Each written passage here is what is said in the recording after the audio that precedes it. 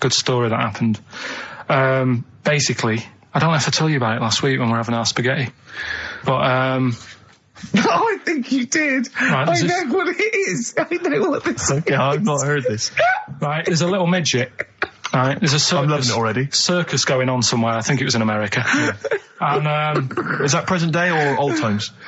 I'm talking like in the last 3 weeks. Okay. Right, little midget. Circus, really packed out show. People are loving it.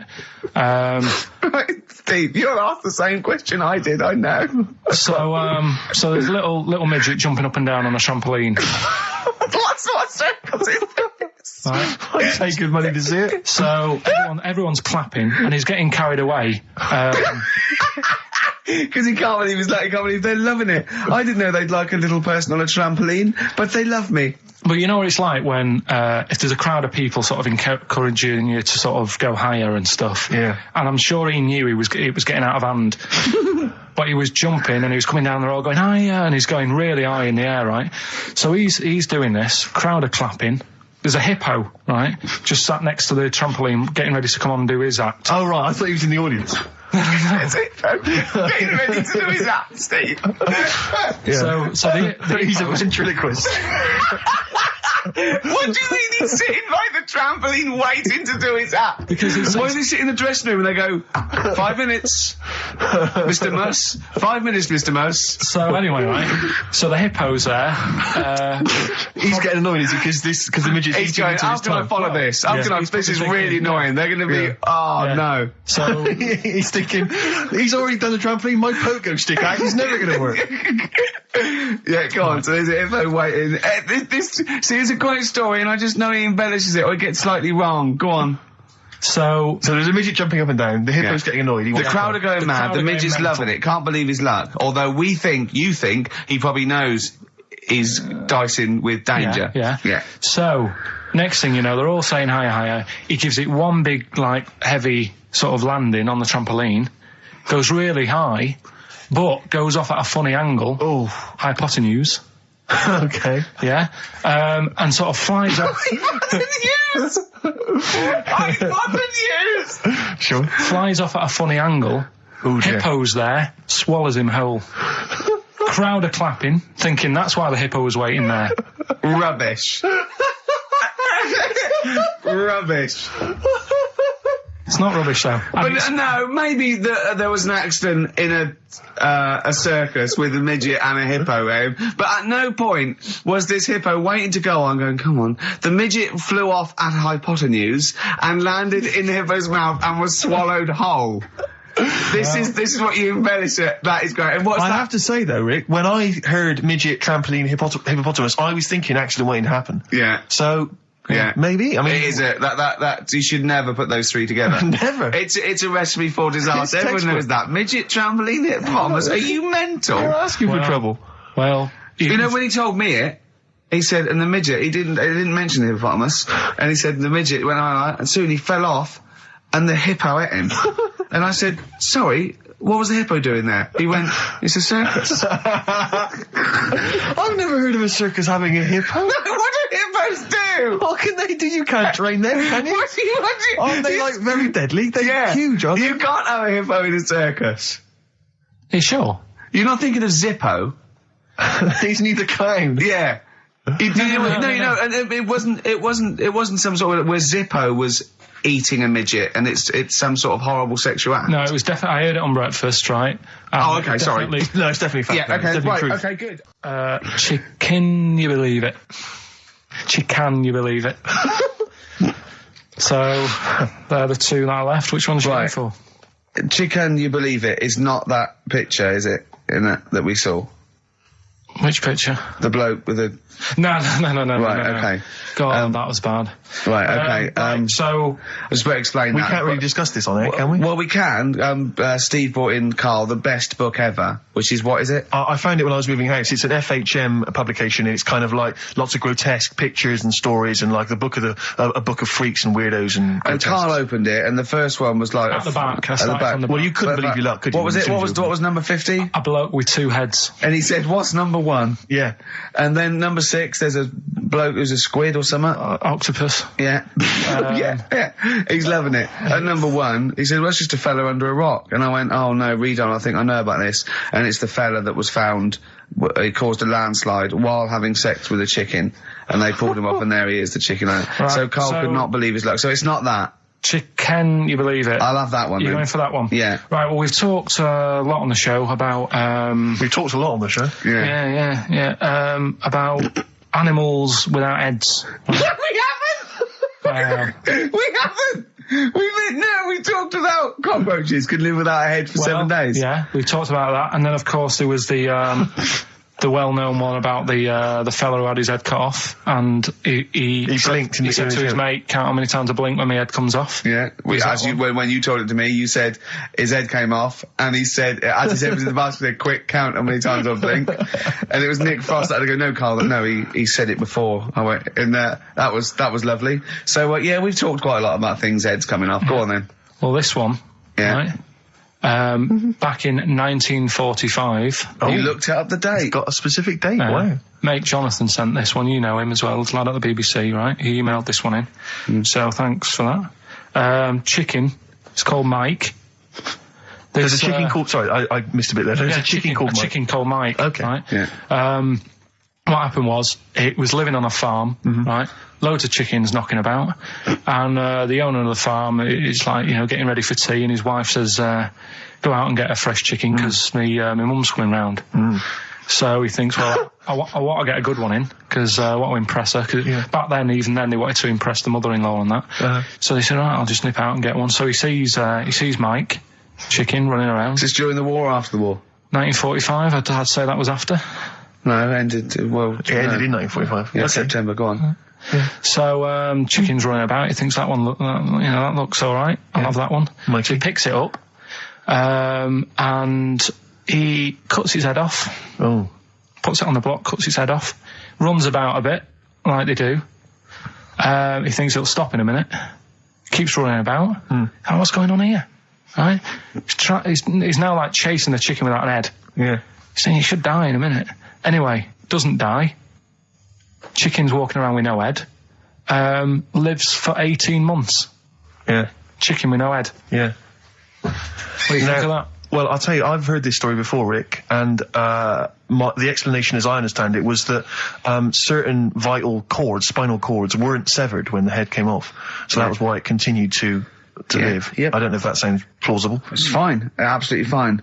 How did it take on protein and energy? The fella who owned it, he said, well, hang on a minute. He said, I could kill it now.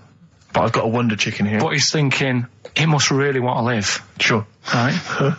If it survived that, I've got something here. Yeah. So what he does, he gets a little eye droplet thing that he used to use on it. Obviously not anymore. Right? And he filled it with grain and water. And it had a big hole in its neck where its head used to be. And he... Incredibly. And he dropped... You know what? That is possible then, if it, without infection. Without infection, if he is taking on things, it is possible, right? Why? Why what? Why did he do it? How cruel is that? I mean, that was not cruel, because the chicken obviously... He said if he thought it was a bit fed up, he would have killed it. He said, but it was running around quite happy. Well, it wasn't fed up at all, because it had no brain. Well... What do you mean, wow? I'm just saying what... It was nothing. It was just sinew and nerves and electrical impulses breaking down energies, right? That's all it was. It didn't have a brain. So it was... But I'm worried about the psychology of keeping a pet without a head. I'm worried more about what the farmer was thinking than the chicken. I tell you this, the question I'm asking is, was the mother-in-law impressed? I mean, that's why he set out to shot Mike's head off. This is lovely, but it's just the head. Well, you don't kill a chicken like that all at once. I thought we were having chicken for dinner. Come and look at this, running around the yard. Yeah. Oh, dear. So, there you go, you've learned something there. Yeah, I have learned something. Yeah? Yeah. So... One more. That farmer, I've learned that farmer was very strange indeed. There you go. I have to say, to be fair to Carl, I have a feeling when I read it, the reason he kept it alive was as a novelty. He got charged people to come and see the incredible headless chicken called Mike. Right. So, there we are. That's great. Oh, am I going to have to thump you? Yeah. Do you know the saying, shut your face? Yeah, I've heard the well-known Shakespeare, innit? Yeah. Do you know how it came about? No, Joe Dolce. Excellent. Well, I didn't do that well at school and that, right? But we had biology, and I didn't take much of it in. But there was one day when it was about, knob news and stuff. And it was all about how blood, is what makes Engorges the erectile tissue. Sure. Yeah, it was all about that. And there's this girl in our class called Paula, right? We were sat there watching it, and she fainted. You just heard her go, oh! And she hit the floor, right? Because we were all sat on top of the desk watching this. I wasn't that interested in that. No. I wasn't looking at it and that. But Paula, right? She fell over. And the funny thing was, right? What was it? A video? Yeah, a video of like this blood. Yeah. Doing the business to this fella's member, sure. Right? And she fell over, like, and everyone's like, oh, what's up with her? And the teacher was trying to, like, wake her up and give her water and that. And it was really weird, because then the nurse came in, and yet this video was still playing. And the nurse came in, what happened? Well, do you seen this? Yeah. And you could hear, like, then it was going on to, like, sex education on the video. It was all done from start to finish. What happens? And by the end, and she was still out cold by the time it got to, like, and then they had a baby. Yeah. Yeah. Right? And that just reminded me of it. So it seems to me that was a sex education class. She fainted when the penis got erect, and when she woke up, a baby was born. That's probably what she thinks happens. She's wandering around now. And the whole class just missed out a bit because they saw someone. If she's ever with a bloke and he gets an erection, she just goes, "Oh no!" Well, that's it. She was a bit of a class tart, really. That's why everyone was like, "What's up with her?" Carl. No, she was. Everyone was like, "What's up with her?" She's not seen it before. But just reminded me then. Weird. But anyway, yeah. So I wouldn't. Anyway, let's leave Nero aside. Yeah. The other thing in this, should we play a record and come back? Yeah. There's another interesting fact. There is some extraordinary facts in that. Yeah, well, more facts. We're running over. It won't be knob news. There'll be all different types of news. Good show though. Enjoying the last show. Yeah. It's all right, and I hope it gets better because Telegraph are listening today. The Telegraph, the paper. Yeah. Why? Are they? Why did you say that? Just Jenny, the PR woman, said to me yesterday. She said, just do some good topics and that, so you don't have to worry there. What they phoned up to say? Hello, it's Telegraph here. We'll be listening tomorrow. I don't know. I don't know what they're doing. Are they doing a review of it or something? I don't know. Why would they do that? There's no reason to. I'm a bit. Why didn't you mention this earlier? So Telegraph have said, why would they call up to say we'll be listening? It's a free country. Because they said they'll be listening, but also, can you make sure you record it? Because if we can't listen to it because of the pirate stations that are on at the weekend, because it affects our signal and stuff. Whoever's listening must listen and know there's a problem with pirates, and they said, can you... Well, they're probably just doing a feature about radio shows or something then. They're going to tear us to shreds. Listen to... seriously, the drivel we've talked today. I mean, what are they going to make of it? That's a broadsheet newspaper. I think I know what Monday's headline's going to be. I don't think it's going to be like, they're going to forget about the power cuts. It's not going to be about, the inquiry or terrorism or anything. It's going to be, no more to knob news. Yeah. It's going to... They're going to love it. I mean, I have a little bit of self-respect. And if I'd known a quality newspaper was going to be listening, I wouldn't have turned up today. Because I'm an award winner, and I'm a respected television writer, and I've, won awards, sort of classy. Don't worry though. And don't worry. What have we talked about? Knobs. We've had the worst quiz on radio. We've had you trying to explain relativity. You didn't even understand what that word meant. Yeah. You just mentioned there about sort of no knickers and that. Is this going to be your Auntie Nora? No. Right. It's just, like the last flat that I lived in, I always had a good view across the road, and I could see, it was the hairy... There was the hairy Chinese not hairy Chinese kid, he was just a Chinese kid, actually. Yeah. Running back. Because that's rare, isn't it? Hairy Chinese kids are very rare, isn't it? Yeah. There's only one official sighting, isn't there? In one of those shit little magazines that you buy. Yeah, he was running around in his underpants. You just swore ironically. I mean, I imagine if there's any newspapers listening, you did that. because he's sort of jokey and... Yeah, go on, let's not swear. And there was the old woman who didn't move, she was just sat there reading a book all the who time, we think possibly died and no one came round for weeks, I mean. But, and now I've moved, right? And it was quiet for a bit. I always look at what view I'm getting, right? Looked across and it was just sort of empty, sort of flats ready for people to move in and that, right? Anyway, people are in there now, right? And they've put all the furniture in, but I haven't put any curtains up. Oh. Right. So anyway, I'm sort of washing up, just having a look out the window. Yeah. Right. Girl sort of wandering about, knickers on. Right. With no knickers on? You mean naked? No knickers. Well, she had a bra on. Right, okay. But, She's probably looking for a knickers. So, I thought, and I don't know how long I was looking. No. Right. But anyway, she looks across. Oh, God. I think she spotted me. Yeah. I think, oh, God. I felt really bad. Yeah. I said to Suzanne... Sorry, is this some sort of Peeping Tom confession while the Telegraph are listening? I've no idea. Well, he's not... That's the thing, though. Peepington. If I was peeping, she was peeping as well, because she was looking over. Works both ways, doesn't it? Yeah, but yeah, all she could see of you was your bald head. Yeah. No, but and your this hands is it. moving as you were washing up. And some white-looking substance frothing up. Particularly stubborn stain on this glass. Yeah. Oh, God.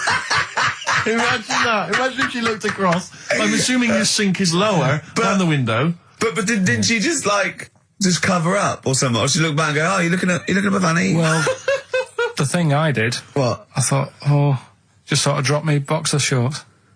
Because I thought... Well, Suzanne said, what are you doing? What are you talking about? What are you talking about? No, just so they can see me cheeks of me. What are you talking about?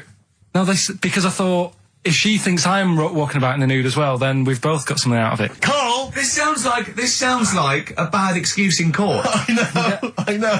This is... Or the plot of a film on Channel 5. I mean, this is like the doctor who got done, right, for exposing himself to a patient and then painted that little thing that you look down their throat pink. Yeah. And go, this is what they saw. Yeah. No, so sorry, you were looking at a woman dancing around naked, right? So the only thing you could do was immediately drop your boxer shorts. So she looked across, saw you fully clothed, saw you took your boxer No, she wouldn't have done, because it's sort of just the top half and the sink's at a side angle, so I was sort of looking out. So This she is wouldn't genius. so she wouldn't have seen your trousers then anyway? No, she did. I moved in front of the window more. So you then made you actually climbed in front of the window. Oh, this is amazing! So you climbed in front of the window to show off it wasn't your naked obvious. lower half. Suzanne said, what are you doing? And I I bet said, she did. What are you looking at? I sent you in here to What clean up. are you doing? I'm just taking my trousers down, stand over the window. Why? Because there's a naked woman across the road. What do you think I'm doing, Suzanne? I'm exposing myself while looking at some free funny. Leave it. What's up with you, Suzanne? leave it then, leave it. Christ. Are we doing Rockbusters or what? Yeah. Oh, she sent you in there to read up on Einstein. She comes in and finds that. Oh, brilliant! Wait a minute, can I just check? A final question. What did the woman across the way... What happened? What was her I reaction? didn't look again. I just thought you've seen a bit of action as well. We're both happy. Let's leave it. Brilliant. So were you waddling around like a penguin with your trousers around your ankles? I just was walking about, and Suzanne said, "What are you doing?" I said, "I'll explain to you in a bit, but don't look out the window because then it's Excellent. obvious." Then he sees, she calls her husband to look at Carl walking around naked. He goes, "Oh, she's got a... Quick, Suzanne, get him out. There's only one with you can do. Get some more friends. They've gone one more." Anyway, Brilliant. Right, play a record and come back to Rockbusters. And Monkey News. We haven't got enough time. Do Rockbusters. Oh, God almighty. I make it clear now, I do not condone in any way, shape or form what Cheryl Tweedy... What do you mean by coming in here at this time of day? I've just been doing some Christmas shopping, haven't I? Probably do some more shopping on Monday because it's my day off, isn't it? Yes, I know it is. You don't have to tell me. Do you want to see what I've bought, Suzanne? No, thank you. I don't mind showing you. It's only a Christmas present, isn't it? Just bought some more condoms. Why? Well, I bought some last year. Got 2 boxes. They all got used, so... I'm very glad to hear it. How much do I pay you? Why are you asking? So the presents I buy has got nothing to do with what I earn.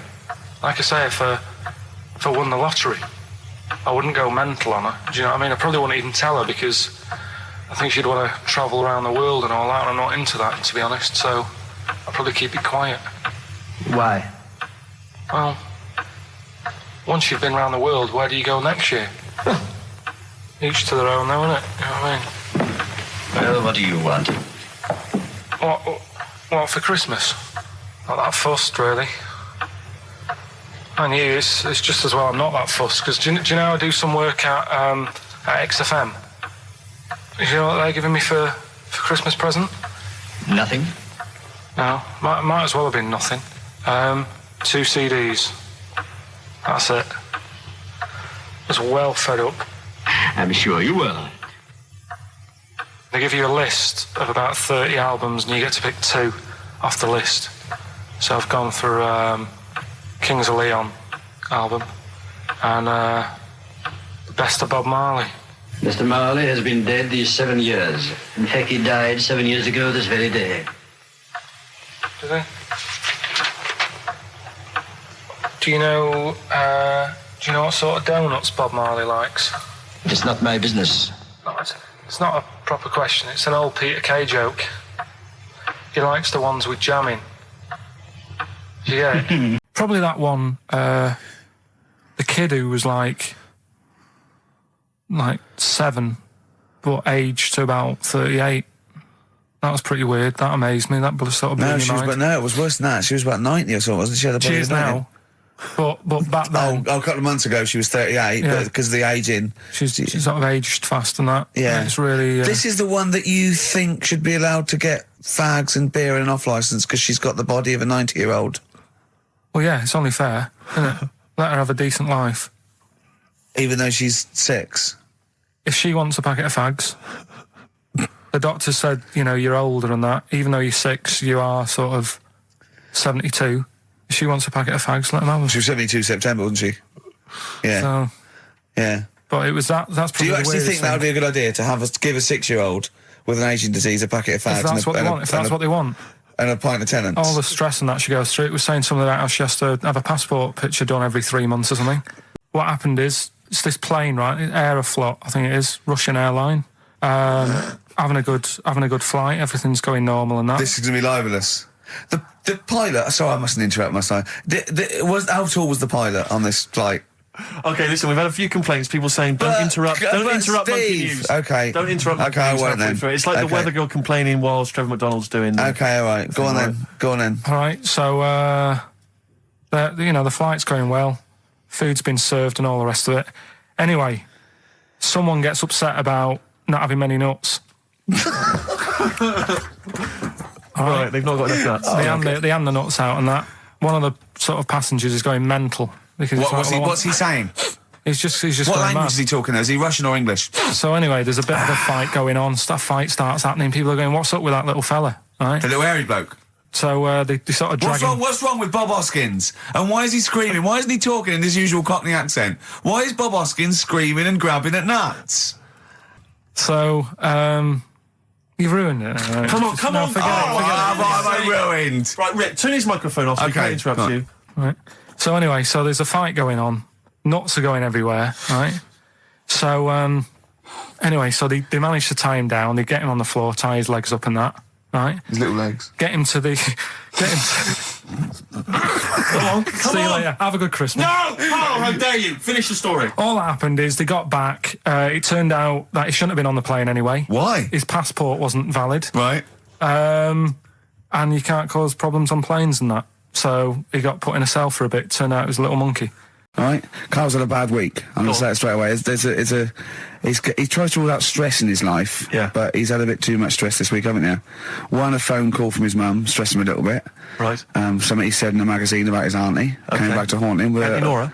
Auntie Nora, yeah. Don't name her. No.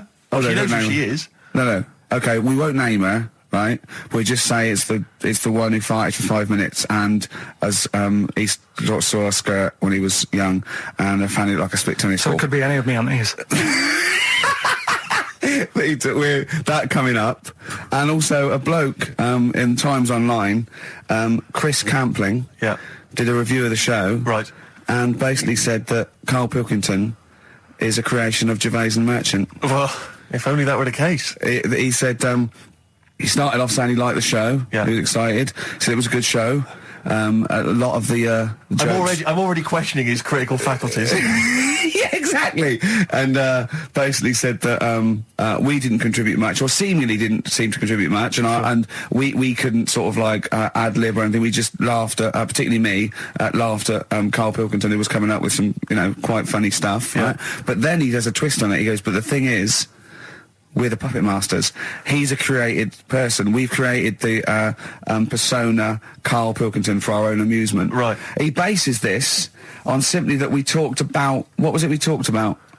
The Chinese not aging well, and Right. he heard him talk about that on my DVD. But clearly I say, Karl, remember when you were talking about that? It's a news or member in the week, and so he thinks it's all scripted now. Imagine if this show was scripted. I'd be ashamed. Yeah. If this show was scripted, I would send back the BAFTAs for the shows the actual shows we've written, and I would say... I'm not having a go at Chris Campling. He's nice about our other work. He likes The Office, and he likes my stand-up and everything, and he likes the show, but he's saying...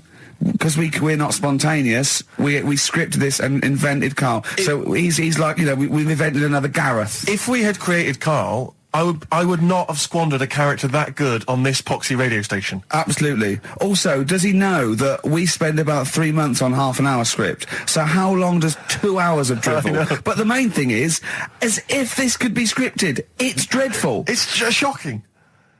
Or maybe this is scripted. Hang on, you've lost me there. Let me just check the script. Maybe Chris Campling does not exist. Maybe I've made him up. I don't know what to believe. See, the name doesn't wash with me. What was his name? Chris Campling. Sounds odd. That's something that I made up, isn't it? Campling's almost like a joke. It's almost like a gay name, isn't it? Oh, he's a Campling. So I think this is scripted. Yeah. I think I've probably made this whole link up, and Karl is a creation. Campling, that's not a real name. I made it up. I should have come up with something better. Yeah. Sorry. Down to the River by Bruce Springsteen on XFM 104.9. So, a little fella in the Times thought Karl was just a puppet. We created him. He's an actor. What's his actor's name? Brent Hogwell. We got him from Spotlight. Brent Hogwell. This stupid, dopey Mancunian accent, he just puts that on every week. Yeah, exactly, yeah. Yeah, he speaks rather like Hugh Grant. Yeah. And we just got this whole world around him. We set a whole... What do you think about that? He had his head shaved, especially. Exactly, yeah. So yeah, would he think that, maybe if he's looked online and seen me head, and he's noticed how round it is and that, does he think it's sort of been, morphed into that shape just for the show, just for 2 hours on a Saturday? Yeah. You spend 5 hours in prosthetic makeup like John Hurt in The Elephant Man. Everything about him was made up. Yeah. We created him, because I remember coming up with Auntie Nora. Oh, yeah. You said, Rick, we need another character. I said, what about giving him an Auntie Nora? Doesn't sound convincing, I said. Yeah, and you said, what is it about? I said, well, I don't know, she farted for 5 minutes and she's got a fanny like a split tennis ball. No one's going to believe that. Yeah. Oh, that brings us neatly... Well, let's put that to bed now. So, Chris Campling, honestly, we do not script this shambles of a show, and Karl Pilkington really is like this. If you want, you can meet him. I'd love to send Karl for a drink with Chris Campling. Can we do that? And then he'll eat his words. Chris, if you're listening, honestly, this isn't a stitch-up. As I say, I'm not having a go at you. It's a very well-written article. It's very, very fair. You're just complimenting on his grammar. Yeah. It's a very well-written article. No, I'm saying we're not having a go. You've typed that beautifully. It's not like he snagged us off. I would just love him to meet Karl Pilkington. People in the street come to me and say, is Karl like that? And I so want them to meet him. Yeah. Or maybe he can send in, if he's online, he can send in 5 subjects for Karl to talk about that we couldn't possibly know about, just so he knows that we just really do throw things at Karl, and that drivel comes out. Imagine if it was scripted. But anyway, so Chris Campling, or anyone who knows Chris online, get him to email us, and with 5 subjects that Karl can talk about. That's a good idea, isn't it, Karl? It is like I'm the Elephant Man the way I'm being treated now.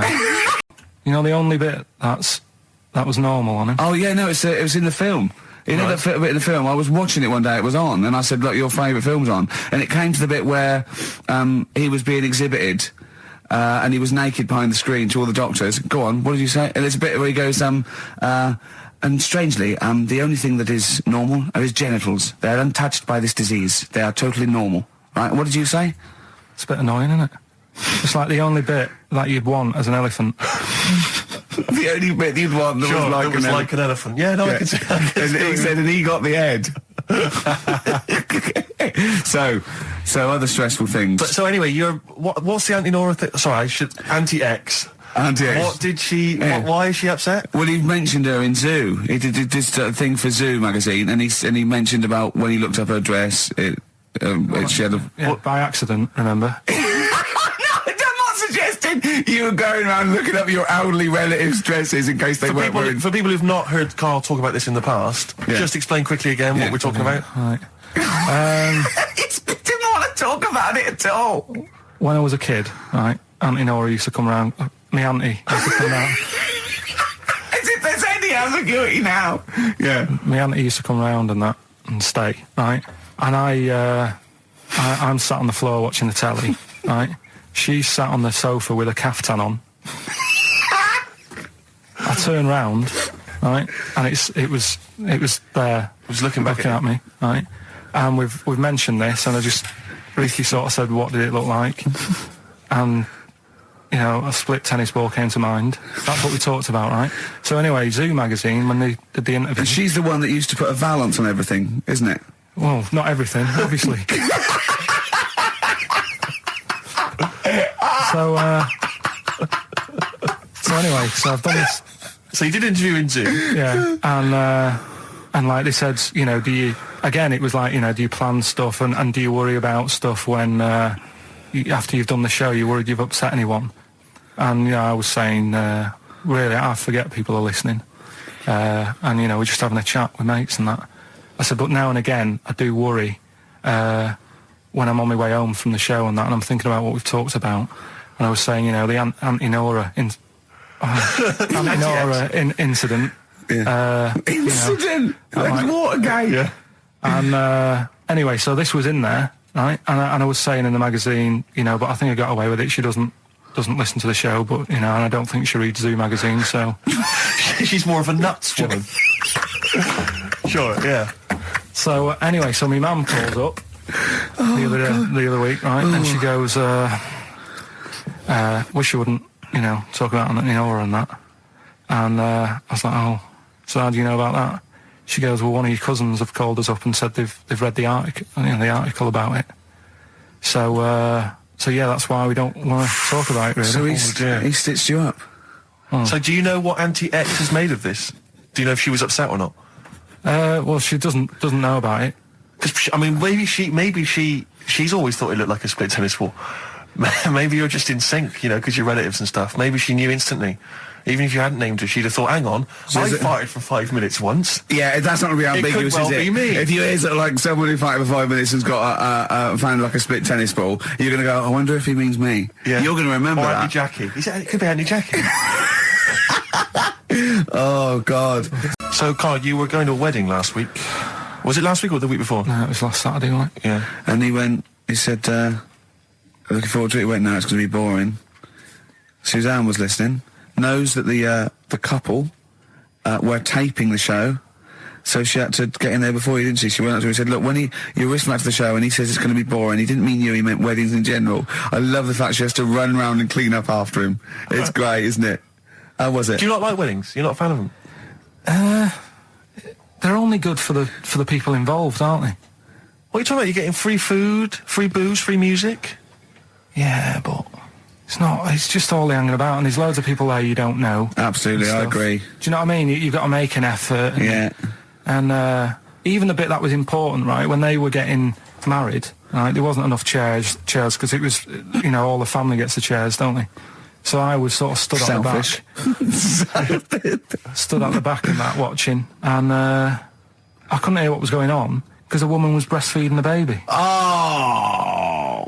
But what? Well, how loud was this baby going away? You couldn't hear what was going on. So it was slurping and that, and she was like, I just thought, how hungry is it?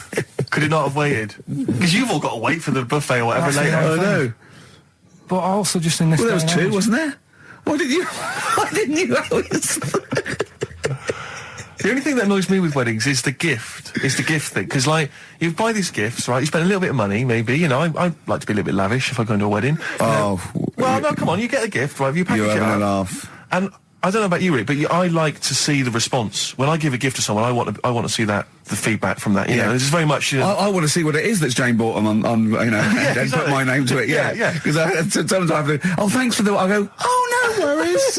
No worries. Yeah. But you know, certainly, I mean, we talked about it before. But certainly, you know, it's the amount of money spent and the amount of time given to the gift should be correlated by the amount of the response you get. Absolutely. If I give a book token, a shrug is fine. But if I give, you know, anything sizable, I want them to be showing it to friends. If it's a bar, I want them to show it to the barman. You want to go, look what Steve Merchant got me. Yeah. He's the greatest man in the world. Yeah, exactly. Yeah. You go to a wedding, you turn up with a gift, you could have spent, you know, upwards of £15 on it. You turn up, you walk in, you say, excuse me, where's the bride and groom? I want to give them this gift. And some bloke, normally the brother-in-law, says, oh, no, the brother-in-law's mate. Yeah, sorry, they're too busy to see you right now. Just stick the gift on this big table with all the other ones. Yeah. And they'll get back to you in a week. It may be 6 to 8 weeks after the honeymoon. They maybe write you a note. They won't thank you personally. They'll write you a note. It'll be a general thank you. It's a general thank you. Your name in different type. Yeah, but it might have some vague reference to, you know, to what you did, but it won't really be personalised. Yeah.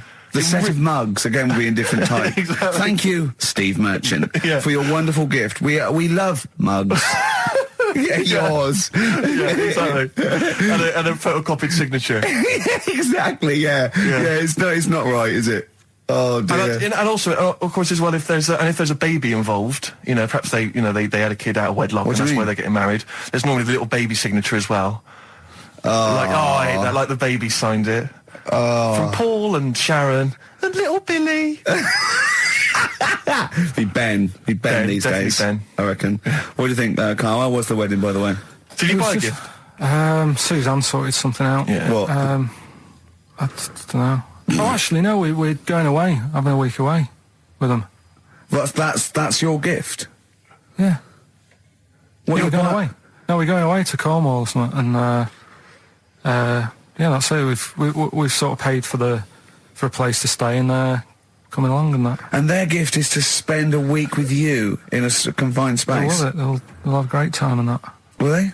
Yes. I think I didn't see it. I know the strangest village in Britain. Yeah. Did he watch it? He called me 6 times during it.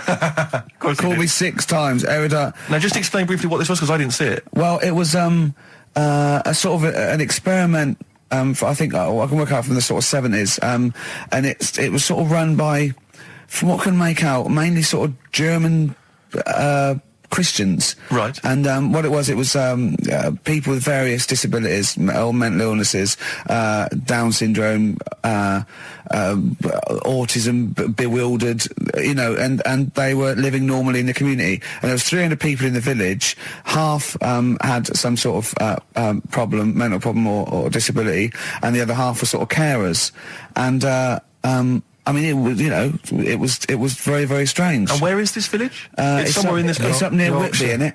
Right. Okay. But he called me. He called me at various points. You were watching that. It started off. He went, "Geez, if that's the beginning, what have they got coming up?"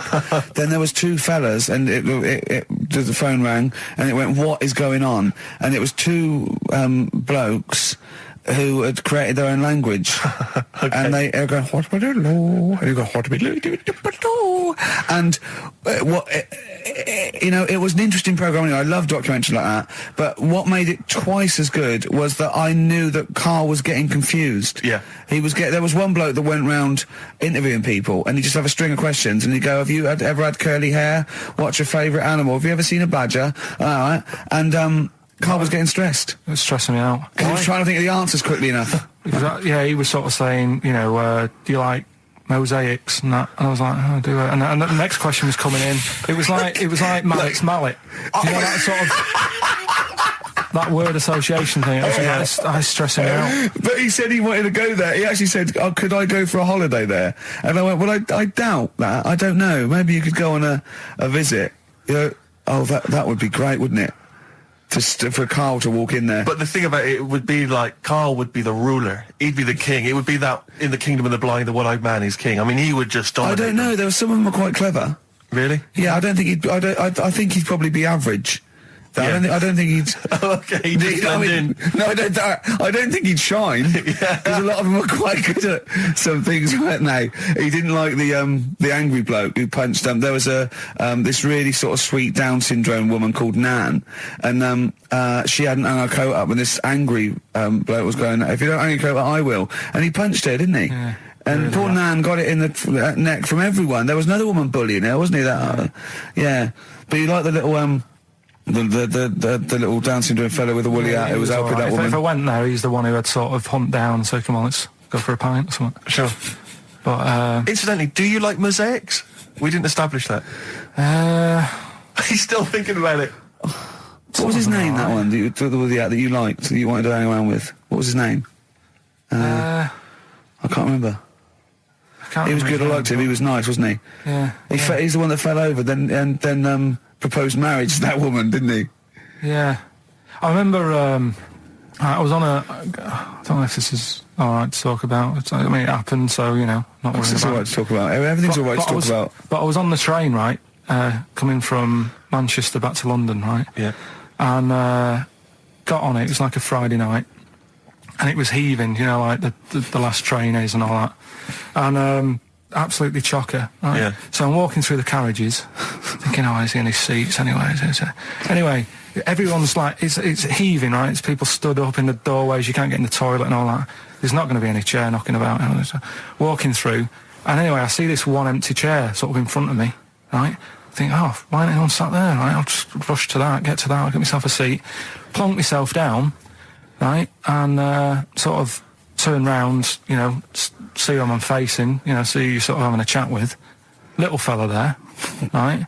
Little, Down syndrome kid. Right. Sat there. And he goes, all right. And I thought, right. Not bad, but do you know what I mean? They're always talking, aren't they? You ask a lot of questions. Right, so I was like, here we go, 2.5 hours. And I couldn't get up because the thing is, that's obvious. Sure. Right? So that's like mean. I'd never want to be mean, do you know what I mean? No. At the end of the day. So anyway, I think, I'll go to sleep. Clever. Right, so I shut my eyes, and he leaves me alone and all that. So then, my phone goes, and I think, right, what do? Do I ignore it? Or do I open my eyes and see what it is? Anyway, I open my eyes, it's Ricky calling about something. About nothing, probably, actually, thinking about it. Wasn't even worth answering, right? So anyway, but I'm awake now, aren't I? So he's like, hello? And I'm like, all right, mate. And he says, you're muscly. Right. Oh, God! And I said, yeah. And he goes, why? So I said, no, just am. It's, again, stressing me out, because I was thinking, why am I muscly? I don't go to the gym. And, I'm not muscly, I'm in good shape and that. Well. So then he wants an arm wrestle. On a crammed train from Manchester, so I've got another hour and a half of this. When you talk back, he'd soon have got up and left. If you'd have started asking him questions, he'd have got up and left with the drivel you come out with. So anyway, do you know when you're under pressure, you're thinking, well, he's said that I'm muscly, right? So do I do it or not? And there's people watching, not joining in, not sort of having a laugh and that with me, just like watching but pretending they're not. Oh, and I'm God. at one of those table seats, and he kept saying, come on, I want to arm wrestle. So, and he was getting loud, and I thought, I best just have an arm wrestle. What do you mean? I best just have an arm wrestle? Well, what do you mean? Get it over and done with. I had to... if he's going to keep asking, I had another hour and a half on the train. Oh, God. So anyway... Oh, my God. I'm thinking who won. Well, I'm thinking, were people putting bets on? How was it working? It was stopped, and just as well, really. What do you mean it was stopped? How violent was it getting? No. He was winning. I was struggling a bit, right? Yeah. And he was really taking the arm down. And then he sort of let go and started laughing. And I thought, thank God he let go, because I would have made. You know what I mean? If I lost that, everyone's in the train looking, and all the rest of it. It's suddenly serious to him. He's got to win this. Anyway, Pilkington. But then he just, then we were chatting about favourite food and that. He likes sausages. And I said, he said, do you like sausages? I said, yeah, they're all right. I like a bit of Chinese and that as well. And he was saying, I can't have Chinese. Not allowed Chinese. Why? Don't know. He just said, it's not allowed to have it. But yeah, I had a good long chat about stuff and that. But So you enjoyed it in the end? in the end, it was all right. Yeah, it's just What do you expect? Okay. no, but it's that thing, isn't it? It's whenever you're faced with something different, Yeah. it's always awkward, isn't it? And that's the thing. You talking about him now, are you? And I think I did all right because everyone else was ignoring him, but I Yeah. probably made his day pretty good. Yeah. We were a nice bloke. I like the idea that newlywed couple are probably thinking that's going to be a similar journey down to Cornwall. Who is secured as one of the pillars of rock? Lemmy. Of course he is. Never changes his boots. 2 pairs of trousers. 3 shirts. Really? Yeah. And he just alternates them, does he? Yeah, so he yeah, might yeah. have the same pair of trousers for 2 weeks, but the Is different shirt. it true his rider is a bottle of Jack Daniels and 40 Marlboro? No, it's like one of those 100 packs. No. Of Marlboro. Yeah. One of the 100 packs of Marlboro, and he like keeps them stuck in his boots, which don't change. Actually, I think I'm right in saying like that one of the like 2 left boots as well, because one of them did break. And he had 2 pairs, but he's now only got 1. But he's got the Well, 100 Lemmy, Marlboros. that is Lemmy then. Lemmy is one of the pillars of rock. What would Phil Lynott get anywhere near this? Yeah, he would have done. Let's play some Lizzie then. Ian, what? I know you're keen to know this, Rick. What are your thoughts on XFM? What? You get there. Let's get behind the facade of Canfield. What do you think about this? Because we used to have, some conversations. You've been with XFM since the beginning, haven't you? I've been here forever. Yeah, it's all right, isn't it? I mean, it's not quite magic. Well, No. no, a few things are. Got me eyes on the big 105.4. Obviously, eventually. What magic? Yeah. Now, do you think you want to do like a rock program on something like Virgin or Radio 1 eventually? Nah, I don't think so. No. No. What do you want to do then? What do you want to do? I want to start playing stuff like the Eagles and Steely Dan and Bruce Hornsby in the Range. Truth be known. But you'd have to Right. go quite Like mainstream. in your for that. bedroom? What? Where? But on what sort of platform though? Because the good thing about those is they are really popular. They are. I mean, I think the Eagles' Greatest Hits is the biggest selling album of all time now. It's overtaken Thriller. Yeah. So I mean, those. What are you saying? Iron Maiden aren't popular. Like what I play Iron Maiden now. are actually popular, but they've got a very Slipknot, tight fan Fear base. Factory. I mean, Iron Maiden can go to #1 with just their fans buying it and then slip away again, can't they? Yeah. But everyone sort of likes the Eagles, don't they? Yeah. I mean, I think still. So you could get on sort of like Radio 2 maybe, the rock program on Radio 2. Who does it at the moment? Is there one? No, there's not one. I should do a demo, maybe. Okay, well let's I love the way we're talking about my career and other radio stations I could work for. Do you know something I don't? No, No, I'm just saying that this is place going, is not. It's it's not going gonna on the last tube, forever. isn't it? It's going on the tube. I mean, you're going to be like, I mean, you'd abandon a sinking ship, wouldn't you? You wouldn't hang around, would you?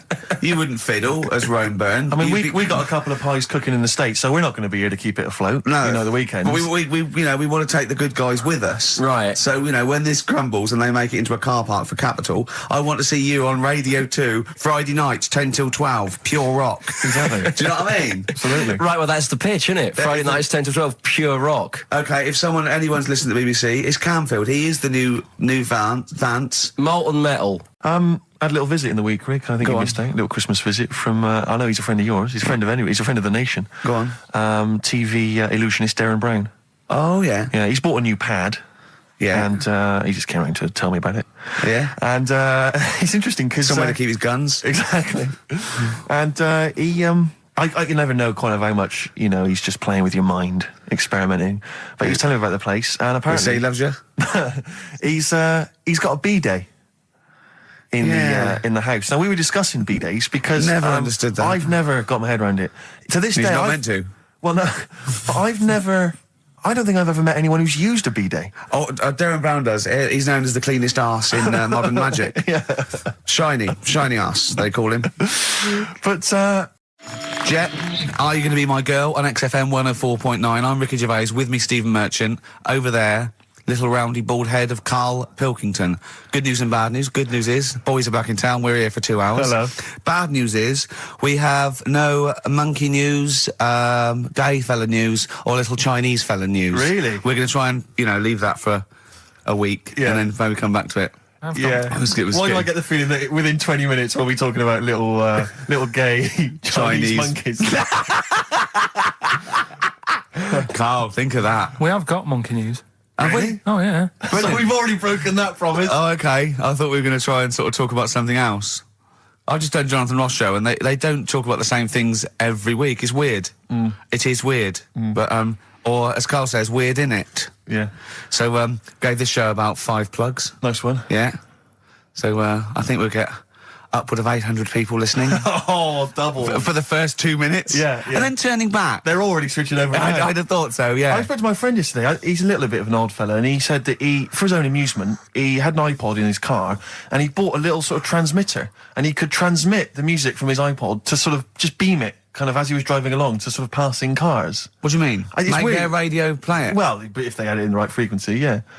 I mean, pointless, completely pointless, but not dissimilar to this show, I imagine, in terms of the number of listeners. Yeah, but I was going to say, what's the chances of people having this frequency Absolutely on? pointless. So it's probably about the same, yeah. Do you know what it reminds me of? When I was young, I wanted to get into radio. I was excited in radio. When I was sort of in my, I don't know, I was 11 or 12. My friend and I, we got a little mixing deck, and we used to host our own radio show. Brilliant.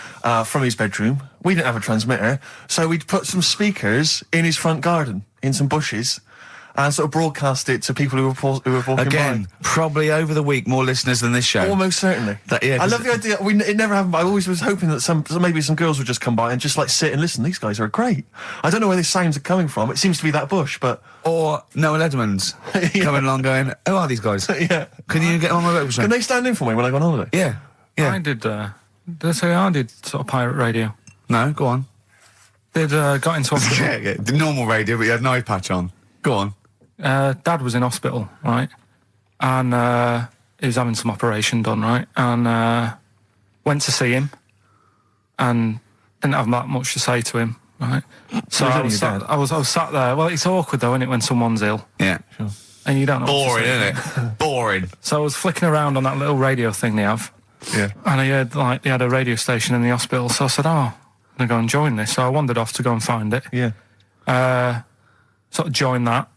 Did a little show on there. Thought I can sort of get out to the masses here. My mate made a little transmitter. Did a little pirate radio show from the got kicked out because they found out, and apparently I put the station at risk because all the stuff could have been taken off us. But from Little Acorn, 16 years later, he's on a show with less listeners. Yes. Brilliant. Can you imagine if you've gone into hospital, you're already pretty depressed, there's the fear of these super bugs in the hospital. Yeah. Maybe you've got some quite serious illness, you know, Yeah. you don't know if you're going to make it. His voice is what you hear to cheer you up. All right, weird, isn't it? I saw a programme about a parasite the other night. Yeah. Apparently, they get in through your eye and eat their way up through your genitals. Yeah. Anyway, You here's think you've got it Radiohead. bad. Yeah, exactly. Play a record. Brilliant. Can't help but notice you've brought some sandwiches in, Rick. What's in them there? Cheese and onion. Cheese and onion? Yeah. Because I've never, ever seen you make sandwiches before. I've seen you take a piece of bread out of a loaf Yeah. and sort of fold it in half, crumbs everywhere. Well, Jane made that for me because I was in a bit of a hurry. I didn't think for a minute that you Why? made Because it them looks yourself. neat. Well, they're wrapped in the tin foil. A knife has been used. As opposed to chewing round Yeah, the baguette. exactly, Yeah, breaking it in half. Yeah, yeah, A yeah. la Albert Steptoe. Yeah. Yeah, brilliant. Yeah. Nice. It's great, but the onions are strong. Are they? Making my eyes water. Yeah. If I come and breathe on you, Yeah. it'll cure any sort of skin disease you might have. Skin disease. We watched that, Carl, you know, that Carl was raving about that thing about parasites, about worms coming out your brain and that. And I watched What is it. this? Is it a TV show? Yeah, called Body Snatchers. Right. And it was pretty fascinating. And, I mean, amazingly shot as well. I mean, it's got to win an award for photography. Yeah. And there was one bit that this little girl had been bitten by a mosquito and it laid her eggs, and it went to the doctor. She had a lump on her neck, like a boil. And they pulled it out, and it was like a bullet, this maggot. And they put it down, and it was wriggling in her blood, right? But the hole left was sort of aesthetically pleasing. You know, like that feeling you get, like, I once had an ingrown hair, and I quite liked it when I pulled it out.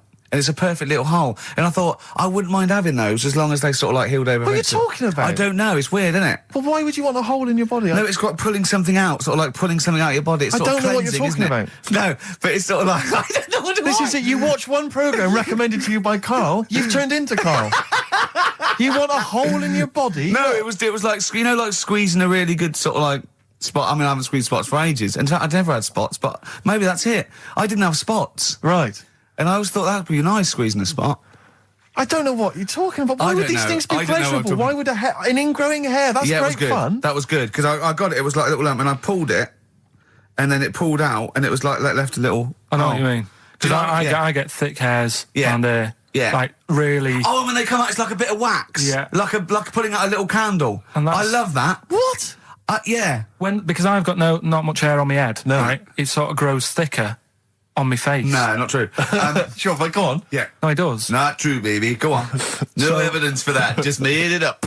So it grows sort of thicker on my neck and that, and now and again I'll see like something that's like a twig, right? It's really thick. Yeah, you feel it, and then you think, oh, I'm going to have that, and then you work at it, and then when you get hold of it, it's brilliant. It's like pulling out, it's fantastic. It's waxy and build up, and it pulls it out, and it stretches your skin, and it leaves a hole.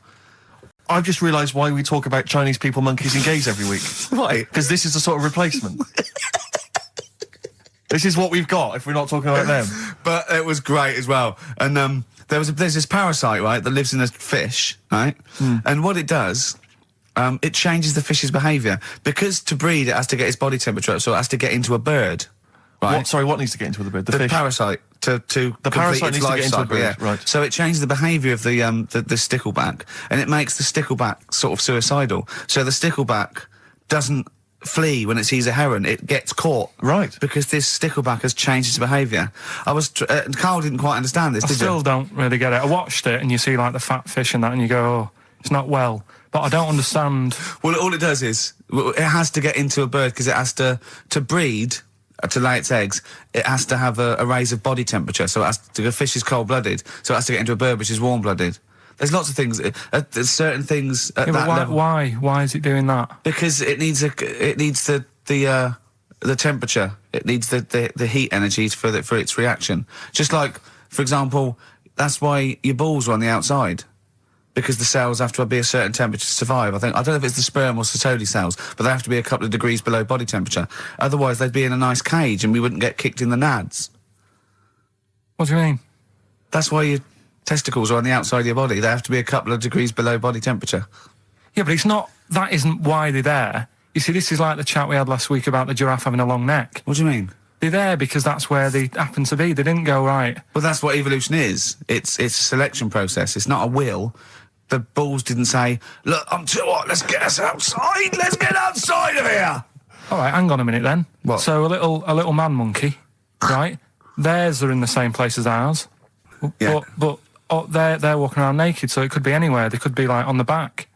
It doesn't matter where they are. They call it, well, they could be on the back, yeah. So why aren't they? This is a completely different... Steve! You started it. I wash my hands of the whole affair. And we're not only back to balls, but we're back to monkey balls. Yes. In one thing from about parasites, we're back to monkey ball news. Yeah. How do we get back to chimp testicle news? All right, then. So this worm's in a fish. Yeah. It's like a little platyhelminth. I think it's some sort of. But what I mean is, why are they about? What do you mean? They Why? evolved. But why haven't they died out?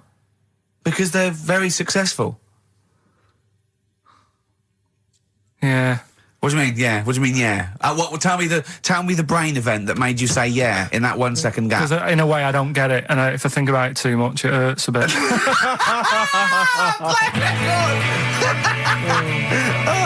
They've just been around for years, Carl. Yeah. Like Cliff Richard or something like that. Yeah. Carl is in some pain now, isn't he? What angers me is the fact that the listeners, at least they get a record. They get 3 minutes where they can just relax. They don't have to listen to this drivel. I've got to sit here for another 3 minutes while you try and explain to this idiot why we have a parasites and why we have fish and why, you know. It's just interminable. Oh, Carl's question is, what's the point of a parasite? I was saying, well, they evolved alongside everything else, and it's part of the ecosystem. He's going, but why is a parasite in a fish, in a heron, back in a fish? And I said, what's the point in anything? Right, apart from the balance of the ecosystem that survives at any time. And then Steve went, Carl, you should have done this when you were in sixth form. Yeah. Questioning the point of life. Yeah, and you should have had existence. these existential questions, you know, when you were younger. Did you ever used to lay awake at night thinking, where did the universe end? No. I did that when I was about 6 or 7 for about a year. When someone said it was... He was lying awake at night thinking, where does Manchester end? I assume it goes on forever. They've made a map, haven't they, for the for the universe? Yeah. Right. Well, yeah, as far as they can, yeah. Big, is it? It's massive. Yeah. But if you're that lost, you know what I mean? Forget the The map. map's not going to help you. Sure. If you're that lost, forget it. Look, we're never going to make it. We're not going to live 400 light years. We're not going to... Of course, you could take a shortcut through a wormhole, couldn't you? What's that? Oh, no! Let's not talk about the universe, please. Let's talk about something that you could comprehend, Carl. Well, listen. Were you on Richard and Julie yesterday? Right. Yeah. Tell us about that. It was good. It was good fun. Yeah. It's a bit surreal. Is it? Yeah. It's nice. It's nice though. There's something charming about them. Do you know what I mean? They go off on tangents. They sort of digress. They suddenly think of something. She suddenly go, "Oh, my jumper's itching" or something. You know. Yeah. And it's quite charming. It's not annoying at all. Yeah. And I'd never seen it through before. And I hope I didn't insult them because I said it was like an adult Blue Peter. Right. But In what way? Well, they had a Christmas wrapping competition. Right. Then they had a Christmas wrapping competition. and then they had That wasn't them doing kind of hip then they hop. had what the French people are like. There was a little didn't quite understand that living in France. Then they had a woman who relived an Elizabethan Christmas. The bit that made me laugh was she was sort of announcing this through an Elizabethan microphone and PA to all the people sitting around dressed as... I'm a bit confused. This sounds baffling. It was good though. And at the end I said, next week I'll be washing a tortoise and that. Yeah. And the producer said, if you do want to make something for the show, we'll definitely feature it. So I might make some of those things that you spoke on Blue Peter, like sending sort of, I remember they made a chest of drawers out of 3 matchboxes. Yeah. For Barbie doll or something, or Action Man. I seem to remember them showing you how to make a dusty bin once. What, on Yeah. Blue Peter? I made one. I remember making one. Really? Yeah.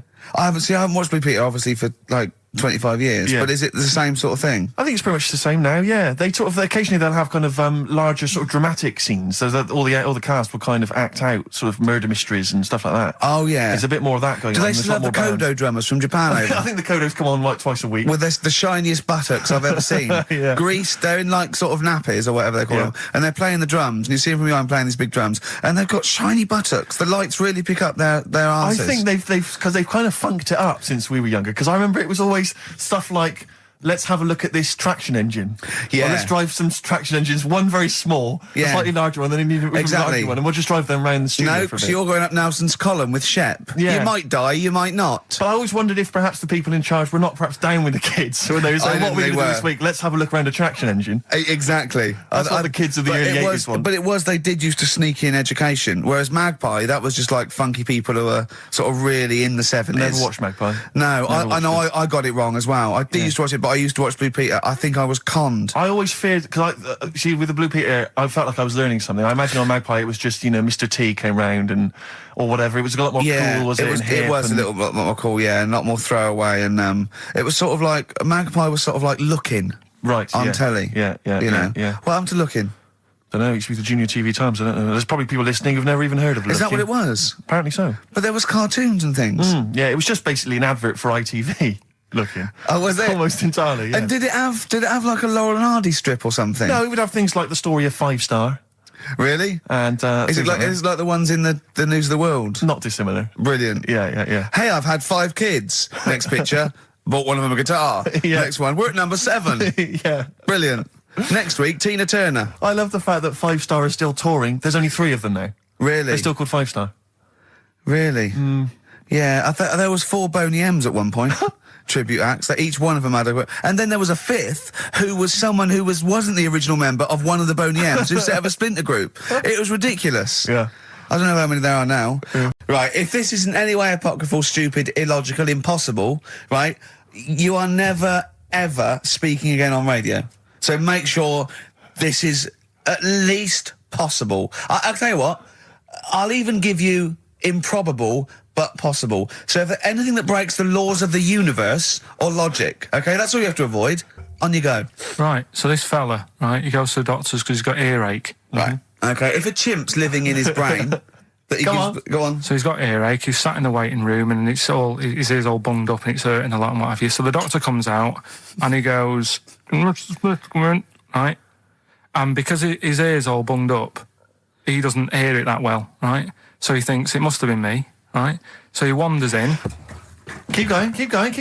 Anyway, I'm going to hate this. I can just feel it in my bones. Steve, I'm going to let you take over. Okay, Let's hear it. Come so on. the doctor says, sit yourself down there, right? So he sits himself down. He goes, right, take your pants off, right? So he's thinking that's a bit odd. Anyway, he heard that though. he apparently he took his tackle off. The doctor did some operation. What, there in the waiting room? No, in his office. In his office, yeah. What? Wait. So he removed what? His genitals? Yeah. In his office? Why, Carl? Why, Carl? Because he hadn't called him in. Oh, he'd calling the bloke who wanted his testicles taken off, and he didn't do it. What? So the doctor went out and said, Mr. Jones, who's here to whip off your cock and balls, just here and now, right? Bloke comes in, didn't it? It must have been me. So the bloke who wanted his balls taken off didn't say, I think he said me. So he didn't interrupt then. So the bloke goes in, he starts taking his testicles off, and he doesn't say, I'm here for me ears. It's a new single from Snow Patrol and Run. That's brilliant, isn't it? Good stuff. On XFM 104.9. Rick, Go on. I'm about to say 3 little words to you that I've never said to anyone before. Go on. Karl is right. On what, though? From Reuters, someone's emailed in. A Brazilian man who went to a clinic to have an aching ear checked ended up having a vasectomy after mistakenly believing that the doctor had called his name. He had gone in there, entered the vasectomy room when he was called. He was called by the full name and yet thought it was him. But the strangest thing is that he asked no questions when the doctor started preparations in the area which had so little to do with his ear. He later explained that he thought it was an ear inflammation that had got down to his testicles. And the fellas came off. Extraordinary. Yeah. Interesting. Yesterday, Rich and Judy gave you the tea picked by monkeys. Yeah. I told you about that either last week or the week before. Yeah, and then you also told me that there's a place where they grow coffee where the weasels come out and eat the coffee, right? But they have too much of it, gets you and vomit, and they sell the vomit because it makes the coffee smoother. Weasel vomit. Yeah. Absolute shies. It's not. Right. When you say it like that, it sounds ridiculous. Yeah. Whereas the way you'd say it. Yeah. No, Why do they keep taking the coffee? Probably you addicted get to addicted to it, don't you? Caffeine and that. it. Yeah. Why do they stick it up then? Do they have too much? Because they're tired, they can't sleep. They sort of. They can't sleep. So they get ill. It eventually wears them down. They're sick, and then they sell it. I showed those there's people send monkey news all the time for Karl, and I showed him one earlier which said there's a new monkey hospital that's been opened. Yeah. Carl, Now, that's immediately, for the treatment of monkeys, right? but he immediately thought it was run by monkeys Yes. in white coat. Did he really? Yes, and he was disappointed because it wasn't. He was assuming there'd be little janitors. Is that what you said? Yeah, little janitors mopping up. Carl! Little chimps with the ECG machines, whatever they're called. Yeah, exactly. Brilliant. He was almost angry. Yeah. Disappointed with it. And what's this about Donna Eyre giving her baby to a gorilla for a week? It happened.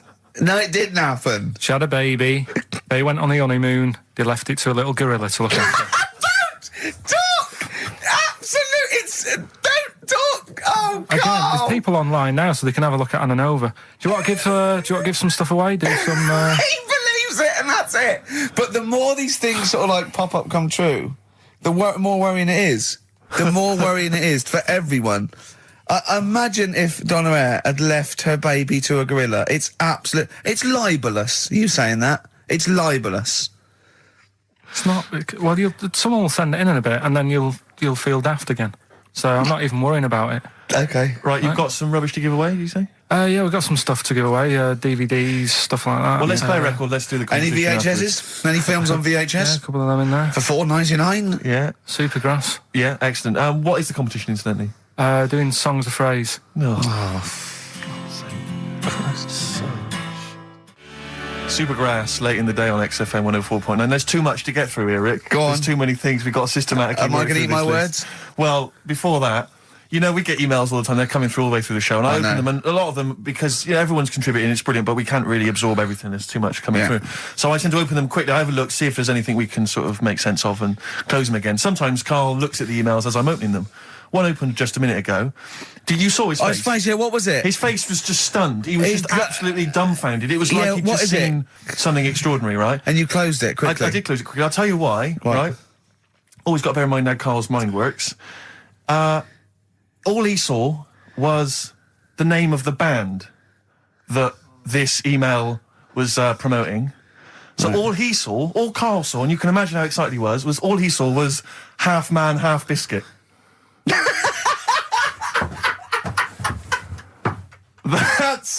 That's all he saw. I've never seen anyone so excited. Oh, God. It was actually just plugging the popular joke novelty band Half you Man, Half heard of them Biscuit. then? Imagine how excited he was. That is fantastic. Man, half biscuit. Brilliant. Mr. Garibaldi. Oh, half man, half biscuit. That is genius. Oh, amazing. I just saw it, and when you closed it again, Yeah, but the thing is, if he hadn't have told you that, and he'd have erased it, next week you'd be saying about what they've done in scientists, they've cloned a man with a biscuit. He's got currants for eyes. never go swimming. What? Never Okay. go swimming. Anyway, just to, I don't know what the world's coming to, but someone sent us a link to one of the web news pages. Go on. The headline, Donna Eyre to hand her baby over to a gorilla. Well, it's not. It's not going to be what he thinks. Listen, Donna Eyre and her zoo owner boyfriend, Damien Aspinall, intend to place their baby daughter in the care of a gorilla. The couple plan to put Freya, who was born in September, in the gorilla enclosure at the zoo near Canterbury. They will then let her be carried off by the female of the group.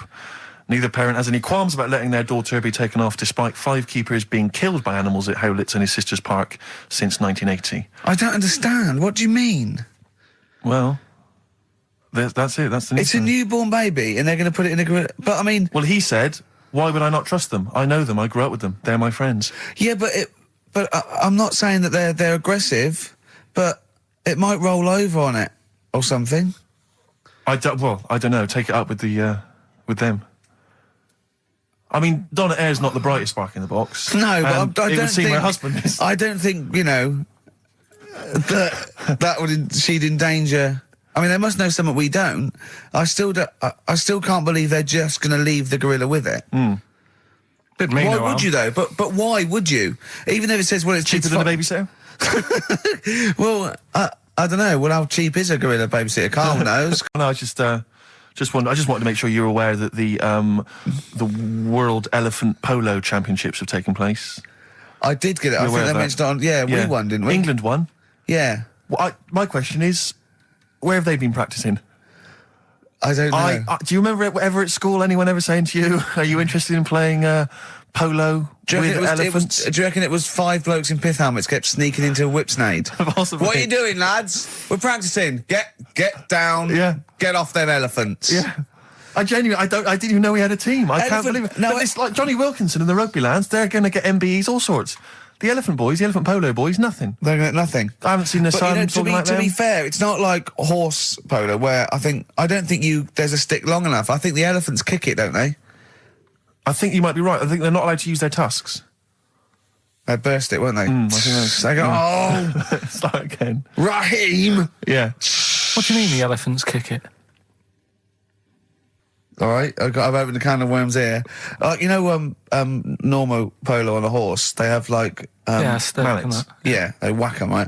But I think it's obviously they're too high up.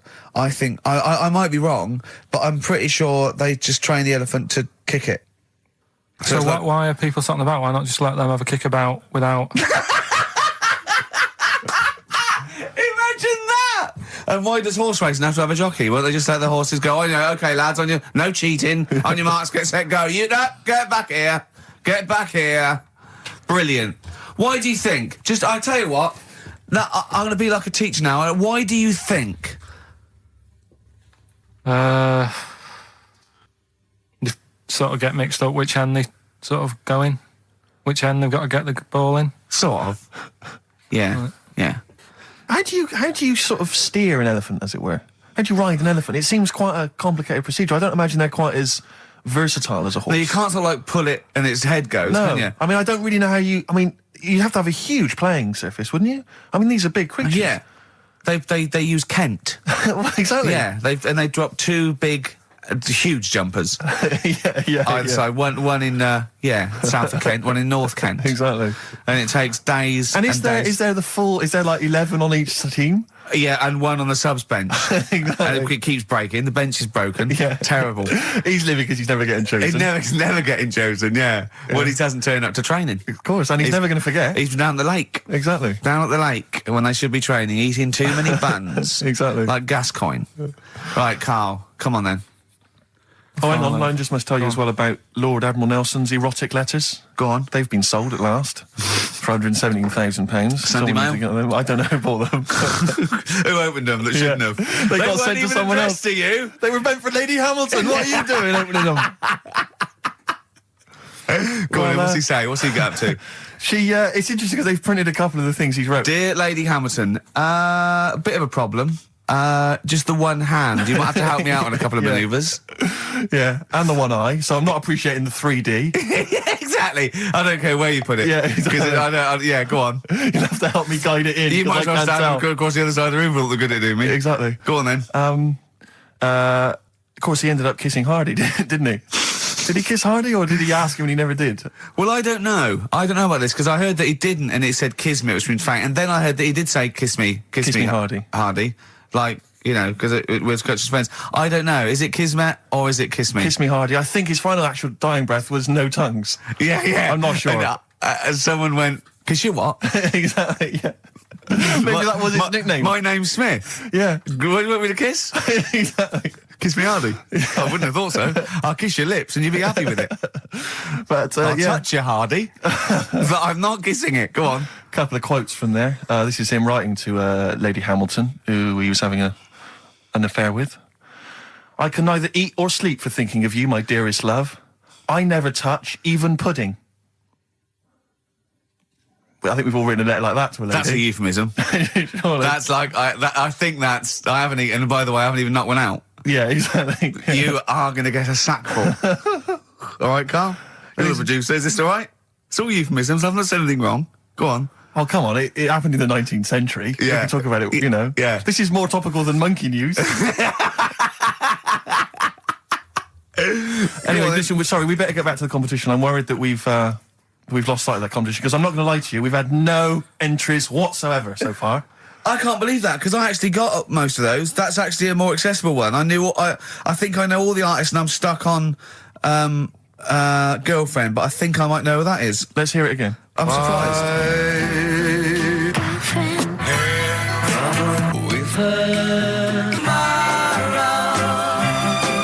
No, I think that's a pretty accessible one. An eh? accessible quiz? Yeah, so no one's... Is the email up or no one's listening? No, well, I think there's a little bit of that. But I think we've accidentally closed down the texting. Oh. So if you're texting in... This don't is bother with that. rubbish. It really is awful, isn't it? Yeah.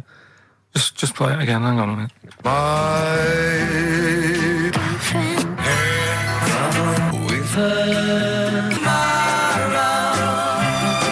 I'll tell you what it was. We didn't give out the prizes. We didn't say what the prizes were going to be. That's the reason. Yeah, I think the emails are going to go mental When they find out it's the first series of Open All Hours on VHS, they'll be flooding in. Let's see what and we've a got Bridget here. Nielsen video. Exactly. Right. Oh, dear. Oh. No, actually, it's not too bad. Go on. The best air guitar albums in the Yeah, in the that's world. still going. That's Volumes that's 1 and evergreen. 2.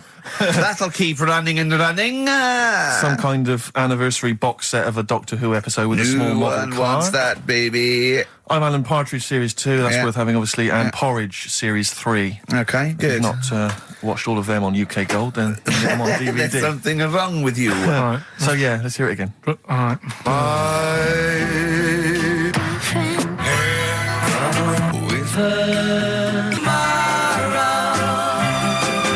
Just name the artist. That's all we want. Just the artist. Ricky.Gervais at xfm.co.uk. Play a record. Right, Adams. Yeah. Yeah. Oh, this is absolutely fantastic. His version of Wonderwall. If you've not heard it Beautiful. yet, you'll be loving it. You'll be loving this. Wonderwall. as performed by Ryan Adams. It takes your breath away. It's so good, doesn't it? Brilliant. Is that off the album? Well, it's which album do you mean, Rick? There are so many at the moment. What's the one? The next track on one album? The track after this on one album? Well, you're thinking of this album, Love Is Hell. Yeah. Part 1. Can we play the track after that? We could possibly do that. And it's amazing. A bit later on. Yeah, there's various albums out at the moment, but Rock and Roll is the big rock 80s style rock album. It's all right. It's not great, but this is much better. Go for this one. Yeah, it's not as Love good Is as Hell. not as good as Adverts though. Do you know I love it?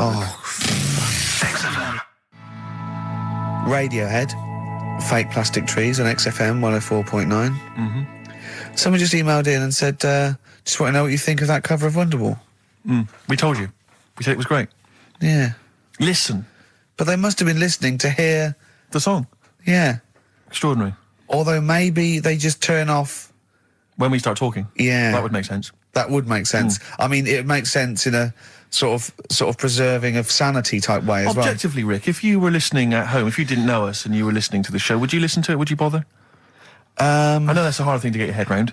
It's difficult to say, isn't it? I've no idea. I've no idea what people coming to this for the first time think. I love you like a brother, but I get sick of you. Yeah. I get sick of me. Yeah. Sometimes I go up and... It's weird you should say that, because someone's emailed in. Yeah. A recent survey's been done by Cheltenham and Gloucester. The most desirable neighbour in Britain.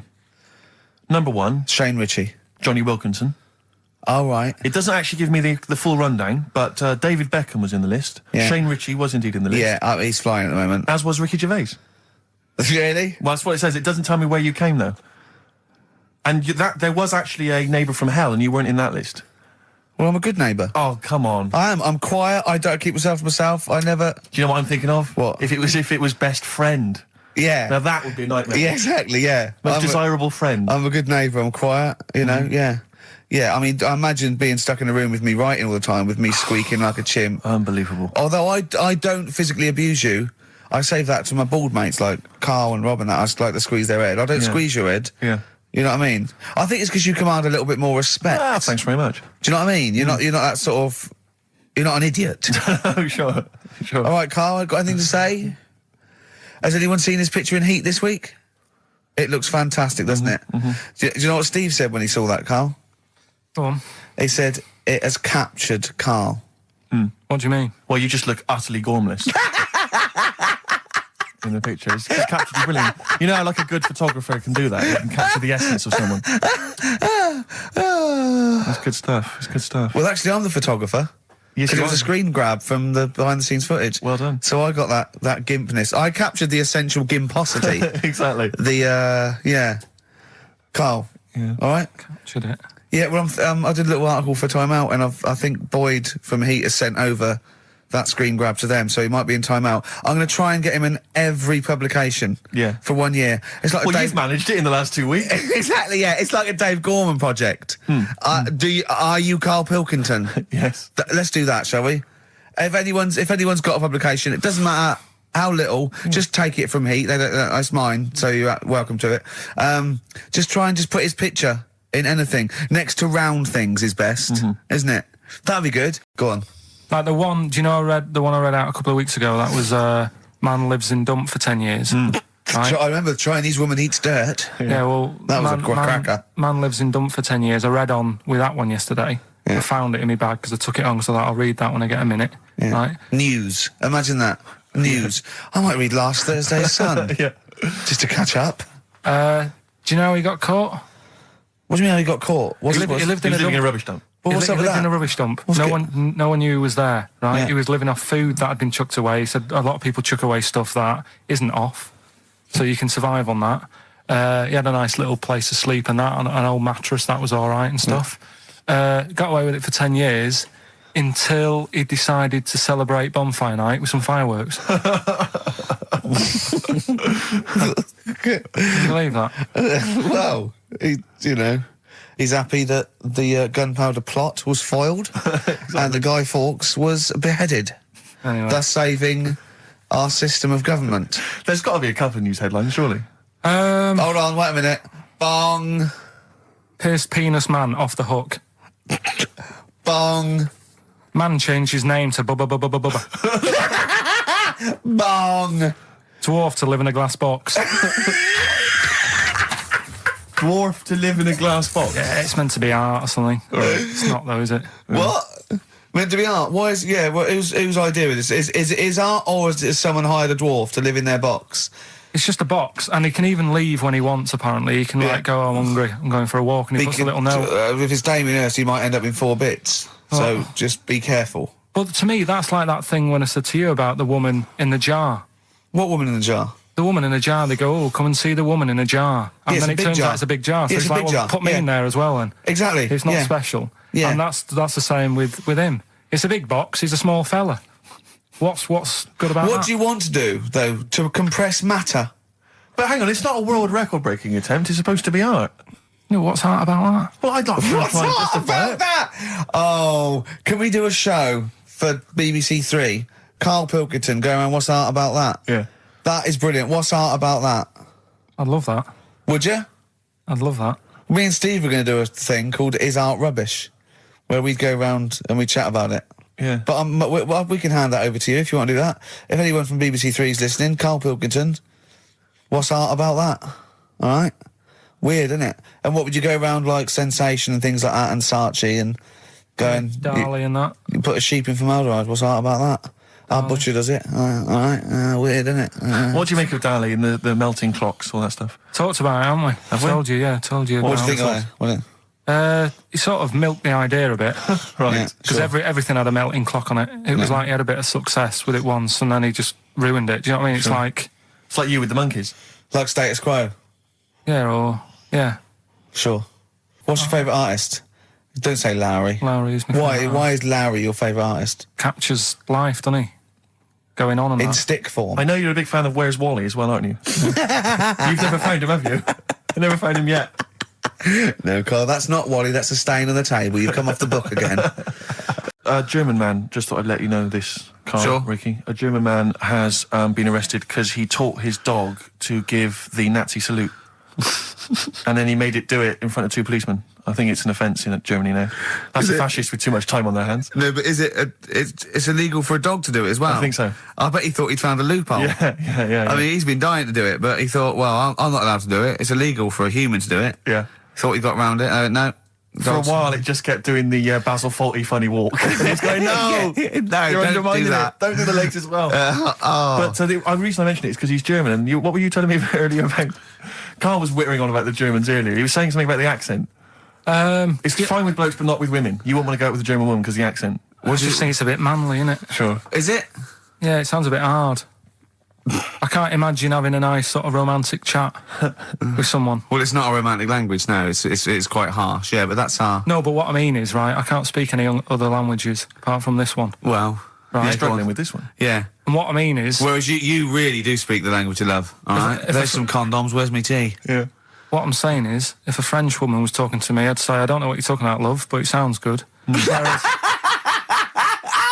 Whereas a German woman, I'd go, oof. And she might be saying really nice stuff. Yeah. That's what I mean. Yeah. But then we got talking because, do you know, like, me brother Sort of a prejudice, really, isn't it? In a sense. What do you mean? In a sense, it's racist, but anyway, on you go. Yeah, go on. It's not really, is it? No. But, yeah, my brother was in the army. We've talked about it, haven't we? And Yeah. how he got kicked out for going for a packet of fags in a tank and that. Yeah. Right? But he was, when he was in the army, he was based in Germany for a bit. And he used to be one for sort of, you know, picking up the ladies and that. He always had, you know, new girlfriends and stuff. Yeah. He's a Pilkington. Used to get through loads of them. Yeah. Well, I didn't. I wasn't that bad. But Well, my no, brother, because you had things like you had trouble with your marrow and that. No, you might die. I'm not interested. yeah, but no matter what he did, do you know what I mean? When he was a bus driver, he was one of them who always had a woman stood at the front with him and sort of, you know, having a chat and stuff. Sure. And he sort of got kicked out of that and stuff. But When he was bus driver, did he own the bus or did he just take it to get a packet of fags? so He's in Germany. he's in Germany, and the army people say to him, "Now we know what you like, Pilkington, right? Das Pilker. Don't be meeting up with any German women. Fraulines. Leave the Fraulines alone. Not allowed to go out with German women because apparently they get you and then they beat you up and that. What, the German women? Why? Go on. Don't know. They just said don't because they don't like English army people and that. Why? See, I don't know. the English is your first language, isn't it? Are you speaking German now? Or? I can't tell. They don't get out with the German, go beat you up and that. Don't like English army man. What is that? What worries me, Rick, is we've got the face, the body language and things to try and interpret this gobbledygook. The listeners, they just got the words. It must be, I know, yeah. It must be just ridiculous for a listener. Right, just do the competition. What was that anecdote about? Don't go out with German women, they'll beat you up. I'm just saying, when if you're in the army, if you're about to join the army and you think, it'll be great, I'm going to meet loads of women over in Germany, it's not going to happen. Wise words there, wise words. So this station in public service. Excellent, okay. Okay. Why is he called Rain Man? Is that going to be the question? Yeah, I know the answer, Carl, don't worry. Don't look at me like that. I do. Oh, well done, yeah, you watched the film, yeah, you should. Right, so it's you, Carl, in the film Rain Man. Yeah, it's the bit when Tom Cruise is in the doctors with the ill man. All right, there we go. You ready? Well, I'm not a psychiatrist, but I do know that his brain doesn't work like other people. Wait, I am sat here. Don't go talking about me like I'm some sort of div kid. Got a good brain. Works well. It stores all sorts of information and stuff, doesn't it, Tom? He remembers things, little things sometimes. Well, don't say like that, little things, as if it's stuff that isn't important. Are you good with numbers? The doctor's asking you a question. Yeah, I know. I'm just thinking. Good with numbers. It depends. Not that good at maths, but I remember facts that have got numbers in them. Like I know that 1 person in 2 billion will live to be 116 or over. Right? Weird thing is a lot of them are Chinese, so, you know, sort of makes you wonder if they're lying. I'm afraid I don't understand what you're talking about. What do you mean you don't understand? It's not... All right, here's an easier one for you then. Goldfish have better memories than people think. He's right. He's right? Yeah. See? There you go. Goldfish related. Oldest goldfish in the world was 41. No. Yeah. Funny thing is there, if it was a goldfish with a dodgy memory, could have been older. Could have been, you know, pushing 45. So. That's amazing. I mean, that is amazing. He should work for NASA or something like that. Well, don't go that far. You know, they're the sort of things that I like reading about. You know, I've got that big book there. It's full of sort Did you of... read all this? Yeah, don't... You read all these stories that are in this book. Don't bother touching it. Maybe you better put it back. Give it back. Get off. Okay, no, Ray, take it easy. I'm not gonna... I won't touch anything else, Ray. Come on. It's okay, Ray. It's okay. Come on. Can I ask you something else, Raymond? No. Well, you've annoyed me now. You've kept coming here saying I'm daft and that and messing with my book. Just go, will you? Excuse me. Were they messing with your big book of freaky facts? Yeah, that's out of order. Good. Right. So what's the question? Why is he called Rain Man? Yeah? Yeah? Everyone happy with that question? Yeah? Yeah. Okay, Ricky.Gervais at xfm.co.uk. Why is he called Rain Man? Oh, chimpanzee, that monkey news, you Right. Now, it was back in the 1980s. Right. So it is quite topical then. Okay. When did this happen then? 1980s? Yeah. Yeah. It's about a Colombian F1 sort of, Formula One driver. Yeah. Apparently these races were going on, right? And someone kept winning them. Right, okay, forget it. No, don't do it. It's because it's rubbish. Because it's rubbish. Right, so someone kept winning the races. So this human that kept winning the race. So this human being that kept winning the races, Carl, what was his name? His name it's Jimmy something. Yeah. How tall is he? Just out of interest. No, how tall is he? Let's hear the story. Was he about 4 foot 8? You might find out if I tell you the story.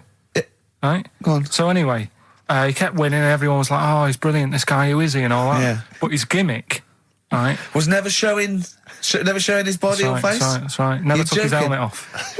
You're an idiot. Never took his helmet off, right? You know the short trousers he used to wear? His trousers were about 1 foot long, but his shirts, the sleeves were really long. Anyway, right, so because he wouldn't take his helmet off... and You're an idiot.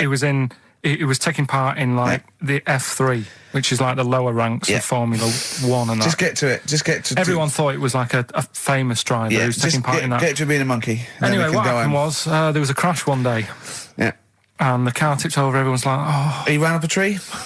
So... They were suspecting when he ran away with the ambulance people up a tree and started eating a banana? So the marshals ran over and the ambulance people were there and they were about to take his helmet off and the marshal was like, don't take his helmet off. And give away the secret that he's a monkey. Give away the secret and that. Yeah, chimp. Yeah. Took his helmet off. Jimmy Chimpus. Little monkey under there. No, definitely not. Carl, you're a second-time buyer, aren't you? Yeah. Bought one in Manchester. Lost £7,000 on that one. Well, don't buy in Manchester. No, it's a good flat. It's just it wasn't... I didn't buy it to sort of make money. I thought I was going to be living there like all my life. And then a job came up here and it was like, oh... You bought your first flat in Manchester. You assumed you would be living there for the rest of your life. Well, I wasn't in a rush. Play record, you're an idiot. Hang on a minute. So have you got a property portfolio? Have you got the 2 houses now? No, I've got rid of that one. Oh, you sold that one? Got this at flat. £7,000 loss. Got this flat. I'll tell you something that is interesting. Hold on, though. What? £7,000 lost. Yeah. It's a flat in Manchester, but it could only cost about £8,000 anyway. Right, Steve, something they do now, right, they've got to do by law when you're buying, right? I was looking at one in London, right? It's haunted. They've got to tell you now. Right, don't talk shit. I'm telling you now. Play a record. I'm telling you now. Yeah. There's no such thing as ghosts. That is ridiculous if that appears on a legal document. Right, if there's anyone who sells flats and that, does that for a living. Yeah. Right, email in, because I'm telling you now, that is a fact. She sort of dropped it in. She said, I said, oh, nice feel here. And she said, yeah, well, that'll be the ghost. Just dropped it in, that's all they've got to do. And then I was like, what? And they went, oh, yeah. That's all I've got to do, is it? So that's the legal thing. Did you drop it in? So in court you go, did you drop it in? Yeah, I dropped it in. Play a record, you're an idiot. All right. Carl, just an email, a question for you. Can you please let me know which school Carl went to? What school do you go to? Cessav. What? Cessav. Cessav? Yeah. What does that mean? It was on Cecil Avenue. Cecil Avenue in Manchester? Yeah. It's just he says, I'd like to know so that I don't send my kids to the same place. He also says, he says, P.S., does Carl look like Gollum in Lord of the Rings? Yes. He does, doesn't he? Yeah, that's very good. Yeah, in fact, I was just putting a little bald wig on you, wasn't I? Like he needs one. Yeah. So, if you Just want some of the fun and games we have when the songs are on. Yeah, did it hurt? Just a little bit. The bit that worried me is when you said, let me just staple it. Yeah, well, I was trying to get it under your chin because it looked funnier. And he was scared. Oh. Can I just give you a little fact here? Someone's emailed in for you, Carl. They've sent an interesting fact for you. I think you're going to be interested in this. Don't read it on the email. Let me read it for you. I think you'll be excited. An interesting fact from Carl. That's from Toby. He says, Attila the Hun punished some fella who annoyed him by cutting off his arms and legs. You'll love this. And stitching his arms back where his legs should be. And vice versa. Look at his face. Look at the little smile that's just cracked on his lips. That is the kind of fact you've been waiting for all day, isn't it? So go on, again, so... Attila the Hun, right? Some guy didn't like. He cut off his arms and his legs, and he stitched his legs on where his arms should be, and his arms where his legs should be. Look at him looking at his body, trying to picture it. Yeah. I'll let it sink in for a little while, then I'll ruin it for him. Carl, what are you thinking? I'm just picturing it. Right, he would have died. It would have been tokenistic. There's no way that person could have lived through it. So it was just for Attila the Hun's fun. He probably put him on a stick outside his gate or something. There's no way in those days that he could have gone through complete limb amputation and... So would he have wore a jumper for pants? Who's the winner of the competition? From Walthamstow, it's Joe Ogden. Well done, Joe. You got the correct answer, which was what? The fella with 2 heads, at number 50. Number 50. Is that it? Are we off? Yeah, that's it. Yeah, all right. Cheers. More of the same drivel next week. Bye. Bye. Placebo, special needs on XFM. What you got for us, I just thought we ought to maybe go through some of the emails. I mean, I don't want to query the calibre of some of the emails we get sent on this show, but here's a typical one, Rick. Go on. There's no name, it's just from Glicko, that's his email address. It's just a question to you, Rick. Did I see you walking around Marylebone High Street last Sunday? Yes. Okay. Well, I don't know. Well, I mean- I was in Marylebone High Street last Sunday, yeah. Yeah, but did you see Glicko? I didn't see Glicks. Okay. I didn't see the Glickster, but... All right, this is one from M. Ricky, what do you think of Richard Bacon's show? I can't decide if he's better than you.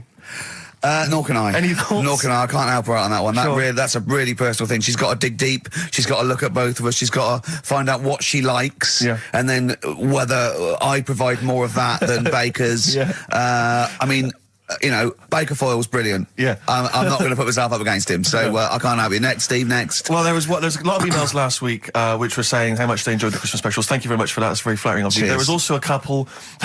There was one that it was a guy. I'm sorry that I think I might have deleted it. But, I should have sent a reply because there was a guy from Canada saying if there any chance you're around in March, whether you could pop in and have a surprise birthday dinner for his wife. Oh, why don't you keep that? I know. Sorry Well, about that. I can't bloody go now, can I, you idiot? Okay. So, I really apologise for that. Yeah. There's also, this is interesting, this is more for Carl, really. It seems unlikely. 'cause Is it Carl's- from a doctor saying you're an idiot? We've got plenty of those. I tend to delete them. They're just, Okay, they're all right, so yeah, common. yeah. Look at his face. No, it just says, don't like to complain, but I won the film competition about 5 or 6 weeks ago, and I haven't Ooh. received my prizes. Oh dear, that's all Carl has to do Well, that's on what I the was show. thinking. We provide the chat, the records, the light entertainment. I mean, the glamour. Strokes of comedy genius. All Carl has to do is send out the prizes and say there was a monkey that was a bank robber at 5 to 3. Yeah. What's your Carl. excuse, Carl? Do you remember her winning? I've got all. Well, you're calling her a liar, Well, I am because I don't remember ever seeing. right? that He's calling address her in a it. liar. So, Joanne Ogden, you're claiming, is just making this up. She sent this in on a whim, trying to fool us and get some cheap tat. Wow. I don't believe that. I don't believe anyone would lie to try and get knowing me, knowing you on VHS. I really don't. Well, I'll look in the records because we keep all the details. So, do you know what I mean? Right. Well, one of you's in the wrong, and do you know what? Knowing you, Carl, I don't think it's Joanne. No. Has anyone else ever emailed in saying they haven't got the Loads of bag of times. crap? No, they Loads of haven't. times. They haven't. Well, Well, they yeah, have. but one mistake's one too far because that's one person. So you might send out 30, but that one person, that's the first time they've won a competition. They want the history of Wind narrated by Donald McIntyre on VHS. Yes. And Stephen King's It on Betamax. yeah. No, they sometimes they want the best of Primal Scream on a cassette. Exactly. So You've got to make sure you're sending these prizes out. Did a bit more research this week. Okay. Found a good story out about a monkey, Right. which I'll tell Ricky a little bit about it. Tell me, come on, tell it now. No, just Well, tease I me reckon with we it. should keep this. It sounds exciting stuff. That's got 'em, right? Tell us about this monkey, Carl. You're going to love this one, Steve, Go on. right? So last week we were talking about how, like, a lad left his family because there was problems at home and that. He went and lived in the wood. He got airy, right? No. Leave it there, Rick. We haven't got time to go into Right, it. so... That's what happened. And that's what happened. He lived with the monkeys. He went airy. That's Anyway, what happened. That's what happened. looked into some other stuff about, like, airy kids and all that. Yeah. Came across this story about a bloke, right, who worked in a zoo, Oh, dear. right? So... Trouble's brewing. loving his job and that, but it's quite a lonely sort of job because you don't see many people, you're just dealing with animals all the time, right? So anyway, he gets a bit pally with a monkey because it's the closest thing to a human. Well, that ape is. Right. Yeah, but you can't really go that close to apes. Well, It's dangerous. what do you mean? What type was it? Do you Just mean it was let a him tell the Was it story. a chimpanzee? I reckon it was a chimp, yeah. Yeah, it Oh, was you a don't chimp. even know, so It was that's a an chimp. ape. It was a Okay. chimp. Yeah, but it doesn't matter, does So it? he It's the gets story. pally with him. Right, so he gets pally with What, him. did they go on and holiday together? well, no, I mean, it starts On the off pool together. just checking each other out and, probably sharing lunch and that together. Yeah. Right? Anyway, this goes on for a while. They're getting on well on that. And then after a while, right, the monkey starts sort of imitating him a bit more and sort of walking upright, Oh, God. Yeah. right? So he thinks, oh, that's a bit weird. Anyway, they get on really better and what have you. So he thinks he could live at home with me, this, Yeah. because we're getting on a storm, Yeah. right? So he takes him home, and before Is you this the know it, beginning of Beneath the Planet of the Apes? I think it is. I think you've seen this on video. I'm worried, because he's already imitating him and they're moving in together. I'm thinking it's maybe a bit like Single White Female.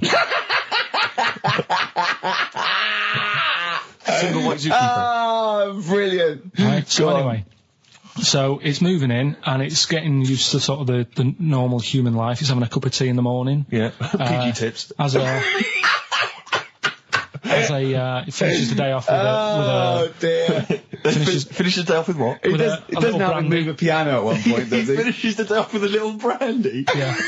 He pours himself. Is he wearing a smoking jacket? I'll tell you what, Carl. You're a maniac, mate. No, this is why it attracted me. It's amazing, right? So he's having his brandy and that, loving his life. Next thing you know, he sort of I don't know if he loses it or he gets shaved, but the top half of his body is hairless. Right? Apart from his head. Right, so he's got a nice... So it's the opposite of the kid. No, yeah. This is what I'm saying. That would happen. Right. Well, hang on, but so you don't know if You he don't was even shaved know. or if How did it say? Then the hairless... What? I'll bring it in for you, the story, and then you can see if I've gone wrong. Keep going. So anyway, so this is going on, and he's having a great life. Then the zookeeper starts getting a bit annoyed because he's having a better life than the zookeeper. The zookeeper's in the zoo. This is such So the rubbish. zookeeper's still got to do a day's work. The monkey's at home, he's partying. Well, he's it got gets his to a other point when he chipmates says round. there's no point you coming in to the zoo because the whole reason of you being there was because you're being kept there. Right. And he didn't want to bring the memories back, so he said, you stay at home.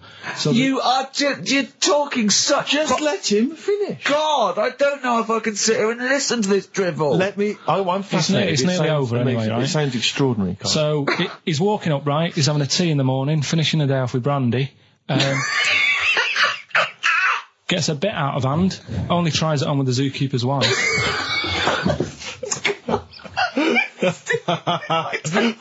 Make him go away, Steve. How does he do that? Well, because he's around humans a lot, he becomes a bit of a charmer.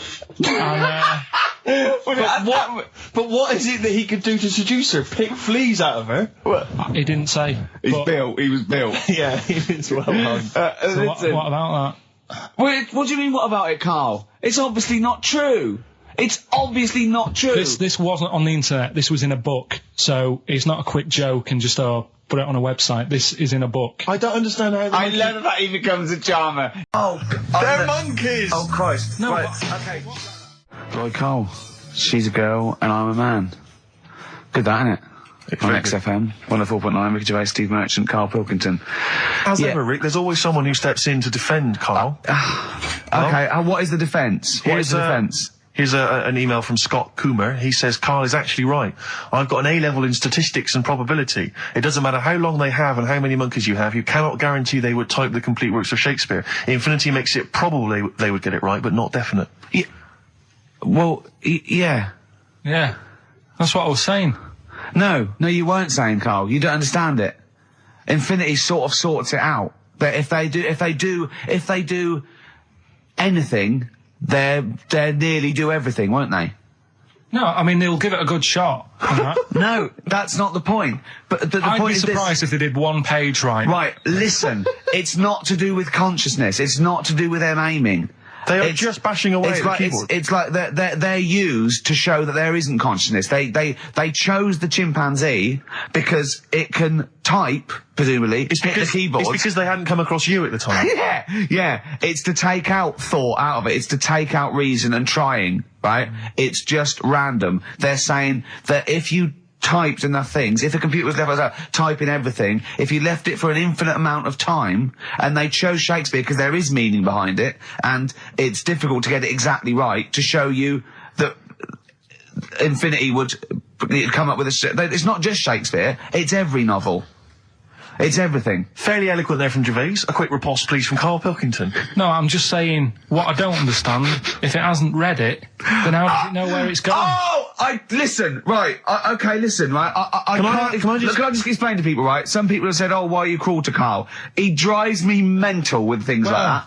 As I say, this discussion began because we were talking about a quote that Noel Gallagher supposedly gave. Now, I don't want to misquote Gallagher, but the gist of it was that he said, had I written Wonderwall or whatever, instead of the Beatles writing Strawberry Fields or whatever, I'd be the one that was considered the great songwriter and it wouldn't be the Beatles. You know, it's just the fact that they came first that meant that they get all the credit as being the greatest band. I don't know where to start with that statement either. I mean, that's Gallagher's thing, and he's, well, whatever. We know what we think of that. What was your point, Carl? You agreed with him, didn't you? Yeah, I reckon. Right? Do you know we've talked about putting a baby in a room before and it'll know what colour it is and stuff? If you got a room that's painted red, Right, but forget that, because that's going to confuse Hear him out, hear him out. Listen to me. Say if they did some new TV show, right? Like, what's that film with Jim Carrey in where The Truman Show. The Truman Show, right? So they make up a little room, and some woman has some kids, and you say, right, let's put the kids in this room, and they don't know what's going on outside. They don't know anything about, like, EastEnders and that. It's like their little world, right? They don't know anything that's gone on. How could a child survive without EastEnders? Right, listen. So you sat in the room, right? And then when they're all asleep, right, Wait for this bit. someone Have you heard this? Yeah, wait for this bit. They're all in a room. Yeah. They're asleep. Yeah. someone pops in, puts a guitar next to the bed, right? Nips off out again. They wake up in the morning, and one of them goes, "What's this?" They don't even know it's a guitar because they've never seen one, right? They're talking English, though. Yeah. We just left guitar out of the vocabulary. Right. So There's plenty more to come. one of them will pick it up, and they'll go, "I don't know what it is," and they'll start strumming. They'll go, "That sounds good, doesn't it?" Give them a few weeks, they could come up with Hey Jude. Whereas, type in Shakespeare, a monkey that can't even spell. I see that. Can't answer it. I might come with you, Rick, if that's all right. We've got to sort out that Christmas special as well. Yeah, no, sure. I see that. I'm shooting off then as well. Oh, God. 17th century? But it happened in Hackney, right? If you're outside London, that's in a place in London. And it's this monkey that's going about Hackney, nicking DVDs. Even the monkey didn't go for videos. Even the monkey knew, well, there's no point getting on VHS. The gradual on VHS. You're having it. Throw it back. Right, and there's a girl called Lisa who works in our office here, right? And I mentioned it to her because she lives in Hackney. I said, you familiar with this? And she said, oh, I remember something about it, which annoyed me. The fact that a monkey's running riot, but she didn't know the full story, and she lives there. What do you mean a monkey? Do you mean a chimpanzee? Or a monkey? I don't know, is there a zoo in Hackney? Is there a zoo there? I don't know what sort it was, but it was like... Is there a zoo in Hackney? I don't know, that's what I was asking. So, right, get on with the story. So anyway, it's been robbing stuff, and the other bit that really puzzled me, right, is the fact that... And you're not easily puzzled by monkey news? They took fingerprints. What do you think about that? Well, they took fingerprints, presumably because they didn't know it was a monkey to start with. No, they did. They saw it, nicking stuff, and they said, get fingerprints. So that means there's more than just one doing it. I'm gonna have a heart attack. He had to fax them to Interpol. Yeah. We know that is, yeah. It's Brian the monkey. Yeah. Yeah. So Sorry, I don't understand. He was stealing DVDs, specifically DVDs. DVDs, I think it said watches and stuff. What, breaking into homes? Yeah, in Hackney. Maybe. Are you sure it wasn't a kid with a mask on? No, seriously. How was he breaking into homes? They're good, Up aren't the they? drain pipe. They're good, aren't they? They're good, aren't they? But how would they do So that? is that the news? Well, how much do you want? Is that monkey news? For this week? Well, I don't know that it's true. Again, I've got the things... There was other stuff. There was another story that I found about a monkey, but I would like to know from someone in Hackney do you know what I mean? And I missed that one on Crime Watch, which would have been good. Right? But there was another story about one that kept getting on buses, not paying its fare, and just sat in a corner reading the paper. Reading the paper, Carl! You're an idiot. Well, that wasn't in London. You're an idiot. That was in America. It wouldn't read the paper. Why would it read the paper? Because it was its way of sort of going, oh, well, if I'm reading something, maybe the inspector... The inspector won't notice my hairy hands. Oh, Carl, you're such a fool! Well... Pilkington. Carl, we've just had a news flash that an infinite number of monkeys in Hackney and nicking an infinite number of typewriters. Yeah. We don't know what for. At this stage, we've got no more information. And they've taken back an infinite amount of graduate on video. This is rubbish. Actually, on the subject of Men in Black, what? Have you seen that, Steve? No, I haven't, Carl. Tell me about You it. should see it. Go on. Why? Because there's this thing in it. Go on. What, a stupid, bald Mancunian tosser? No, weirder than that. There isn't anything weirder than that. Big eyes, it was gangly. Keep talking. You've got to see it, because you wouldn't believe how the likeness and that. You've got to check it out tonight. Right. It's not as weird, it had a normal voice, right? He's done you and he's not even here! I'll tell you what, mate, it ain't worth coming in next week. Oh, stay on the line, Carl. Play a record player. Kings of Leon, Molly's Chambers. What do you think of that, Carl? Alright. There's a surprise. Another insightful remark. Steve is not a fan now. Not only does he know you've been slagging him off behind his back. No, I wasn't slagging Steve. If you get it out on DVD tonight, you'll know I'm not slagging you off. It could be your brother. I love the fact that it makes it worse, but he's thinking you're going to go, oh, he wasn't slagging me off. It does look like me. I do think I'm an alien. I love the fact that you hope Steve will go, he's got a point. It's a spitting image. Yeah. I am, seriously, Carl, I'm really angry. I'm so angry with you at the moment. You haven't seen it yet? No, I know, because I know what it's going to be, and I'm just... Why? I'm fuming. I'll tell you why I'm angry, because he doesn't do it in jest. No, but what do you think it's going to look like? What do you think this thing's going to look like? Going to look ludicrous. It's not going to look anything like me, but he's going to pretend it does. Go on, what? Go on. No, it does look like you. Yeah, of course it does. And you looked like the Human Z. Well, I mean, to be honest, you did a bit, Carl. You walk like him, you're bold like him, you got a sort of gormless face like him. Any more? I don't smoke. That does. Oh, chimpanzee that monkey news. Okay, There's been quite a lot of stuff going on. There was a few bits in that Guinness Book of Records book that cost me 20 quid. Yeah, well, that's not news, is it? They printed that probably last September. No, so there's one in there. New music. New monkey news from last September. You're a lord. Come on. Waster. Please, Ricky, monkey news. Right, there was this monkey in a zoo in Brazil. Right. And there's a little man monkey, a little woman monkey. And you're a scientist, aren't you? Go on. And they said the people in charge were like, oh, wouldn't it be good if they had kids? Brilliant. Right. So anyway, the chimps used to stand sort of, you know, they'd have the little caves each, and they used to sort of lean on the fence having a bit of a chat and stuff with each other. Right? Well, you know, gossiping, gossiping. The equivalent sort of thing. Yeah. So anyway, they were getting on a storm, and like the zookeepers were like, Can you hear that cheapest chimps this week? I thought it was fascinating. Yeah, just gossiping, I understand. So what's any monkey news? I don't know, let's tune in. What was monkey news this week?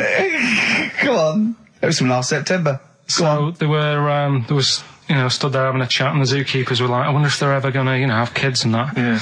Anyway, it went on for ages, you know, this just chatting, no sort of action. Blimey. So what the zookeepers did was, they said, I know, they'll have kids. Are we letting that go?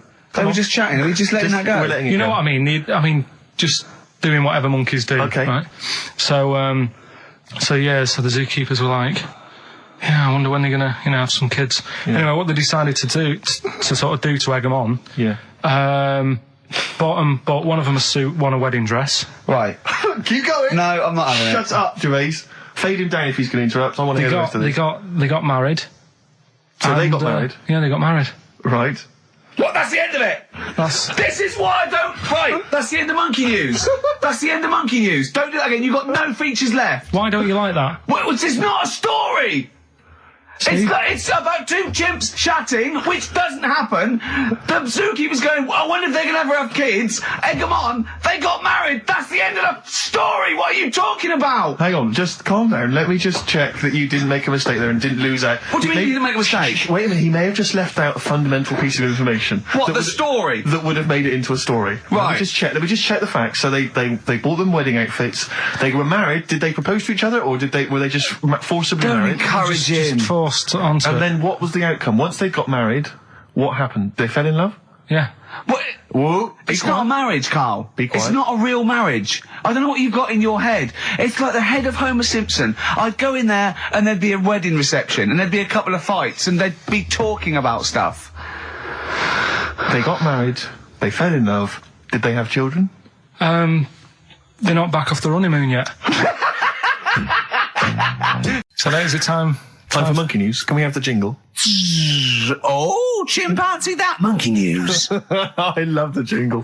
Right, well, Can we play that jingle once more? Yeah. let me cue it up. So, chimpanzee that monkey news. Oh, it's brilliant. Well, listen, it's from Steve. Okay. Right? Now, what it is this monkey, right? Yeah. Don't know where it was. But there's a bit before the monkey anyway, right? Jeez. Is this, no, listen. Shoot me. Right? It's a bank. There's this bank, right? Busy bank. Normal day, everything's going normal, right? Busy bank, people going in, doing what they do, seeing about mortgages and stuff. Yeah. Everything's normal, everyone's happy, right? Yeah. So anyway, it's quite busy one day. Fella comes in with a gun and a balaclava on. Up to no good. Right, I'll tell you now, Carl. If this fella turns out to be any ape or monkey related species, you're never doing this again. You're never. So just, if you want to finish it, it's at your own risk. But if this fella who robbed the bank turns out to be a chimpanzee, that's the end of monkey news. All right. Okay, let's hear the end. It's a lovely day in a lovely bank. Everyone's happy. Everything's normal. A man comes in the balaclava. Man comes in. Starts, Is it a man? Starts waving a gun around. Shut up, Rick. Let him finish the story. Starts waving a gun around. Yeah. Right? Up to no good. So everyone's thinking, oh, God, wish you didn't come in here. It's not going to be a good day. How tall is the man? Shut up. Let's hear it. Everything, oh, God. He's telling everyone to get down on the floor. Yep. In Everyone's what, in thinking- English? In English? Yeah. In Think English. so. Yeah. So everyone's panicking. Everyone's getting on the floor thinking, this is it. This is, it's all over. Yeah. Just when you think, it's all bad news. Yeah. It's all bad news. Doors swing open. Little monkey wanders in. God, it's worse. Shut up, Rick. Little monkey wanders in, right? The robber's like, what's going on here?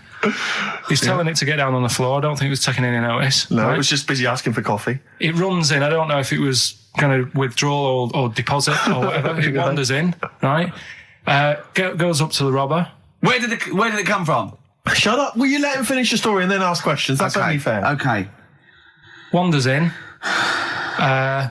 Runs up to the fellow with the gun, takes the gun and the bag of money off him. Everyone's like, yay, we've been saved. Then the monkey starts backing out with the gun and the money. Shut up. Sit down and I'm not having this. And Here's the end of the story. It does a runner with the money and the gun. No one's seen it since. You are an idiot. I mean, you have said some stupid things in your time. What are you talking about? It's a story that happened. No! What are you talking about? What do you mean it backed out? It came in, was it an accomplice? Was it an opportunist monkey robbery? What are you talking? Think, Carl. Think. I know it's mad. That's the idea of monkey news. We're telling people how monkeys are pretty, they're mental. They're up to no good. What do you think? They've never seen the monkey since. What, did he have a getaway car waiting? Did he swing his way to freedom? Where was this? There's no details. Don't talk rubbish. Well, yeah, Steve emailed it in. He's got it off the net. And the funny thing is, Can I see it? Have you got the information there? Yeah, the funny thing is, it wasn't just him who sent it. I had that a couple of times. So a few people obviously read the story and said, that'll be good for monkey news. It doesn't say anymore. It doesn't say if he went off to Spain. It doesn't say, if he's on Crime Watch. Yeah. It doesn't say any of that. It's just saying that's what he did. That's the story. And that's what monkey news is about. I've heard that they're making a movie version with Phil Collins.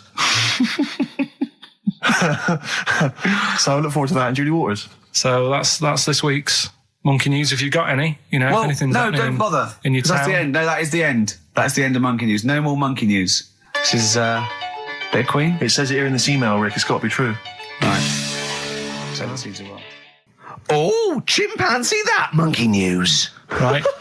Now, before and again. Go on. Oh, chimpanzee that monkey news. Brilliant. Right. Right. Before I went away, I told you about Alfred. He was the monkey where there was a robbery going on in a bank. And then he nicked the robber's loot and backed out with a gun. Yeah, He sort of stole. He robbed the robber, didn't he? Yeah. Did he take his gun as well? He took the weapons. He took all the weapons. There was like a couple of robbers. He managed, because they were so amazed that a monkey was coming in. It was like, Don't talk shite twice. Right? Anyway. So anyway, got a follow-up to that. Okay. Now, what was that monkey's name? Alfred. That was Alfred. So anyway, because a lot of people wanted to know, well, you know, what did he do? Did he go off and have a holiday? Did he? No. Right, so the follow-up is, what happened is, the monkey had the guns, had the cash, which was $250,000. Sure. Right? It went back to the zoo. Right? Right, Carl, you're talking shit. Ricky, I get angry with you when you won't let him finish his monkey news. Right. Can't we just get out the official Imagine thing? if people were interrupting Trevor McDonald. It wouldn't happen. I want to make sure I don't get anything wrong. No, of course not. So check the internet. So the monkey goes back to the zoo, right, where all the zookeepers come out and go, get him. He's got the guns. Yeah. He hands out a couple of guns to his mates. What? His monkey mates? His monkey mates, so they've all got a couple of guns each. Oh, Carl, Steve, I can't, mate. I cannot Just stand it. Honestly, I want to scream. Please, I really get annoyed with you. They tried to do him a deal. They said, how about if... I'm going. Tell him that. I'm not going. No, I can't. Step out from a... Okay, we'll just do it. Look, don't listen. Step out and I'll paraphrase what I hear for you when you come back in. Step out. Now, please, I need to hear the end of this. This is monkey news. This is important stuff. Right. Ricky now has left the room. He cannot bear to hear, which is surprising to me. Right, so anyway, so yeah, they've got the money, and they say to the zookeepers, how about we give you some cash? Yes. And they go... Sorry, hang on. Sorry, the zookeeper said that to the monkeys? Yeah. Right. No, the monkeys who have got the £250,000 right. say to the zookeepers, we'll sort you some money out if you let us go. Sorry, the monkeys say to the zookeepers, we'll give you some money? Yeah. You don't see any problem with that? Right, listen. Okay. It's nearly finished. Right, I'm listening out there. This is ridiculous. What do you mean the monkeys say? What do you mean the monkeys say to the zookeeper? They were probably holding the money out, like, kind of going, look, you know, we'll do your deal. Right, okay, come on. And what happened is, I think they were happy with that. I think they left, and that was that. They wanted to get out of the zoo because they didn't like it in there. There's the thing. Right, I don't... Just have a look. Right, Carl, think. Right, how did they get out in the first place, this one? Just let Steve have a... So why did he go... So he went and robbed... He thought... he knew there was going to be a robbery that day, did he? He might have been getting some money before they went to escape, and then that happened and they had more money. They might have been withdrawing some stuff out. What do you mean? If he was planning on leaving the zoo, he's going to get his savings. What are you talking about? Right, there's this monkey. Right? Oh, yeah. It's called Jack. Yeah. Right? I got pally with this bloke who worked in a railway station. How? Pen pals? I don't know. I didn't say all that. I'm Internet, just telling internet. you. I'm shortening Chat it. rooms on the internet. So, anyway, he's helping him out all the time. It's this fella's job, right, to sort of make sure it's safe for the trains to come in, that sort of thing, right? But he's always working on his own, so he's got his mate Jack in with him, right, this little monkey. Yeah. And, you know, they're having a good time. They share lunch together and stuff like that.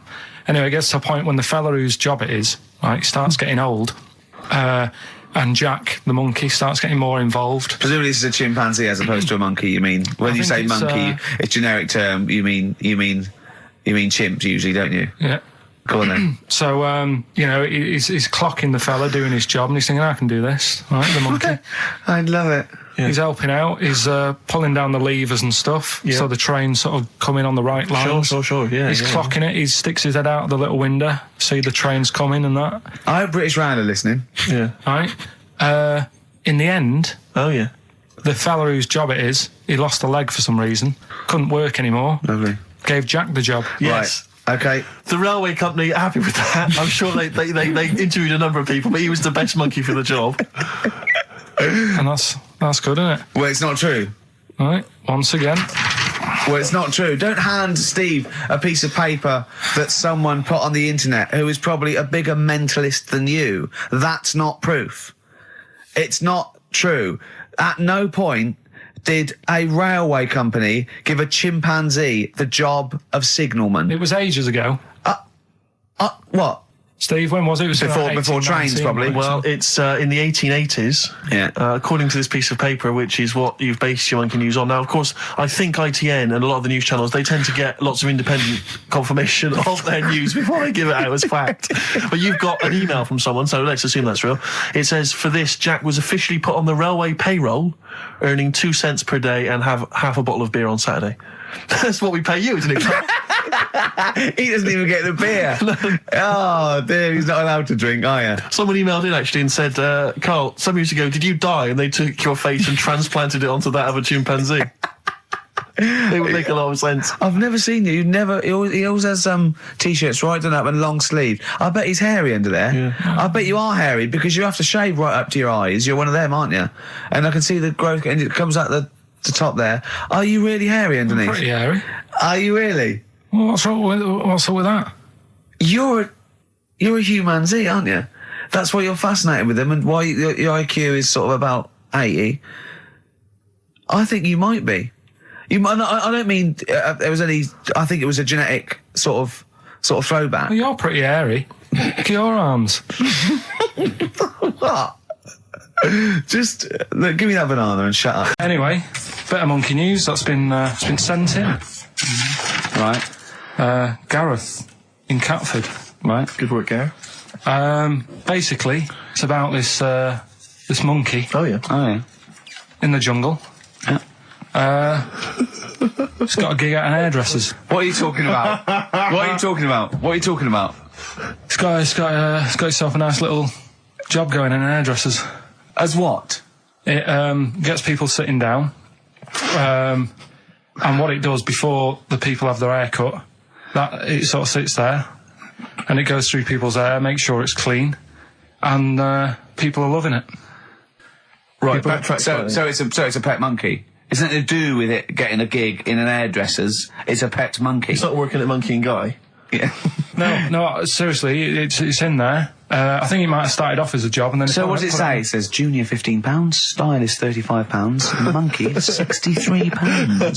Sorry, I didn't quite follow. It's in the jungle. It was wandering about. Right. Maybe it did. But it looks good. Its hair looks good. Someone thought, hang on. But never ever. You see, people make that mistake with hairdressers anyway. I always say, well, if the hairdresser's got a good haircut, go to where he's going. So, Can we just go back to monkey news for a second? So anyway, that's why. Yeah. I didn't quite follow why he's still his salon is in the jungle, or where is it? No, he was doing what he does in the jungle, right? Right. He's walking about. He wanders into the hairdressers. Yeah. Maybe they didn't have him on, like, as a job straight away. He was just there. He was People training, said, this is nice. He's sat there picking the knits and Carl, I don't know where to start. Then it's just it's the embellishment. You don't walk in. He walks from a jungle to an hairdresser's. I mean, you're an idiot. You really are. I'd love to see you try and get a job in an hairdresser if there was another monkey up for it. You'd never get a job. So he was good at that. People said this is relaxing. Apparently he had really nice hands, soothing, right, on people's heads. They said, let's put him on the payroll. So let's put him on the payroll. What do you mean? No, I'll give you that. Okay, this is the news item, is it? Customers are queuing up to have their hair done at a salon in the jungle by a monkey. Judy, a pigtailed macaque, has a reputation as the best exterminator of head lice in Kane. She is so good, some customers fall asleep under her gentle touch. Regular Amporon Chekema said, Judy's hands are so soft and gentle, I really feel I can relax. But you know that is doing what it does naturally. It's looking for, like, salt and stuff in the hair. Yeah. And nits. It's not on the payroll. It doesn't complain about when it gets deducted at national insurance. It's not part of the union. Yeah. Do you know what I mean?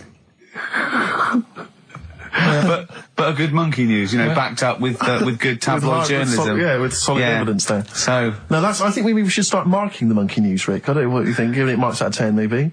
For both interest and validity. Well, for interest, I'll give it 7. For Carl believing that there was something to this monkey, thinking it had a job and getting paid. But it was also doing kind of perms 2 and colouring. 2. Yeah. Ridiculous. Again.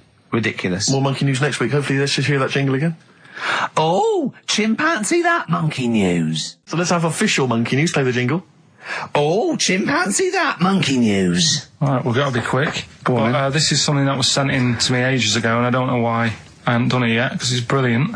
We were talking about monkeys typing, the Shakespeare theory and all that.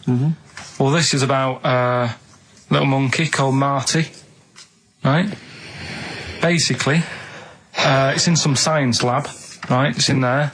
It was wandering about out of its cage, right? The lab fella was busy on the phone or something, right? And typical. It's wandering about. It goes up to a PC that's in the corner, a little computer, types down, "My name is Marty," right? So the fella got off the phone, saw this on the screen with the monkey sat there, says to his mate, "Have you done this?" Right, hold on, Carl. Let him finish. Before you question, always let him finish. I don't know what to do. Time's against us, come on. He said, "Have you done this?" He says, "Done what?" He said, "This on the screen here saying, 'My name's Marty,' right?" He goes, "What are you talking about?" As he's having an argument with his mate saying, "You're lying, you did it," monkey's sat there typing, "This isn't a practical joke, my name is Marty." Right, and that's the end of the story? I'm not coming in next week. I think we need a week off. I actually think we need a week off. He's doing a web chat or something. You can go online and have a chat with it. The monkey's doing a web chat? I don't know. Has he got his own website yet? His favourite Buffy the Vampire Slayer? Have a look at that. Right. Do you believe that, Carl? It's all there. No, but do you believe it? Do you believe that monkey could type that and then say, "This is not a practical joke," when he's still arguing? Weird, isn't it? Oh. What do you reckon, Steve? Yeah, well, it's obviously a wind-up. It's a joke. It's not even... You haven't even got some of the facts wrong. It's just a wind-up. Have you noticed the date? Is it April the 1st? It is April the 1st. You are joking. That it was sent. You're an idiot, Carl. It was sent on April the 1st, Carl. So you're saying the monkey knows it's April the 1st, but you don't believe... doing a wind-up, yes. Yeah, I think the monkey has thought, I'll do it on April the 1st so that people think that it's a wind-up. In actual fact, I am a monkey that can type and read. Is that this little monkey? Oh, yeah. Who lives in Morocco. Right, I'll just warn you now, you're on thin ice from last time, okay? So make sure, is this real? It's been Don't say anything you would think about it. As you're saying it, think to yourself, oh, is that true? Do monkeys do that? Do they think like that? So, go on then. So anyway, yeah, so there's this magician in Morocco, right? He's got a little monkey working with him, right? The way it used to work, magician used to do his thing on stage, do a little bit of magic, people loved it. Then the monkey came out, had a little cap, walked around the crowd and stuff, got the money, had a good little team thing going on there. Yeah. So anyway, the monkey's name was 86. Right. Because back then there was so many monkeys, it was like, oh, what names, do you know what I mean? What names do you use? What do you do? So they just named them, right? So this little monkey... What, he had 86 other monkeys?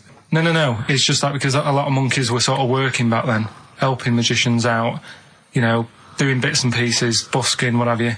Well, Rick, you know how there's so many... Why would there be a confusion with that? If he only had one monkey, where's the confusion? People would go, oh, I'm not going to go and see that. I want to see 86. He's the better monkey. Do you know what I mean? What does it matter? I don't know what you mean. Well, why do they need... Where was the confusion? With people going to the circus and going, what monkey are you going to go see tonight? I don't know. It wasn't a billing, was it, with a monkey? But Rick, it's just the same with humans. You know, there's so many humans now that we can't give them names anymore. Yeah, they all have to have numbers. Exactly, yeah. There's so many humans, you know, with 5 billion people. We can't give them names. It's impossible. But, you know, with a few monkeys anyway, number working... 122, go on. So, anyway, there he is. 86. 86. With his hat. With his hat, walking around, getting the money. Yeah. Anyway, the magician sort of, thinking about moving on. Because in Morocco, he'd sort of done all the tourist traps. Sure. So he had a word with the monkey, said, how about we... See? No, let him continue. Think. Let him continue. He didn't have a word with the monkey. Let him continue. So what do you think about going over to Spain? Yes. Sure. So, the monkey was in agreement? So he said, all right, go on then. Right, so they get in the car, and, the magician knew he'd have a bit of a problem on his hands because you're not meant to take monkeys out of the country. Yeah. Right? So he thought, right, what I'll do, I'll get a car, right? Right. Stick the monkey in a boot, right? get on the boat and hopefully sort of, you know, stick it in some luggage and what have you. Yeah. We'll be over there, we'll be earning big money, everything's going to be great. So the monkey was like, brilliant. So they get in the car, they're on the way to the boat, and pull over at a petrol station. And just before filling it up, he opens up the boot and he goes, "You all right in there?" And it's like, yeah, it's sound. So he leaves the boot open so it can breathe and get a bit of fresh air whilst it's filling up. Goes in to pay the money. Yep. Pays the money, goes, I'm just paying for the... Right, this monkey is not going to drive away in that car, or we're never doing this feature again. Carl, what happens? What's number 86 up to? So... 86. So, That's the ending, isn't it? That's the story. Come on, let Carl finish the story. It better not be. Brilliant. You're going to love it. Right, so he's in the petrol station, and he's going, right, I'll pay for pump 4. And the fella says, what are you talking about? Pump 4, isn't that a monkey? No. Sometimes I use numbers for monkeys, sometimes I use... No, I mean pump 4. Sure. So he says, what are you talking about? There's no car at pump 4. Right. Keep going. Sticks his head out of the door. Yeah. The monkey's giving it some.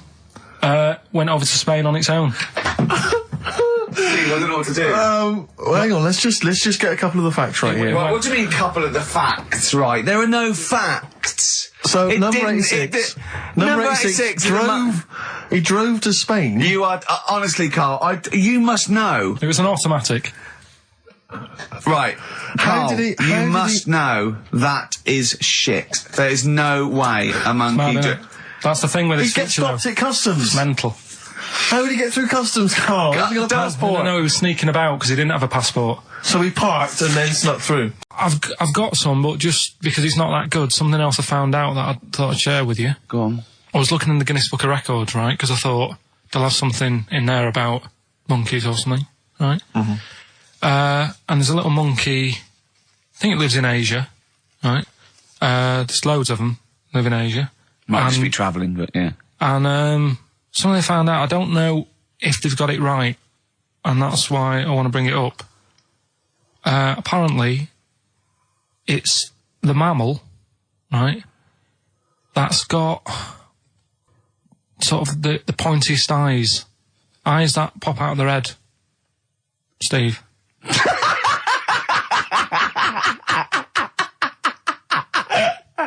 Now,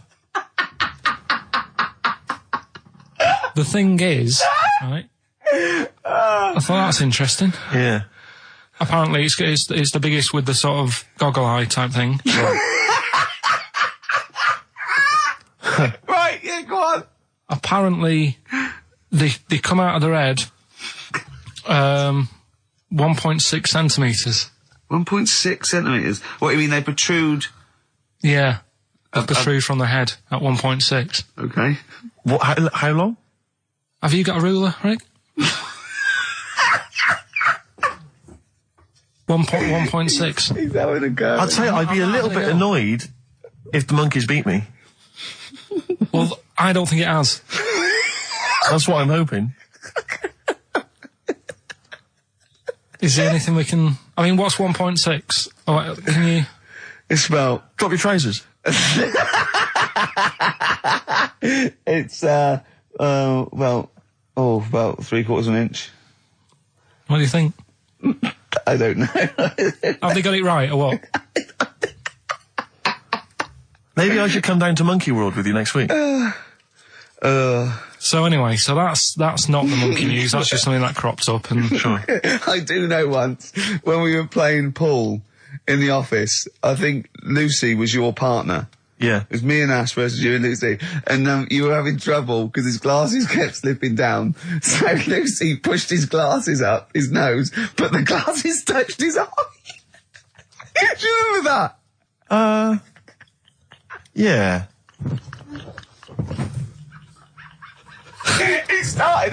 He started it. Well, you're the one who joined in. No, I know, and I feel bad now. Yeah. He makes me nervous when he goes, yeah. It's like, play a record. No, I'm just trying to think about which part of your fat, middle-aged physique I can pick on. The tits would be a good Yeah, start. yeah. Oh, the belly. Sure. So today's isn't that happy, really. It's about some monkey, I think it was a chimp. Who's an ape? Go on. It tried to... I mean, the story sets off at a sort of a weird thing. Yeah. It's something about he went to Russia to do some business. What are you talking about, Carl? It jumped past that bit though. It didn't start there. What are you... Do you know what I mean? It didn't tell you what he was doing. It just said, "There's this monkey went to Russia to do some business, do some stuff, I don't know. bit of monkey business." And anyway, didn't work out. So, they were furious. We wanted a surgeon. You send us a monkey. Anyway, ended up being homeless. Oh. No, you're So it joking. was taking a turn for the worst. What, couldn't even get into like a tree hostel or anything like that? That's the problem. And God. ended up homeless. Got in with some tramps. I don't know where to start. Come on. So he's knocking about with some tramps and stuff. Sharing drink and what have you around a little fire. They broke into some home, not sort of squatted. Right, so into not the homeless flat. anymore. Problem was, he had a roof over his little area head. Yeah. And he goes, "Oh, this is good. This is, we're having a good time. This is sorting me out." Yeah. He had his He mate. said that in Russian, though. What was he eating? I don't know. It didn't say. But they're in this house. Well, he could only be eating sort of like fruit, nuts, vegetables. They classically sort of don't eat pork pies and. But they've got drink McDonald's coffee. in Moscow now, so Sure. you probably chow down on that. Yeah. Anyway, there was a bust. What? I knew this was There was a bust in the flat that they were squatting in. All the other tramps sort of knew what was going on, legged it, left little chimps out there, got arrested.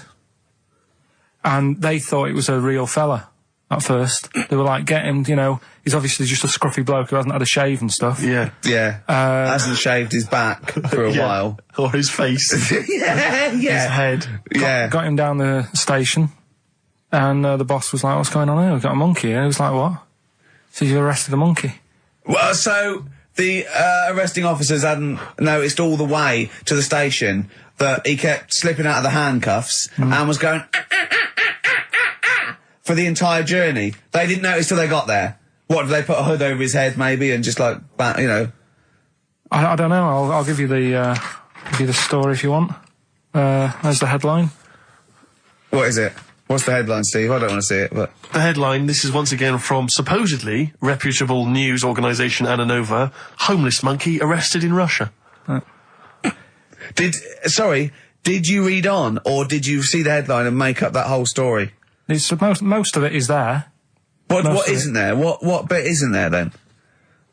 No, I think Steve can have a look over it, check it out and stuff. Point out the embellishment for me, Steve, will you? Well, what it doesn't say is that the police didn't realise it was a monkey. That's what I was guessing. Really? That they got it back and they said, "What are you doing? We've got a monkey here." And they go, "Yeah? Yeah. Oh, God." Familiar with the phrase monkey business? No, never heard that one before, Carl. That's brilliant. Right, well, it came about. This has been emailed in and I haven't really had a chance to look at it, so I'm just weighing it up now. God. Yeah. It's the biggest shambles on air, isn't it? Really? I'm ashamed of it. What was Dr. Fox? Dr. Fox must have been really polite. He must have been thinking, I don't know how to put this. He must have wanted to scream and go, "You shouldn't be in the radio authority." My parents listen online. I can't look them in the eye. I broke the rules in the week. I met up with Carl. I had lunch with him. And we were chatting and having a cup of tea. And it got onto one of Carl's favourite programmes was the Tales of the Unexpected. Ah, of course. And all I can think is that he's probably the only person in Britain where they were unexpected. I mean, to him, when that twist came in, he'd go, "Gee, I can't..." Yeah. Oh, God. Can't believe So it was the tree that did it. I mean, he was probably the only... And we were telling all these stories of horror, and he liked horror stories. And I told him this story. And I don't know if this had come across the way, but I told him this story. It was a short. It was a horror short. This was a film you saw, was it? Yeah. And what it was, it started off, just there'd been a car crash. You see, it's a horrendous wreck. And you saw it from the point of view of the person in the car. And he was calling for his mate, and he was going, "Dave..." And he sort of looked over and saw a body without a head that had been thrown. He goes, "Oh no, Dave." And then into the field of view came Dave, his mate, and looked at him with a look of horror, and then it sort of went black, and you realised that he was just a head, and it had been his body. Oh, wow. Right? Yeah. And I said, then it came up at the end, at the executions in the French Revolution, people experience consciousness for, and he went, "Oh, no," he said, it wouldn't be for that long. And then he went, "If it was a chicken, it would work." Imagine remaking that film, but it's two chickens in horrendous car crash. Their own fault for driving. It would work. No, he wasn't having that. Yeah. No, it was too long. I think he said, "How long was this film?" I went, "Oh, no, 5 minutes." He went, "No." It would work if it was a chicken. I like the way that Carly was something like, when you relate an incident like that, he's appalled and offended and annoyed by the people that made it, even though he's never seen it. Oh, he's annoyed, yeah. Do you have a favourite Tales of the Unexpected, one that you remember particularly that shook you up? Yeah, we were talking about the one on where there's some woman in prison. Have you seen that one? No, I can't remember them all. Right. This woman's in prison. Yeah. And she gets a bit friendly with the guy who takes the dead bodies out. Right. And he said, "I can get you out of here." He said, "What you've got to do, right? You've got to, I don't know, at midnight." When you hear the bell toll, that means there's been a dead body. Yeah, there's been a dead body. So what you've got to do is go into like the place where all the dead bodies are, get in the first coffin on the right, and then I'll come along and carry you out, and you can run away and escape. Yeah. Right? So she goes, "Yeah, all right then." So she hears the bell go. I'll bury you, right? And then I'll come back later and dig you up. Right. Yeah, but that's the point. It doesn't matter. It does matter. Trust me, Carl. It really matters. Okay. Listen, I don't know if I'm going to ruin this for people at home. Yeah. Can I just skip to the end? I would imagine that she gets buried and he doesn't come back, and she has to get buried alive. Better than that. So she gets in the coffin, and she's lying there for ages. She's buried. She can feel a bit of movement going on, so she's obviously, being carried somewhere. So she's thinking, "This is it. I'm getting out." And she's lying there for ages and thinking, "Why isn't someone coming and lifting the lid off this? Do you know what I mean? Letting me get out." So she's really bored. She gets a lighter out, right? Lights it to have a look at who she's lying on. It's only the fella who said he'd help escape. Oh. How bad is that? That is... How bad is that? So it is quite important that she's buried alive then, isn't it? In retrospect, you realise that the jeopardy is that she's buried alive and can't get out. Yeah. It makes it so much worse, doesn't it, than just like lying in the morgue and going, "Actually, I'm getting out of here. Yeah. This isn't going to work." Look at Carl's face. Having told that, he's so pleased. His face is lit up. He's beaming like a child. Educating Ricky. What have we got? Airy Chinese kid. Go on. Right, yeah. This is the... I didn't want to do this. What do you want to do it? Well, I wanted to give you 3, and I gave you one. It was like the alien man gets a beard or whatever. Yeah, and which was total rubbish, so this one should be better, maybe. Hairy Chinese kid. Right, well, we've talked about hairy people in the past. True enough. Haven't we? Yeah. The little kids who grew up in woods and hung around with wolves and that. Yeah, again, you're confusing it. Yeah, they're not... There were some people that were born...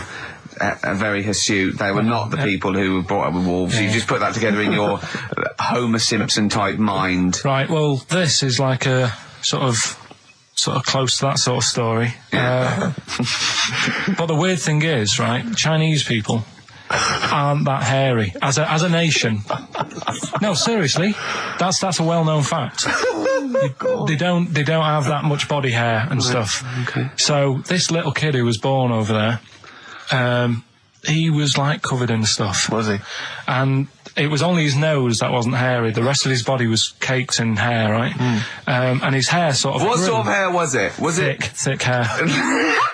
No, what I mean is, was it sort of like a pony's mane, so he just looked like an Ewok? You know what I mean? Just like hanging down sort of straight, dark hair. In the picture, it looked like it grows from his eyebrow. It grows from his eyebrows quite thick. And then it just goes all the way over his head. You don't think it was just really long eyebrows that he'd done a comb over? No, it was all over his body. It had a picture of like his back and that. Yeah. And had he styled it? Had he styled it at all? Did he have it in a quiff or? No, it was just hanging everywhere. all over him. Yeah. And they were like, this is a bit weird happening in China, where we're not normally that hairy. That was the scientist speaking there. And the local press and that were getting him down, calling him Monkey Boy and all this. Oh. And Thinking Chinese press. but the doctor, Yeah. Oh. They're cruel, aren't they? It's like those game shows. That's Japanese, isn't it? Yeah. That's what. Yeah. and the doctor said, I was talking through all that time while we were just like talking to each other then. Because I turned around and I still saw he was talking. Go on. So anyway, the local press came in to see the hairy boy, the monkey yeah, boy. and they were like being tight, taking the mickey out of him, and the doctor said, Showing him nuts. said he's only hairy. Said he's a healthy young kid. The only faults he's got is he's got a little bit of eczema and a boil. And he said everybody should just treat him the same, and I think he grew up a healthy kid. Yeah, so that's the That's the end of the story. That's not a story.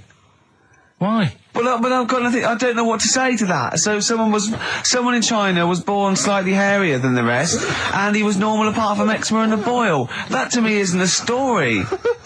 But if it is, I've got a million. I mean, it's sort of like bloke from Manchester went a bit bolder than the rest, got a job on radio. He was normal. I mean, that's not a story, is it? Well, we'll start off with the Mr. Freeze. Tell Steve the story of Mr. Freeze. This is the first time he nearly died. This is the most serious of the lot, really. So, what it was, do you know, like, don't know if your mum and dad did the same thing, but, like, they do the weekly shopping on like, a Friday. Yeah. So when you got to Thursday, there wouldn't be much stuff left in the cupboard. It'd just be like, you know, your Jacob's crackers and stuff like that. So when they'd been to the supermarket and they came back, I was like, you know, what's that saying? Like a pig in... You know, I loved it. It was like loads of food coming in, loads of biscuits. What is that saying? He nearly said pig in shit. Right. Is that the saying? Yeah. Right. So yeah, all this food comes in. Thank God he didn't. Otherwise he'd have been in trouble. That's true enough. Because he's culpable for our actions, because he's the producer. So technically, that twat's in charge. Go on. Right, so anyway, so there's loads of food, and I'm like, oh yeah, look at this, and chocolate biscuits, and, you know, penguins and stuff. Bacon. And bacon. Just in case, you never know. So anyway, my mum and dad's putting the food away. Me and our kid are like, he's already grabbed something, gone back upstairs.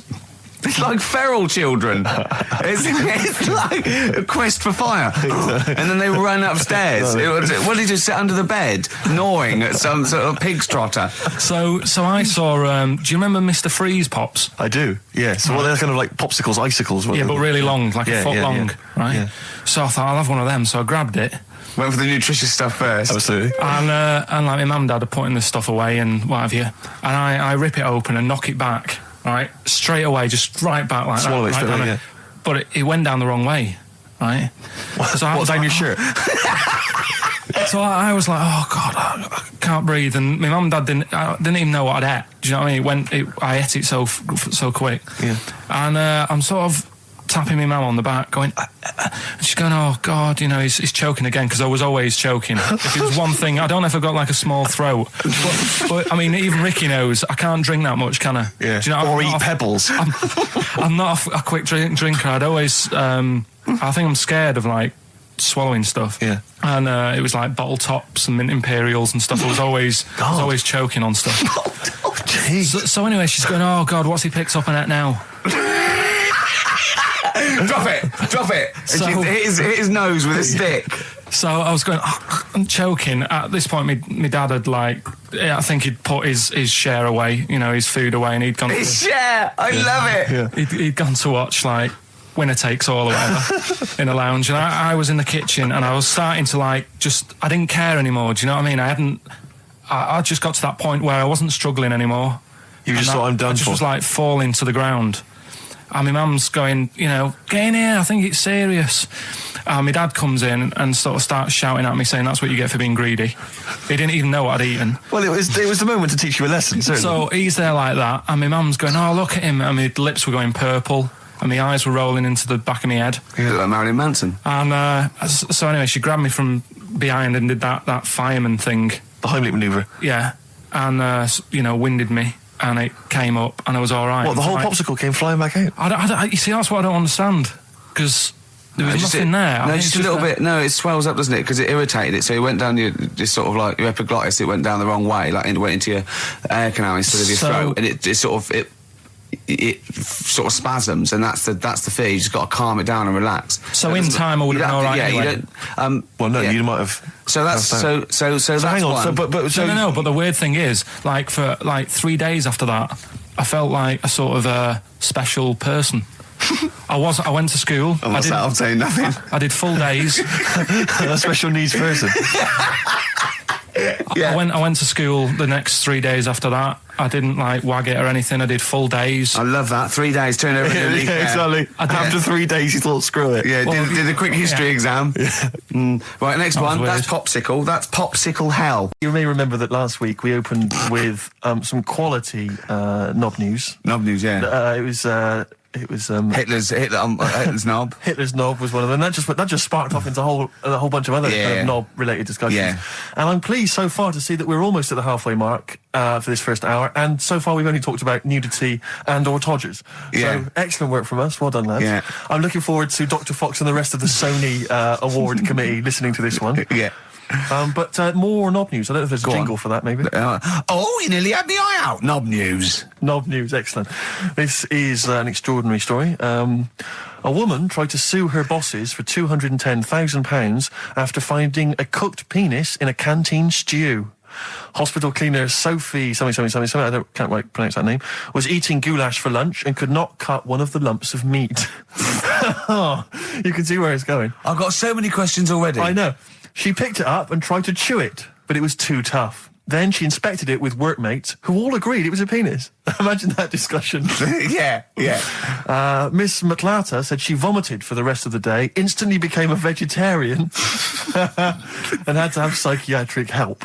It's not known whether the organ was from a human. The case continues. Well, it can be found out, so that's one thing. Obviously, the doctors aren't confused. They're not going, I don't know, I've never seen one like it. Yeah. Also, why is she eating goulash? I know. I mean, that's my first question. Why?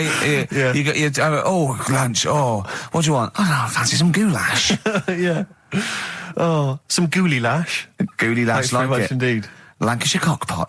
Oh, It's on the menu. Brilliant. Only £5.50. Wangers and mash. I'd love some wangers and mash, please.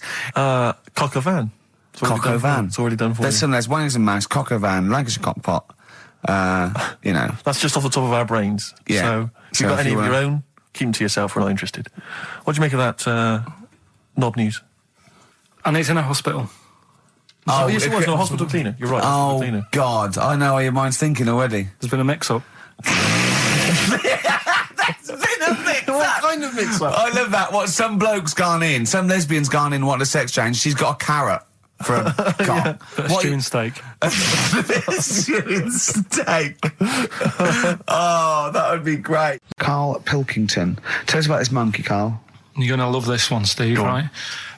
So last week we were talking about how, like, a lad left his family because there was problems at home and that. He went and lived in the wood. He got airy, right? No. Leave it there, Rick. We haven't got time to go into Right, it. so... That's what happened. And that's what happened. He lived with the monkeys. He went airy. That's what happened. Looked into some other stuff about, like, airy kids and all that.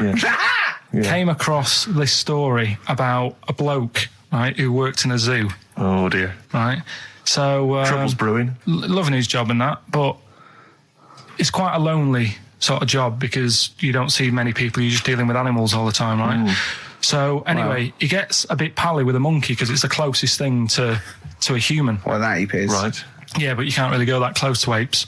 They're dangerous. What do you mean? What type was it? Do you Just mean let him tell the Was it story. a chimpanzee? I reckon it was a chimp, yeah. Yeah, it was you a don't chimp. even know, so it was that's a an chimp. ape. It was a Okay. chimp. Yeah, but it doesn't matter, does it? So he It's the gets story. pally with him. Right, so he gets pally with Well, him. have they and gone holiday together? Well, no, I mean, it starts On the off. pool together. It starts off just checking each other out and probably sharing lunch and that together. Yeah. Right.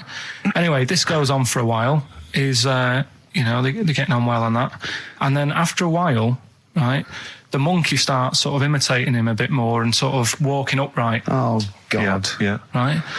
So he thinks, oh, that's a bit weird. Anyway, they get on really better and what have you. So he thinks he could live at home with me. Because we're getting on the storm. Yeah. Right.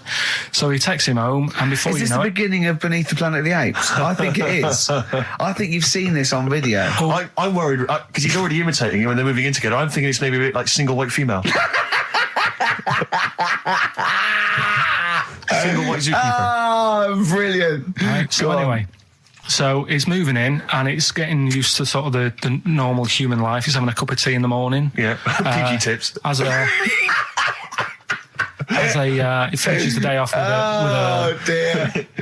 Finishes the day off with what? He doesn't have him move a piano at one point, does he? Finishes the day off with a little brandy. Yeah. What, he pours himself one. Is he wearing a smoking jacket? I'll tell you what, Carl, you're a maniac, mate. No, this is why it attracted me. It's amazing, right? So he's having his brandy and that, loving his life. Next thing you know, he sort of, I don't know if he loses it or he gets shaved, but the top half of his body is hairless. Right? Apart from his head. Right, so he's got a nice so it's the opposite of the kid. Well, yeah, this is what I'm saying. That would happen. Right. Well, hang on, but so you don't know if he was shaved or if it's How did it say?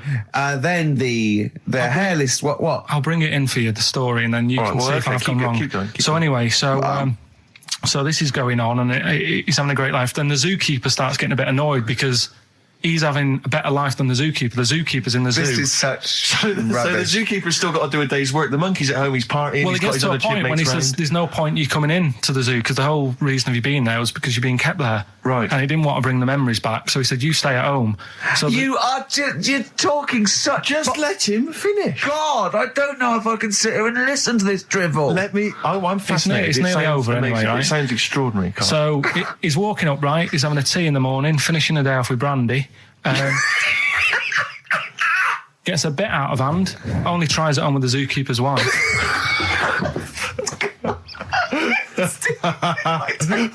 Make him go away, Steve. How does he do that?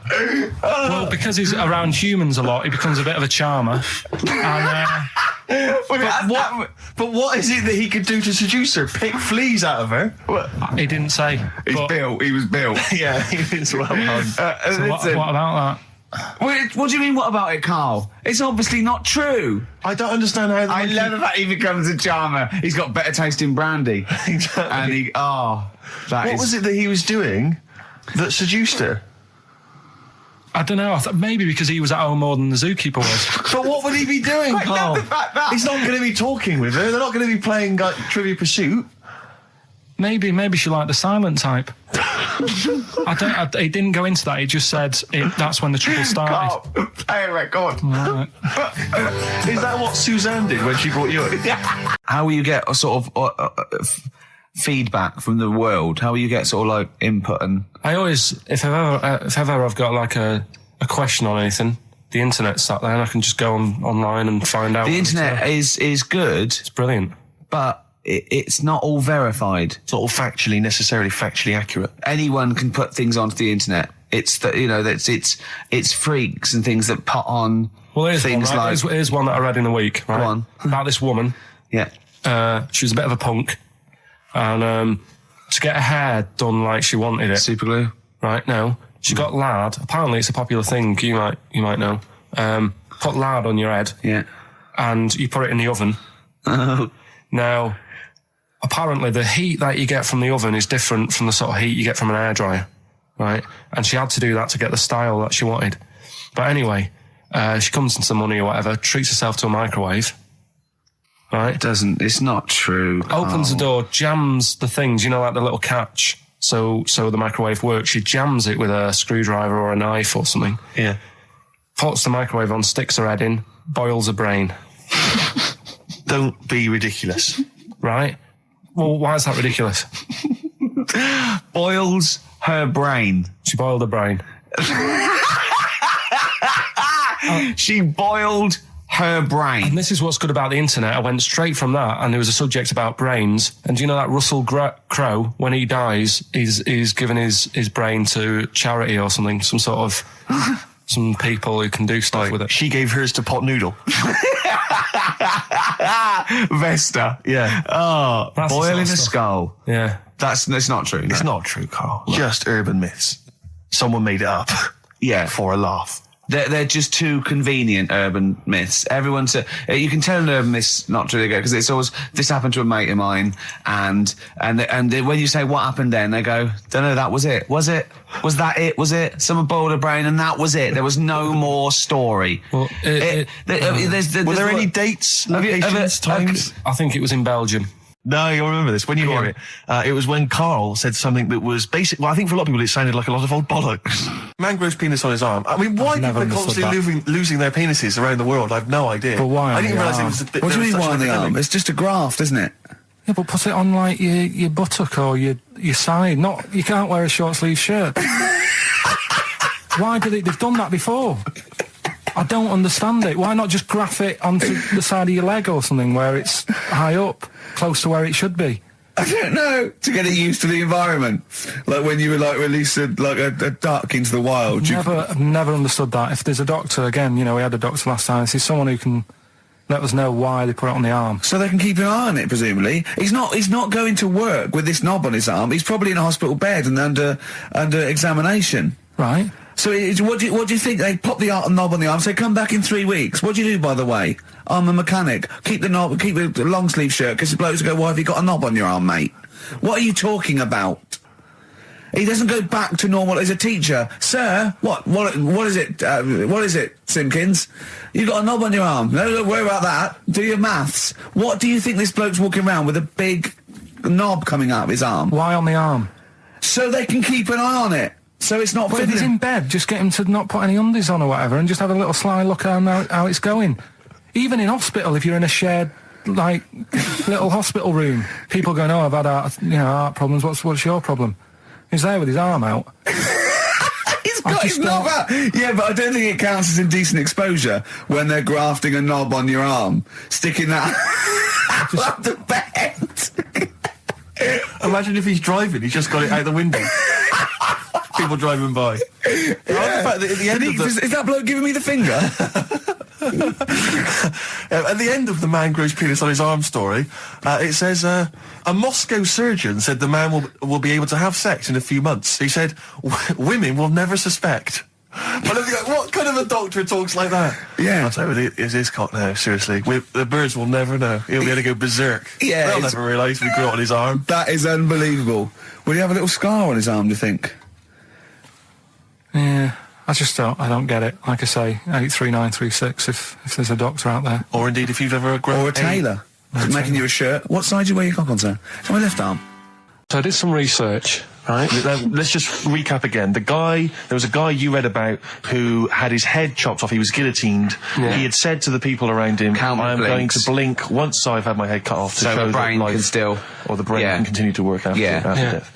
Okay, so yeah, we queried that. So you weren't having any of it? Well, no, possibly for a few seconds till the oxygen stops being fed to the cells because the blood has drained away. But, you know, nothing spectacular. So Right, go on. well, along the similar sort of lines, right? This is quite a few years ago. This fella sort of upset the royal family doing something, right? So they said that this isn't good. It wasn't Ben Alton at that Jubilee thing, was it? I can't remember what it was, and they said, right, That was terrible. We're gonna cut your head off. You know, you gotta show people like you can't be doing what you've been doing. What was this, the 1970s? When you say a couple of years ago, you mean maybe sort of... Was it the olden days when the phones weren't very good? Ages ago. Yeah. Ages ago, sure. So yeah, fair enough. Yeah. So Very philosophical. Yeah, imagine that when you wasn't here Cut your head off. This was literally ages ago. Yeah, exactly. Yeah, go Simon on. Sharma's History of Britain. Yeah. Oh, So- and even before that, which is yonks before, when it was all mental and different. Sorry, Carl, go on. So he's having his head cut off, and he's resigned to it. it's the day before. He's kind of got it into his head now that I'm not going to have my head much longer. Sure. So he said, let's make use of this. Yeah. He said, I wonder how long like the body can stay alive without my head on it, right? So they were like, oh, I don't know. So Who were? so The jailers? whoever he was asking. These jailers with one eye. Yeah.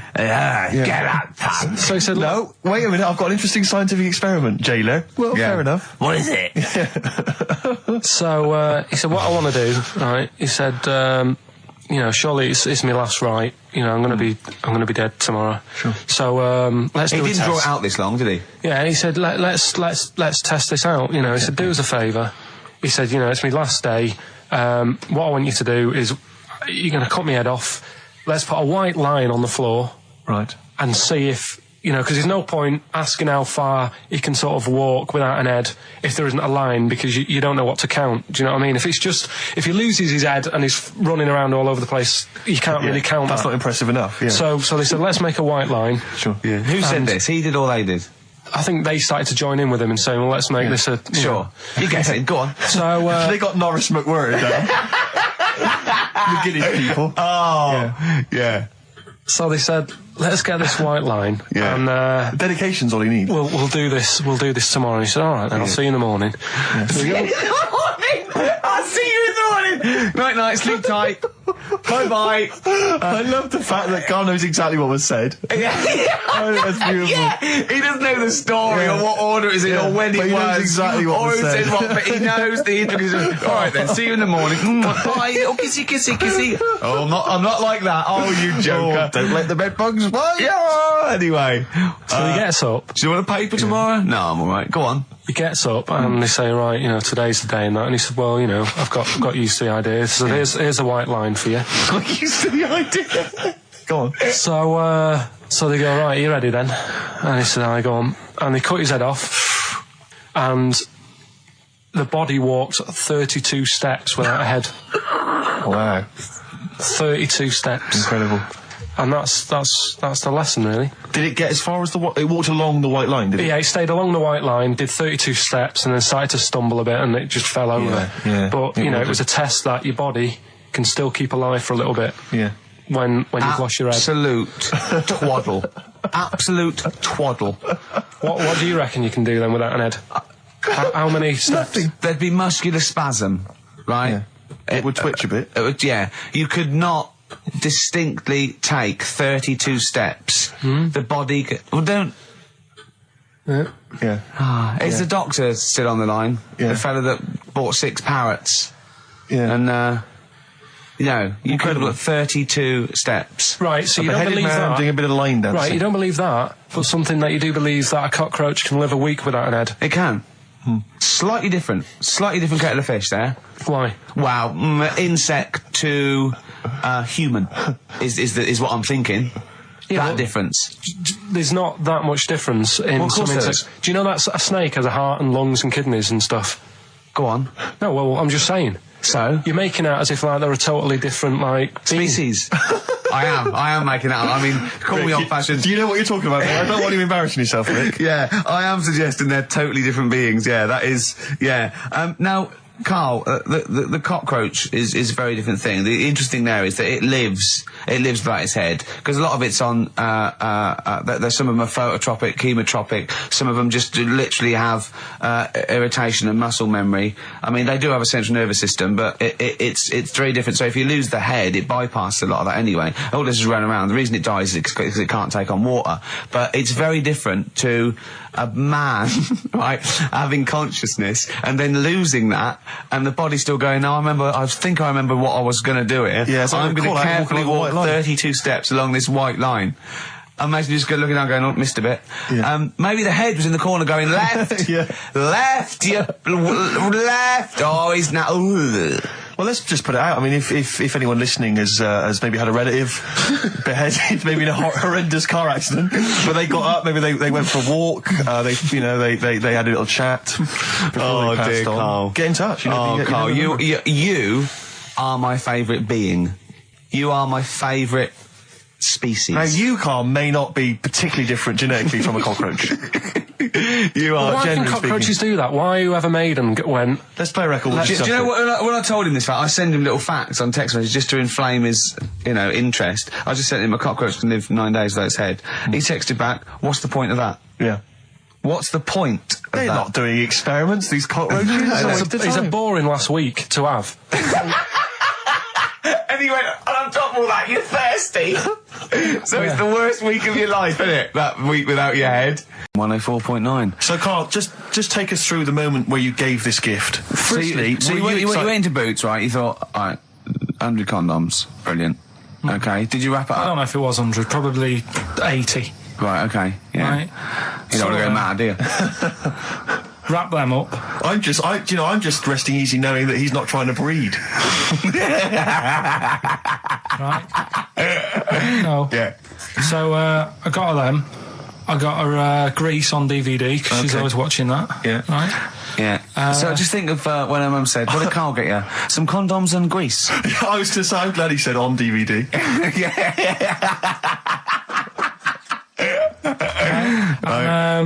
She was surprised anyway, right? Because Yeah, I bet she was. no, when she got she was thinking like jewellery. no, So right? that showed her.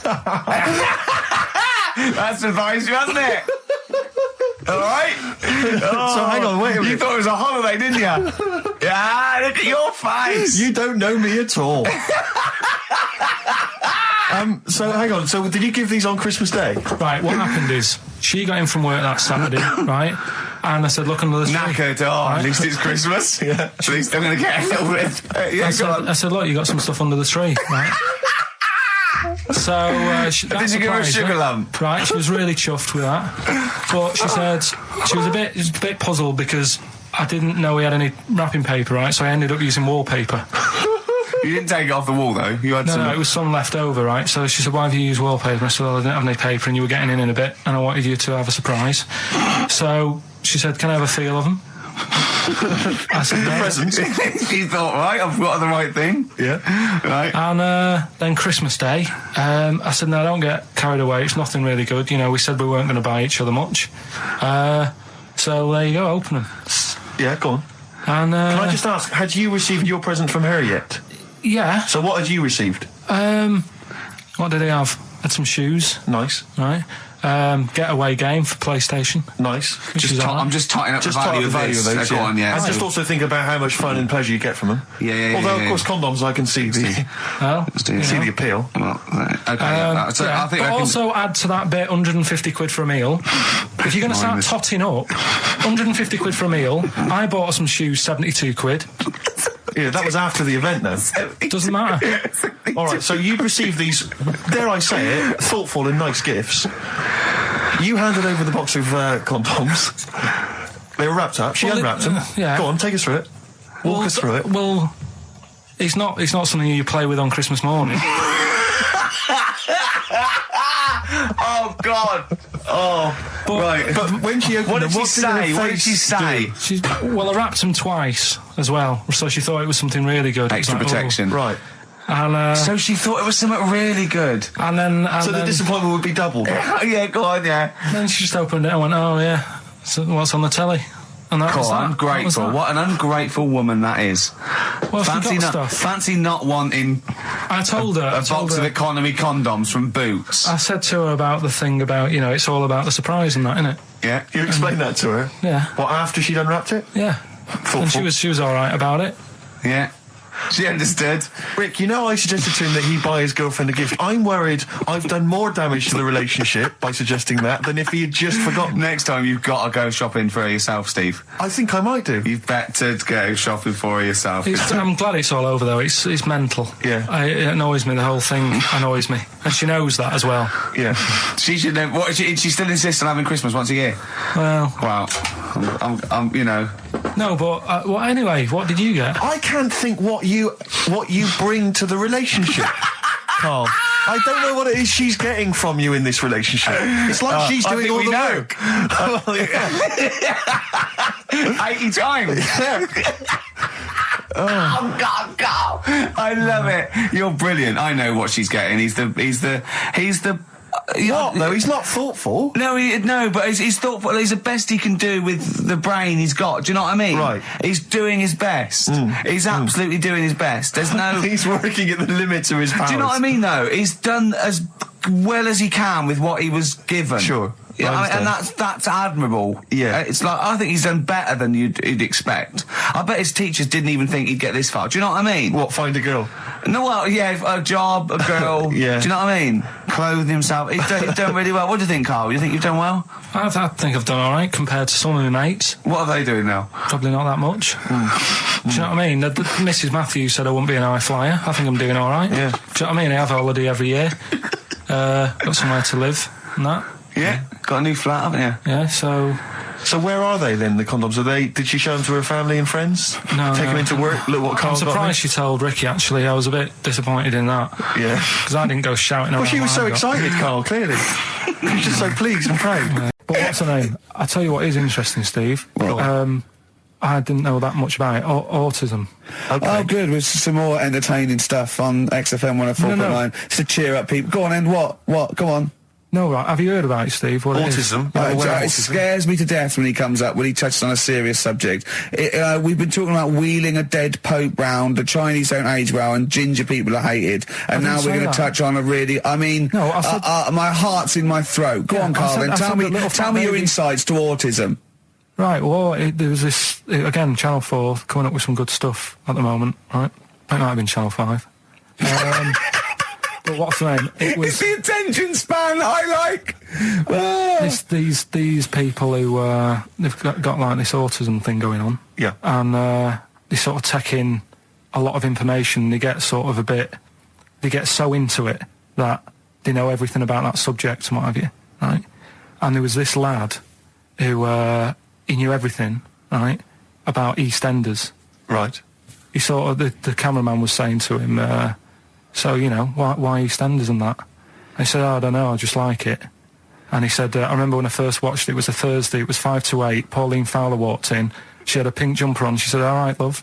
And he remembers everything from that moment on. Yeah. Right, and everything, which is great, but then the way the programme was making out, it was almost like they were saying it's a disability.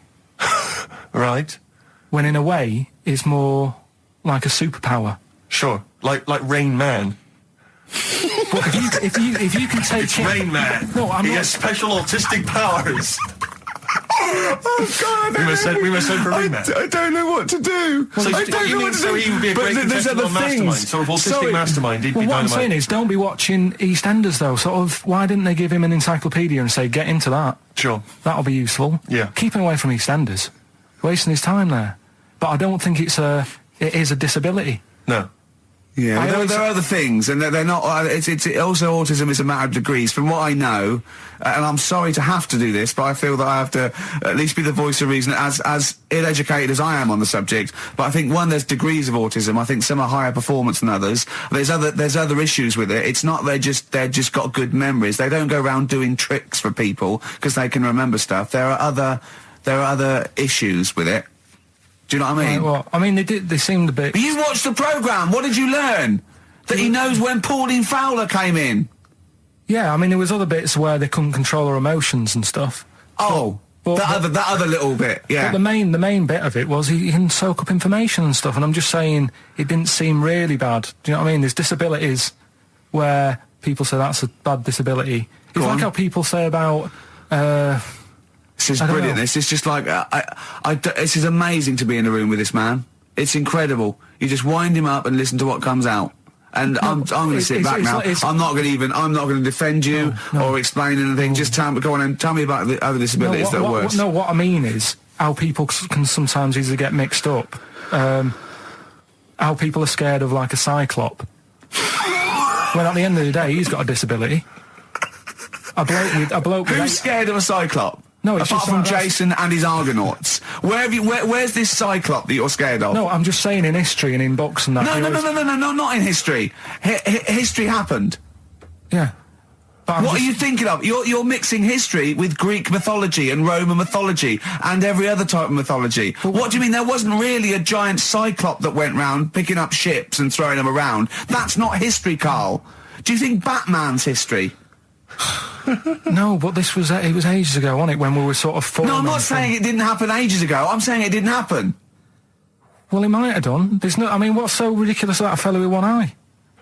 In the middle of his head, and he's big and scary and lives in a cave. Why is he scary? Because he's got. What if he had 8 eyes? I'd be scared of him. At the end of the day, he's got a disability. We'll talk about it in a bit. So could we bring back just for one night only, educating Ricky? Oh, I'm excited. Yeah. Do you think it warrants that?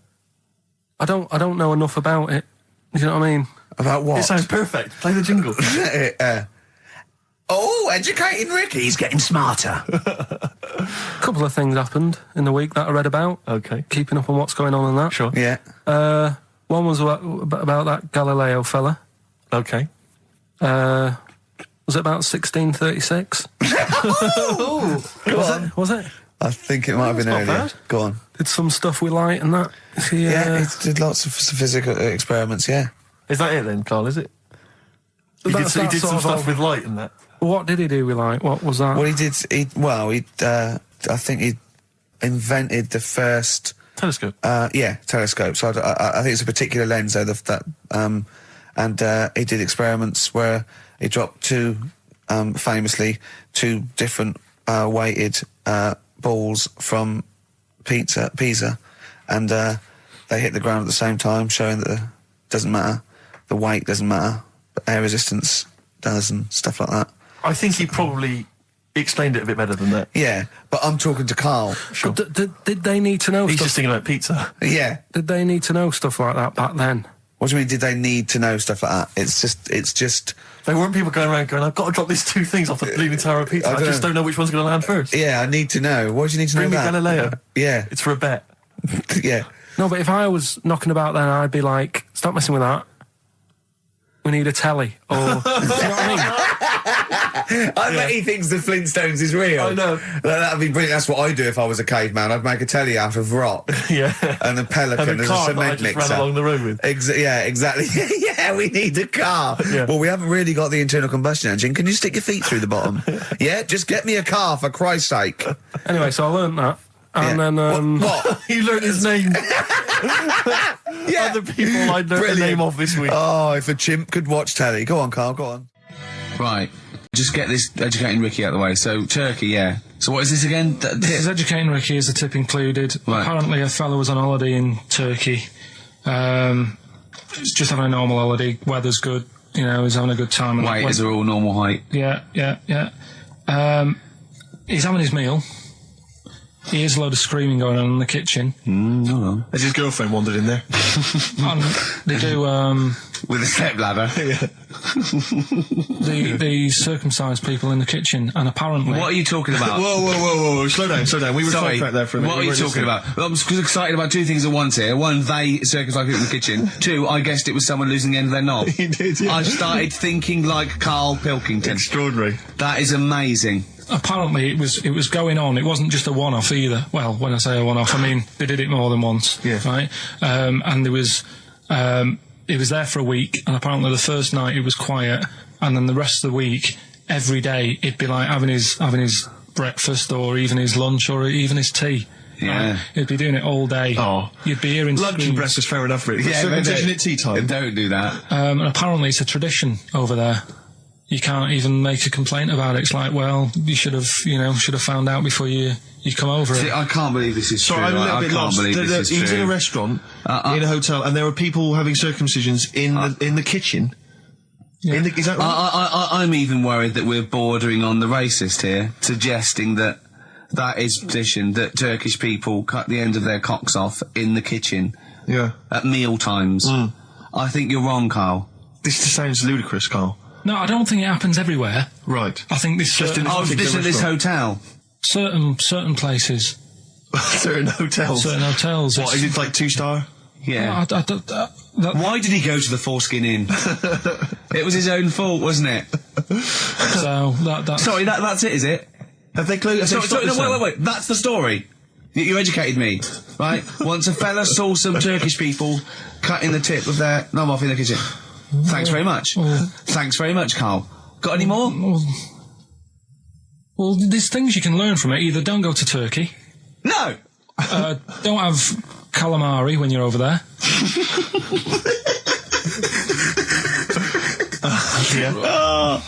Karl, you've done it again. Well, Good evening, Steve. Got some here. Brought in. It's just a normal soup. It's Rooster's Pride. What flavour soup's that, Steve? Oh, I know you brought that. And it's all it's a genuine article, and it's cock soup. Can I have a close look at that? Maybe there's some more humour I can draw. What, you want a closer look at my cock soup? Just a cock soup. Let me just. It says here delicious, appetising. Oh, 3 is to it? 4 servings. Oh, because you know what I'm thinking of when you're talking about the I'm soup. thinking of innuendo. I'm just thinking of a man's cock. Penises. Yeah. Let me just. It's the darkness. Use Rooster's Pride cock soup as a snack with crackers or toast. Still thinking of a normal knob. An appetiser again, or a soup base. That doesn't really work as an innuendo. No, That's disappointing. We'll work on that though. no. I was on the way in today, right, Steve? Walking in. I always walking in. I get left early and stuff. I like to get in early, get some bits done, Monkey News, songs of phrase. that sort of thing.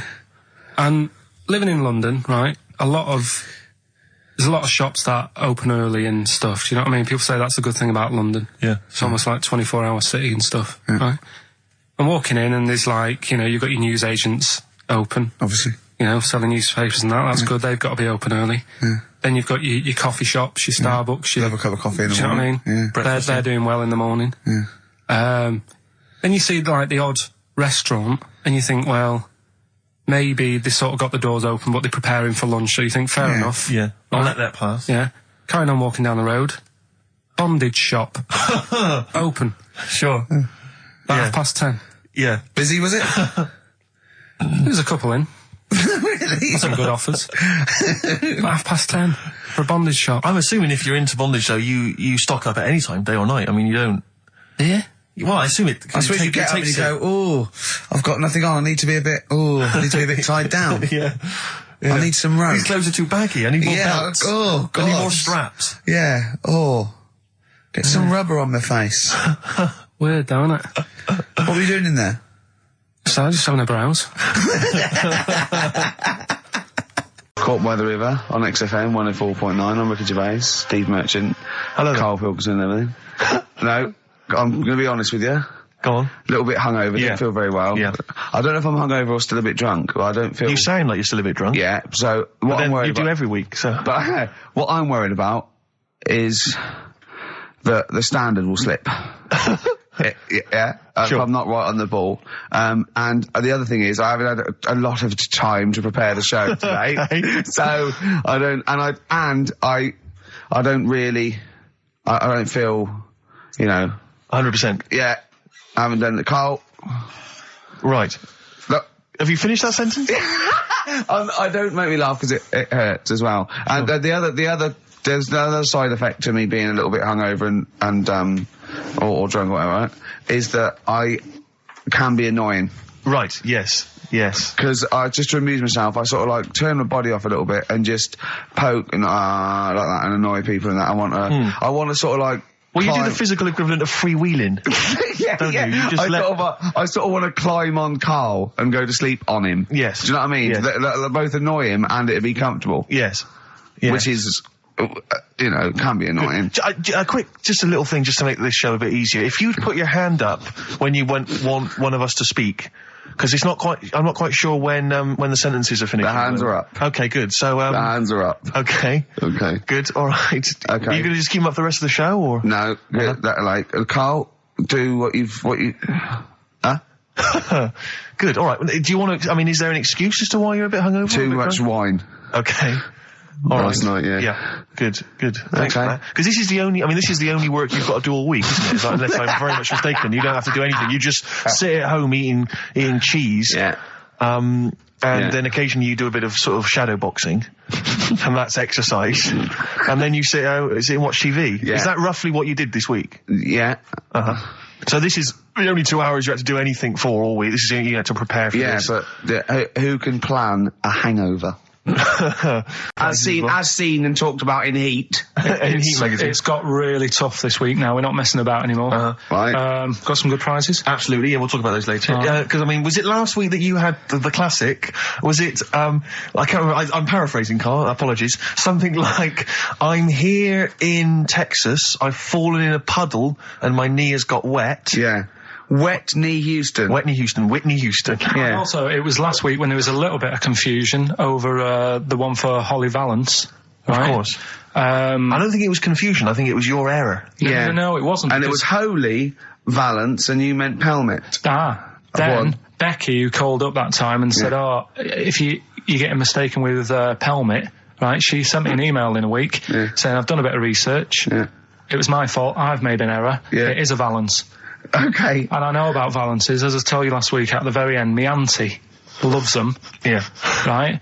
She makes them. She started off just like putting them on top of the sort of window around the curtain.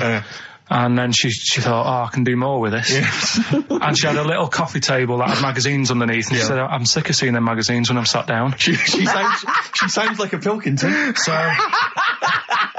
I'm sick of seeing them magazines when I sit down. So she put a Valance around the table. Yeah. She just got Valance around everything now. Yeah. Then, next step, she tapes everything. She never actually watches telly. She tapes it all because she gets sick of listening to the adverts and that. Yeah. So she tapes everything. So she's got loads of videotapes and that.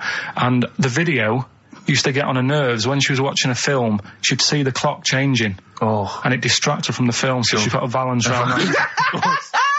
Yeah. That's genius. Yeah. So, That is really... or is it mental? Only Mrs. Einstein can tell. I don't know. She's even made a little Jack Russell look like a hovercraft. Yeah. It's great. So everything's got a balance. If you go round and you stand still for too long, the chances are you get a balance around your head. Yeah. This is this is Auntie who? Auntie Nora. And this is the one that farted for 5 minutes. She did. Lest our listeners forget. Lest we farted forget. for 5 minutes, called his mum, saying I'm farting. 2 minutes into the fart. She said about 2.5 minutes in. Yeah.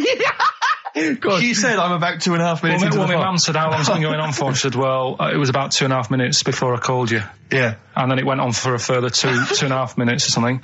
And then it stopped. And, She couldn't time it because there was a balance over the clock. Yeah, she Because it used to couldn't annoy time her when it, she was yeah. on the phone and you put her off seeing So the time. she was guessing it was 5 minutes. This was one consistent fart.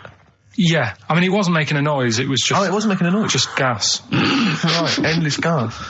So, there you That's go. fantastic. Well, we started off with a new one, a little bit of Foo Fighters. We like new and old on this show, don't Indeed, we like to mix it up. I'd like to play to the Smiths from their debut album, I Don't Owe You Anything. Red Hot Chili Peppers on XFM 104.9. I'm Ricky Gervais. With me, Steve Merchant. Hello there. Karl Pilkington. All right. Don't be nervous. We might see a difference in Karl. He's a little bit shy. There's someone here from the BBC filming this, part of that celebrity boxing thing. The Fight, I think it's called, and they want to get a little clip of this, so we're going to let them film for a minute, and then they're going to go away. Is that all right, Karl? Yeah. He doesn't want to be on camera, do you?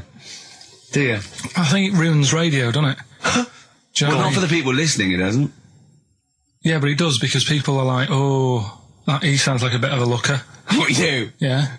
And then they'll see it on the telly, and they'll go, God, yeah, his head is round. It is round, though, isn't it? So, guess what? I got a call yesterday. You'll love this, Steve, from MTV, and they were wondering if they could screen test Karl. That's outrageous. I'm loving it, and I was going, yeah, and I said, yeah, it's fine. I'll come down with him, and I was saying, what about this and that, and they were loving it. I called him up, he went, oh no. I went, why not? He went, well, I'm looking at my reflection now in the mirror. He said, I shouldn't be on the telly. What would you wear for your screen test, Karl? What kind of look would you try and cultivate? Because you've got to bear in mind that the audience out there, they don't know what you look like. So, would you be a snappy dresser like, say, Jonathan Ross, or would you go for your kind of street cash look? Can't wear a suit. You can't wear a suit? Don't hold it well. So I'm thinking, I don't know, I'll probably wear my woolly hat, because that takes some years off me. It does. He looks about 10 with a woolly hat on. Yeah. Okay. And, is it quite a cool woolly hat, or has it got a bobble? it's charcoal. I'd say it's the in colour. Yeah, okay. And I'll probably wear me anorak. Right. Oh, he's going for the... He's going for glam. He's going for quite a glam look. Yeah, no one else has dressed done for it. a jumble sale. Wow. Yeah. But I'm not that happy about it all, to be honest. Are you going to do it? You're not going to do it?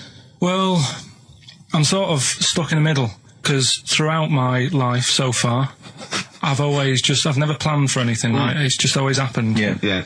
The time, you know what I mean, being in plays at school, never planned it, but when I did it, I went down a storm. It was that sort of triumph, thing. yeah, we all remember that. So, As I remember, you did Little Donkey. did Little Donkey, yeah. And then later, someone was filming at the back. Was it your dad's mate? My dad's mate. Well, Yeah. And on the camcorder, he listened to it back, watched him playing it. His dad says, just off camera, what does he say? I don't want to say it because I'm in charge of the show and I'd be irresponsible. He looks like a right twat. So, And so he gets home, listening, watching that, and then here's his dad just off camera go, he looks like a right twat. yeah, all right, yeah. What are you worried about? Your dad saying that or the Can I word? just interject? Because I'm really worried about this idea of Karl being on MTV. Because the problem is that, let's be honest, Rick. I mean, we're getting by the skin of our teeth, aren't we? Really, it's only Karl that's keeping this afloat. Yeah. And if he gets on MTV and the world sort of gets a sense of him and they understand him, and he won't be ours anymore. We won't be able to control him. It'll be out there. It'll be in the. Well, that's the thing. No, that's the thing. That's the terrible thing, though, isn't it? It's like Karl is my pet, but I realise I've got to release him into the wild. And because I love him, I know he's got to go free. Sure. But I want to. It's like Kez. Maybe someone will beat him to death, and we won't have to worry. I'll have you on, though. I'll have you on as a guest. Which gets me on to something we've got coming up today. Oh, yeah, he's got a new idea. Yeah. Right. Do you know, like, I've talked about ghosts, and we had that good discussion the other week walking to Piccadilly Circus Station, and I was telling you about ghosts, and you were saying, Karl, don't be an idiot, and all that. Spoke to a woman in the week. Done a little interview with You've her. done a little interview? Done a little interview, 2 minutes or so, with a woman who's got ghosts in her house. So I look forward to hearing that later. That sounds brilliant. Coming up later. Well, I'm going to play a classic tune now. I've just gone straight for it. I've gone for the jugular. This is Ziggy Stardust. Science of Silence on XFM 104.9. I'm Ricky Gervais. Joined me is Steve Merchant and Karl Pilkington. It was an excellent link, that, Rick. Did you say Nime at one point? 104.9? Did I? Other than that, it was Again, textbook. Yeah, a desperate attempt at being articulate. Sure. But let myself down. With your See, this is the national good thing understanding. about the boxing thing, because there's no chance of me, slurring fool the of words. yourself? No. I already slurred my words. Yeah, so no one, any damage will be totally fine. Yeah. Oh, the doctor's dear. rushing in. I think there might be some kind of concussion. Jane just going, no, that's just the way he talks normal.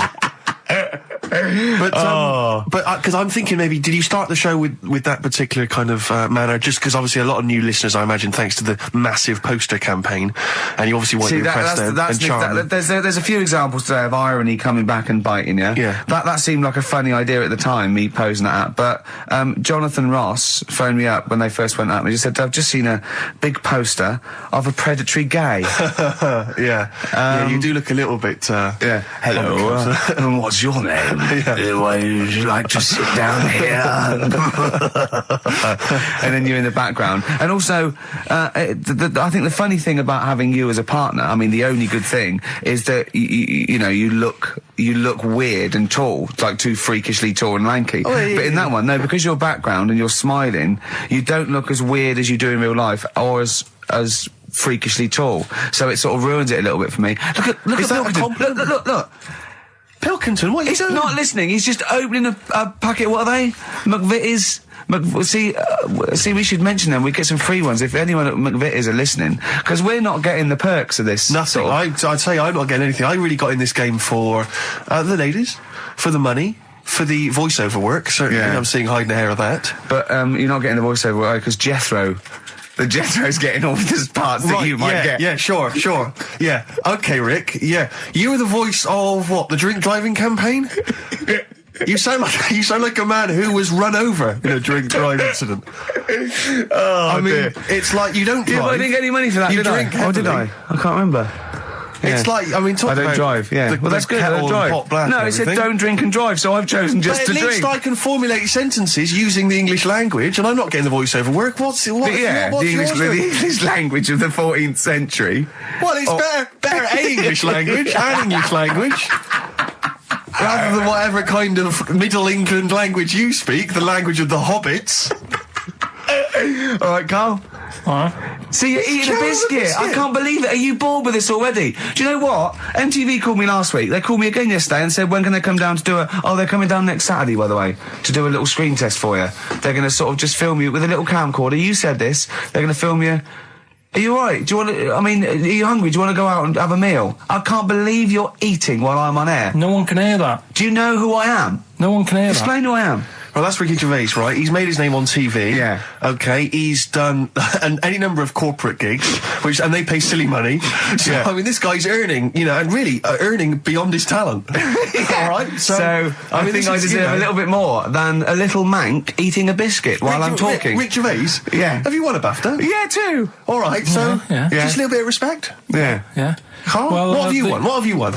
I got a bronze certificate for doing a full week at school. That's great. It was only a bronze. What's that then? 3 out of 5 days. And I got me a little Crusaders badge, if you remember. What's the little what? Crusaders badge? The Crusaders badge for the religious club.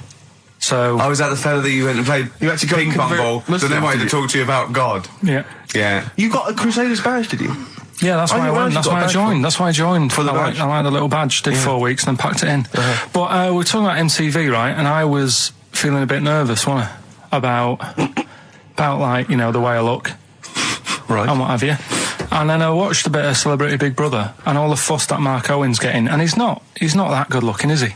He's a very. I want to be Mark Owen's mate. If anyone who knows Mark Owen or Mark Owen's listening, I want to be his mate. I think he's brilliant. I think he's a nice lad, but what I'm saying is, right, all the girls go mad over him. Yeah. And he's not that good looking, is he? Well, no, he's got. He is in a certain way, isn't he? That sort of non-threatening. Sort Yeah, of. but he's not stunning, is he? Do you know what I mean? No, but no. Well, what's your definition of a stunner? Yeah. Well, who do you like? someone who you look at and you go, God, they're good. Which looking. bloke do you fancy? What bloke do you think's attractive then? So if I was into men, Yeah. in fact, you can still say a bloke's a good looker without fancying him. And that. Who do you think is know what I mean? attractive? Probably. I mean, it depends what you're looking for. No, just look. Just look. You think there's different looks as of well, course, isn't yeah. there? No, who do you say was attractive? Who do you say was like stunning in your definition? A good-looking lad. Yeah. Good-looking lad. Oh, look at him over there. He's.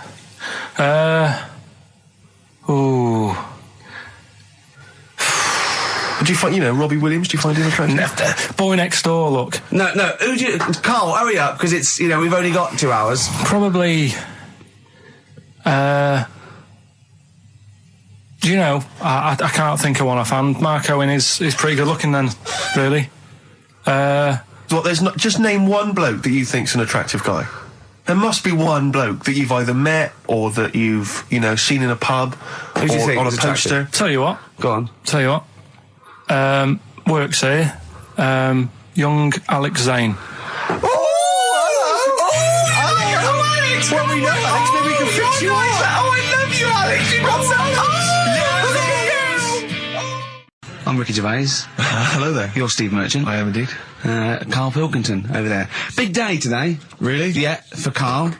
He hasn't been looking forward to it. He's been whinging in the week. A couple of things. He thinks he's overworked. He thinks he's overworked here, and he's stressed, and he's got to do DIY. MTV are coming in right, to give him the chance of his a lifetime to do just a little screen test, and he's going, well, I'm not going to look good, am I? They're not going to. Why? He said, well, I've got a round head and I'll be wearing headphones. And he's not made an effort. He thinks, they'll put him off. He said, they won't even press record. He's got a spot on his head. I mean, you know, also... Carl, you're not looking forward to it. You're not excited about it. It's a great opportunity. Why is it a great opportunity? To get on MTV? No, but... It's money for old folk. Yeah, but look what's happened to people like Jeremy Speak, or whatever his name is. And all Jeremy that. Spake, yeah. Yeah, and... yeah, slightly different. Why is it? Well... See? You're making it in the industry, and you've got something to give. He happened to be around when they were filming an airport. Do you see the difference? Alright, the other one then, who's on a boat. Same thing, although at least she had a skill. She had a skill, she can sing, Well, it's just... I think it can all go wrong. Do you know what I mean? Well, of course it can. So can sitting in your little room moaning about nothing happening in the world. He wanted to stop educating Ricky because nothing happened. He said, look what happened last week. I scoured the net. He said, all I found was a dog in a car wash and a parrot and a vicar. Right? I'll tell you what, there ain't much more going on this week. We're talking... listen, me and Steve, yesterday, we took a day off to prove you wrong, and we've come up with 2 of the most incredible things I told you about, and they're amazing. So there are things out there. Always, but just go for truth. Go for truth and science and discovery. Fact is stranger than fiction. You don't have to revert to sort of like God and ghosts. I know, yeah. Do you know what I mean? But the funny thing is, like... last couple of weeks I've been saying there's not much going on. Yeah. I found out when I was looking that there was a day in 1930, right? It was a Good Friday. There was no news. There was nothing going on. They had to put a music video on or something on the telly because there was nothing going on. Play a record. We're going to play some classic tracks today. This is Debaser.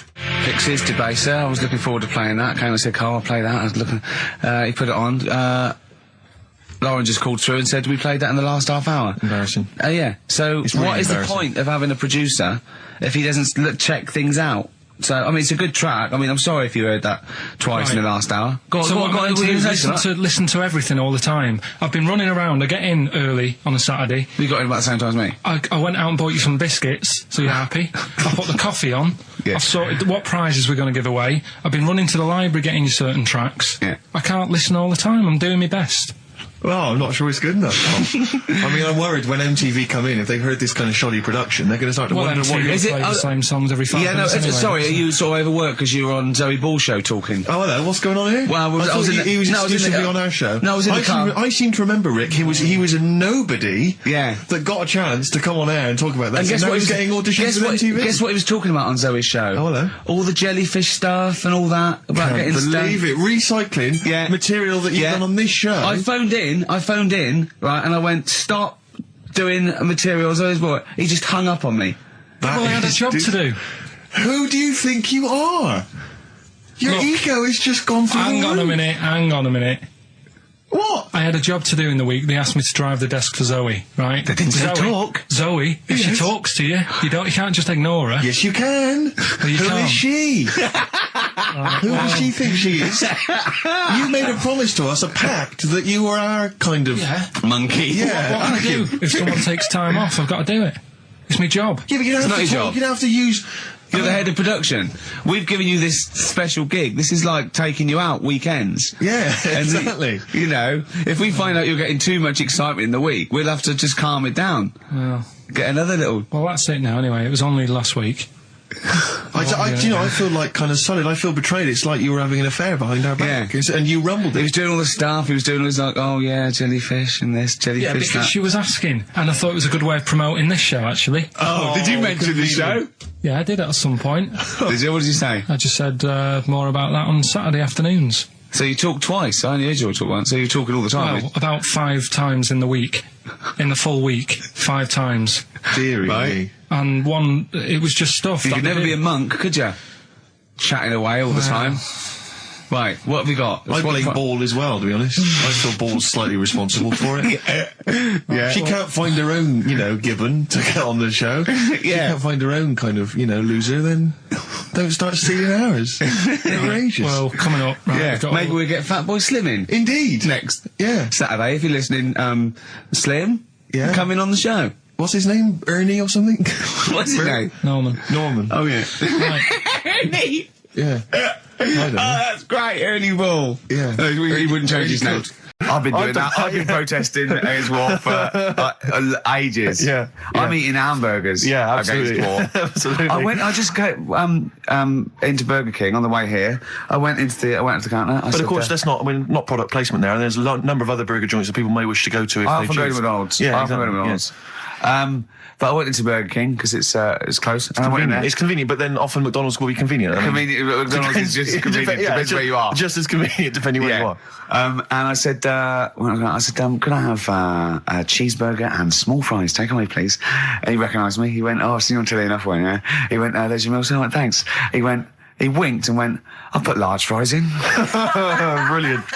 So that's so it's paying off at last. True genius is being rewarded But I'm by just the intrigued to burger know, joints. because there's been a couple of times where I've been with you and we've gone to a restaurant and someone's given you a free meal or whatever. I And it's the know. way that it's like you don't ask for it; it's No. just kind of offered. But I don't know what they're expecting in return. Nothing. I mean, do they Nothing. think that you'll go away and you'll always think fondly of Chad I who think, works I in think Burger they King? just. I just think they think. Oh, I don't know. They make. I'm like going to the- give him a little treat. Yeah, I know. I don't like it, but then I'm always grateful, and I never. Yeah. But the thing is, I'm slightly embarrassed. Did but- anyone around you hear what had happened? No. Because I imagine the resentment, just the whole room No, turning they on didn't. you. I had to go around telling them. Yeah, I went. I said, "Excuse me, did you hear that?" He goes, "No." I go, he just gave me the free thing because I'm on the telly. And I went, Yeah. "I don't recognise." I went, "You don't recognise me?" I'm terrified now that that someone could be listening at Burger King HQ. I'm that assuming little this fella- is an unorthodox procedure. And that little fella's got But fired. they know it's Leicester Square now because I just mentioned it, so they know which Burger King it is. Oh my God. I don't know. What was his name? Ralph Littleton. He had a name badge. Yeah. Number 342. Well, I just hope Littleton doesn't get in trouble. So, what are we going to play That could be a first? sad Christmas for him. He's probably keeping his whole family afloat. Does it worry you? I mean, you sort of joke about it now, and we're talking about it in the office, like, oh, is Steve really touchy about the way he looks? And Oh, what's this? Where's that come from? He's done it again. He's done you again. I was walking home the other night, and I was thinking about it. And do you worry that when you're old, you will be on your own? You did start it though, didn't you? Well, Carl, I'm glad you've brought this up. because I mean, for me, a lightweight, frothy entertainment show on XFM on a Saturday afternoon is exactly the place where I want to discuss the desperate, lonely future that's inevitably coming my way. Oh God! I'll tell you what will cheer you up and forget all that. A bit of Embrace. Oh, one of the most hated bands. What are these fellas doing? There's a couple It's of... quite noisy. It's just distracting. Yeah, there's a couple of fellas behind us taking pictures. I don't know why it takes two of them. I think one of them just got, a couple of hours out of the office. Yeah. They're from the... what are you from? X-Mag? X-ray. X-Ray. X-ray. What's X-ray? It's the XFM magazine, Steve. The XFM what? Magazine. And where does that go Where, then? is this available in shops? Is it just a giveaway thing? It's kind of giveaway. bit of information on bands. Right. Gigs are coming up. How is it available? Who gets it? It's in top magazines. You're really selling it, Carl. You're obviously a fan of the magazine. It's all right. Yeah. I don't want to make it. This seems now like you've said, let's pretend we don't know what it is. You sell it on air, make it sound. I don't know what it is. Well, I'll show you later. Okay, cool. And if people want a copy of it, they can go to the website and subscribe, and you get it for free. That's all right. Yeah. Cool. And you're going to be in it. And we're going to be in it. Centre pages. I don't look my best. I don't dress for radio. And, you know. Well, it's okay, because I'm photogenic, so I'll make up for whatever you, I'll push lack. you forward. White Stripes and their version of Jolene. What did you make of it, Rick? I loved it. Good. I want to ask Carl a question, though, because Carl sometimes in awe of this newfangled world that we live in. What do you think of the scenario? What do you think is going on there? Because it's a bloke singing to a woman, begging her not to take his man. What do you think is going on there? Say again. Well, that's a bloke there singing. Yeah, to his wife Jolene. Right. Were you listening to the lyrics, or? You see, I got mixed up anyway. I thought it was about that one about the person who chucks himself off a bridge. So I was thinking more about that than listening to that one. Right, listen. Well, go on it. Right. Jolene, I'm begging of you, please don't take my man. You flaming locks of auburn hair, even though you can, don't. He's all I've got. You're a beautiful woman. Don't take my man, because I can't compete with you, right? Yeah. What do you think's going on there, though? Because, you know, it's Dolly Parton singing it. We know what's going on. They're fighting over the same man, aren't we? Yeah. What do you think's going on when a bloke's singing it to Jolene? What do you think of the scenario there? That's one of them names, isn't it? That could be a bloke's name. It's like Leslie. Oh, Christ. Okay, sorry, it was a... I wish you'd not asked him that question. It's so exhausting. I love him. Do ants sleep, Carl? Which bird's got a cock? Swan. Okay, nice one. Listen, I want to play that song for various people who've emailed and phoned in saying they want requests. We don't really play requests on the show. We'd like to mention them anyway. Matt Barr, Magic Thighs. That's not Matt Barr's Magic Thighs. No. That's Matt Barr and Magic Thighs. Yeah. Kieran in Dublin, Stuart in Hackney, Lisa and Alison in Crouch End, and Glenn in Crystal Palace, who was phoning up with a nice message earlier. All of you, thanks for listening and thanks for enjoying it. Sorry we didn't play your requests, but tune in next time. It'll be fun. Anyway, I just all I wanted to say, really. Here's Tragic. What's tragic? What did you want me to say about that song? Just your opinion. Your own opinion was fine. In fact, your own opinion is better than anything I could really hope for. Without doubt. Whenever I ask you a question, you constantly surprise us. Yeah, it's wonderful. So only ever carry on telling the truth, carry on saying exactly what's on your mind, and I think this could become a great... You're like a man who was frozen in Victorian era and has been reawoken and he's kind of discovering the world. Some things make sense, other things don't. It's beautiful. As opposed to one that was made in a castle in Victorian times, like Steve. Yeah, but I know you guys are laughing about the height thing, and for those that have only just tuned in, I am 6'7" tall, which is tall and that's big, and I pride myself on it in a way. You know, I've worked hard, I've not smoked, I ate well. You know, it's an accomplishment. But obviously, I didn't have much involvement in it. I just am, and it's a curse because mainly the problem is that you can't get stuff, you can't get clothes, you can't get shoes. You know? Yeah, it's size 14 feet. Yeah, but it is genuine, and I don't know. I mean, it costs a lot to buy a pair of size 14 shoes, and if you were genuinely poor, I don't know how you'd afford to be tall, because the clothing costs more, everything costs more. I've seen this in comics, that you'd actually go to school in a barrel. Wearing a barrel. With just braces, it'd just be a barrel like that, and you'd have sort of flip-flops. And you'd take a mule with you. They all had a mule, didn't they, the poor people? People always think like you'll be in a pub or something, and people just think they can talk to you about it. They just think, hey, you lanky, it's just like, because it's like they But that really annoys you, doesn't it? Well, it annoys me because it's like they think I should be proud of it. Like, well, exactly, but they don't think that this is not a disadvantage, this is not a disability, is it? You're taller than most people. It might get a disability. No, if you were 8'3", it'd be slightly debilitating. You would, but disabilitating. What? Disabilitating? Yeah. No, you're a medical man, aren't you? But no, the point is, it's a disabilitating because when you go on public transport, like if you're on a coach, the only place I can sit on a coach is that seat on the driver's lap, either on the driver's lap or that seat at the very end. Yeah, you know, which sits into the the Yeah, that's the only place I can. Well, sit. You stand up, some sort of stand at the back, waving at drivers. You could drive it from the back. Here he comes. Watch it. Were you a tall baby? Oh, Mr. and Mrs. Merchant, you've given birth to a basketball player. Look at his dribble already. Were you a tall baby? Babies aren't tall. Oh, at what point did you suddenly, like, Jesus, nothing fits me? Well, It didn't happen overnight, Carl. Let's do a little graph. How tall were you at 5? Oh, I don't know. 3 foot? 3 foot. How tall were you at 12? 6 foot? 6 foot, are you really? I don't know, do I? How do I remember? I don't remember this. Well, when did teachers start calling you freak boy and lanky? They didn't. It wasn't Didn't they? so much. It was no. You went to a funny school. I went bowling with him once. So I'd never been bowling before, and he'd been once before, and he went, let's go to this bowl. We went to a bowling alley, right?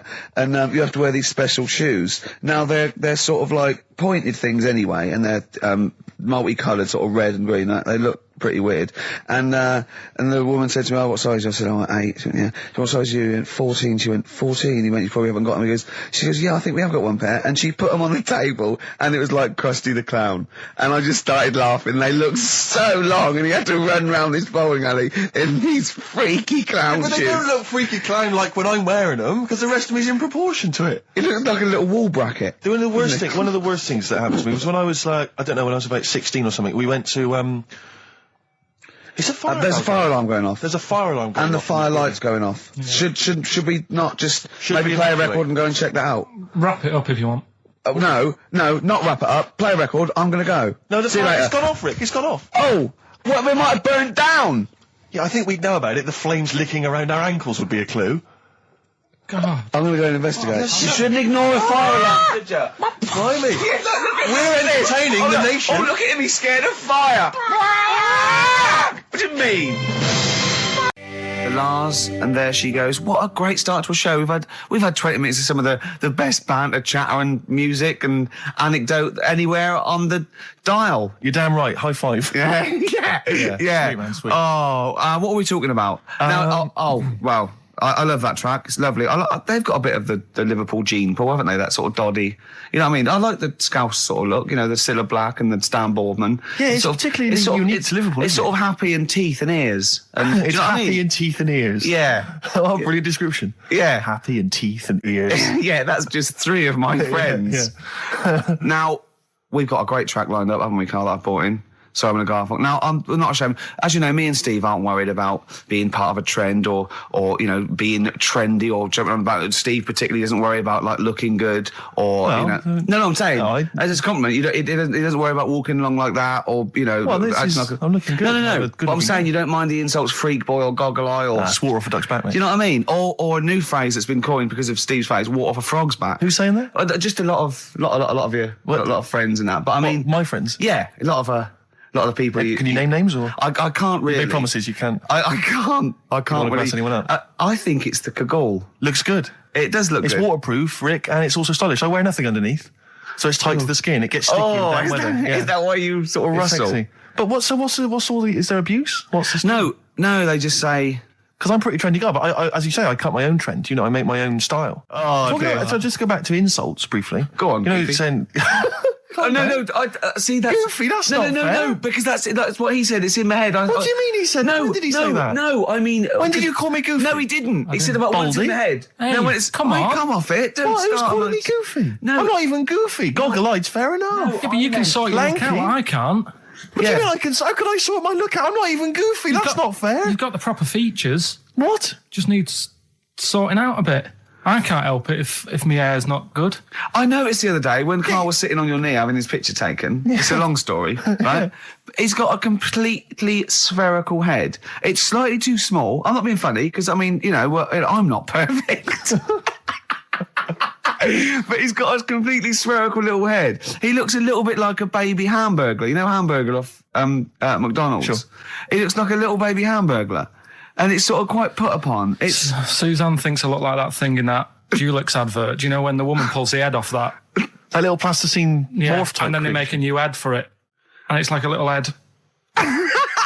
Really? And that's your girlfriend saying it. I know. Anyway, listen, let's get back to business here. This is a great track. It's America by Simon and Garfunkel. This is where I started saying we don't care about being trendy and all that.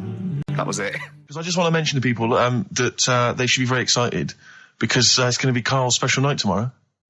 You excited, Carl? Oh, yeah. Oh, this is, me and Steve, because we were nominated, we get a guest. For the BAFTA Awards. And it doesn't say guest, it actually says, partner. So I'm taking my partner, and Steve's taking Carl. Yeah. But what Carl doesn't realise is you will have to pretend you're his partner, otherwise you wouldn't be able we'll to have to get in. hold hands when we go on the red carpet. Is this really your partner? It's not just a guest. That's how it is, and either we go in like that or we can't get in. You just have to be with him when you go up there. I mean, does he have to? We should hold hands, but I think what we should do is just to make sure that there's nothing at all that like it's going to go wrong. We should just do a little kiss, or be seen sort of like cheek to cheek, just to show them that you know you're not. He's like not Elton John and David he's not just Finnish. getting his mates in for a free meal. You are actually partners. No, I'm not up for that. Why not? Well, because we know we're not actually gay. No, but so it's not a problem. You've come out of it looking quite good because you've got a good-looking fella. But I'm meant to look like, you know. I mean, I'm not gay, but if I was, I don't think I'd go for your thing. Oh, he's done you, Steve. It's turned on you again. I cannot believe we were trying to get him. Wait a minute. I have got the cream of London's totty phoning me up, trying to get an invite to the BAFTAs. Yeah. Right. We have very graciously asked you if you would like to come along. Well, that worries me even more. That you've got women calling you up. Carl, I can't choose between them. If I let one of them down, they're gonna destroy them. They'll be ruined. Their lives will be ruined. It's better for me to take you and not, ruin the lives of any of those poor women. When he told them he was taking you, it was like a scene from Graceland. There was just like there was weeping. They were crying. Like it was horrible. Hundreds of them, and really? He just went. And I got upset. He just had to say, "Look, just chill out, bitches," didn't you? I did. I just said, you're all my hoes, but I can't choose between you. So I'm taking Carl. You know, he could get you a discount frocks. No, I had a letter from the people that there's an organisation. No, listen, Carl. There's an organisation that sponsors the BAFTA Awards in terms of clothes and fashion. They sent me a letter. They said your partner. They've not specified the sex. They've said your partner can come along and choose an outfit. Now I suspect, by the look of it, it is a woman's outfitters. I'm thinking we could get you a lovely trouser suit. Well, it may look feminine, right? But I think people will be fooled. It'd just be a little bit roomy in the hip and probably narrow on the shoulders, but you're a bit skinny. Why didn't you take it? Because it's a lot of an insult. And maybe just some pearls as well. Be lovely. Wouldn't you? I haven't got anything sorted to wear yet. See, you're slagging me off. You're likely to end up going in a tracksuit. Yeah. I'm going out today. I've never bought a suit since I was like 11, right? I went to my brother's wedding. That's the last time I wore a suit. No, but it's like how when I went to the BAFTAs with you and I wasn't really enjoying it, you were like... What? No, you you didn't tell us this. Ungrateful. There are so many people. You're like a little charity case. You're like... Oh, I had chicks queuing up around the block. You'd usually have to. Someone like you would have to write to Jim or Fix It or Esther Ranson to get them to meet us sort of people. And now it's on your doorstep. I'm amazed that you didn't enjoy it. Why didn't you enjoy it? You got to walk down the red carpet. You went in. There was George Best, one of your footballing heroes, was there. A load of other big names. You sat there in prime position. You came backstage with a load of other big names. Hey, you had a lovely bit of grub. You were filming this thing for the DVD you were making. That's you, a cameraman on our DVD. And yet you think, now you look grumpy because you had a couple of pints and I can't believe it. So tell us why you didn't enjoy it, because the ceremony, what didn't you enjoy about that?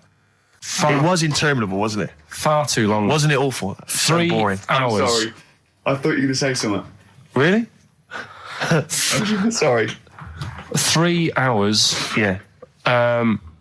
I mean, I suppose for you two, at least, you were going to get something. Sure. Yeah. But with me, it's like, I mean, I've never graduated or anything, so... Have you not? I'm trying to think of a situation. Basically, I sat there for 3 hours knowing that I'm not going to get anything out of the night. Yeah. Right? Now...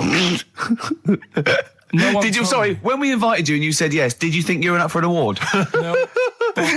I thought we were going to be sat round tables having a nice bit of food whilst people are going up there winning awards. Yeah. But 3 hours of the same thing over and over again. I mean, if a film's 3 hours in the cinema, you go, well, it's long, but, I wonder how it's going to end. Yeah. But this was just like the same thing over and over again. Some guy going up, thanks a lot, cheers for the bit of brass.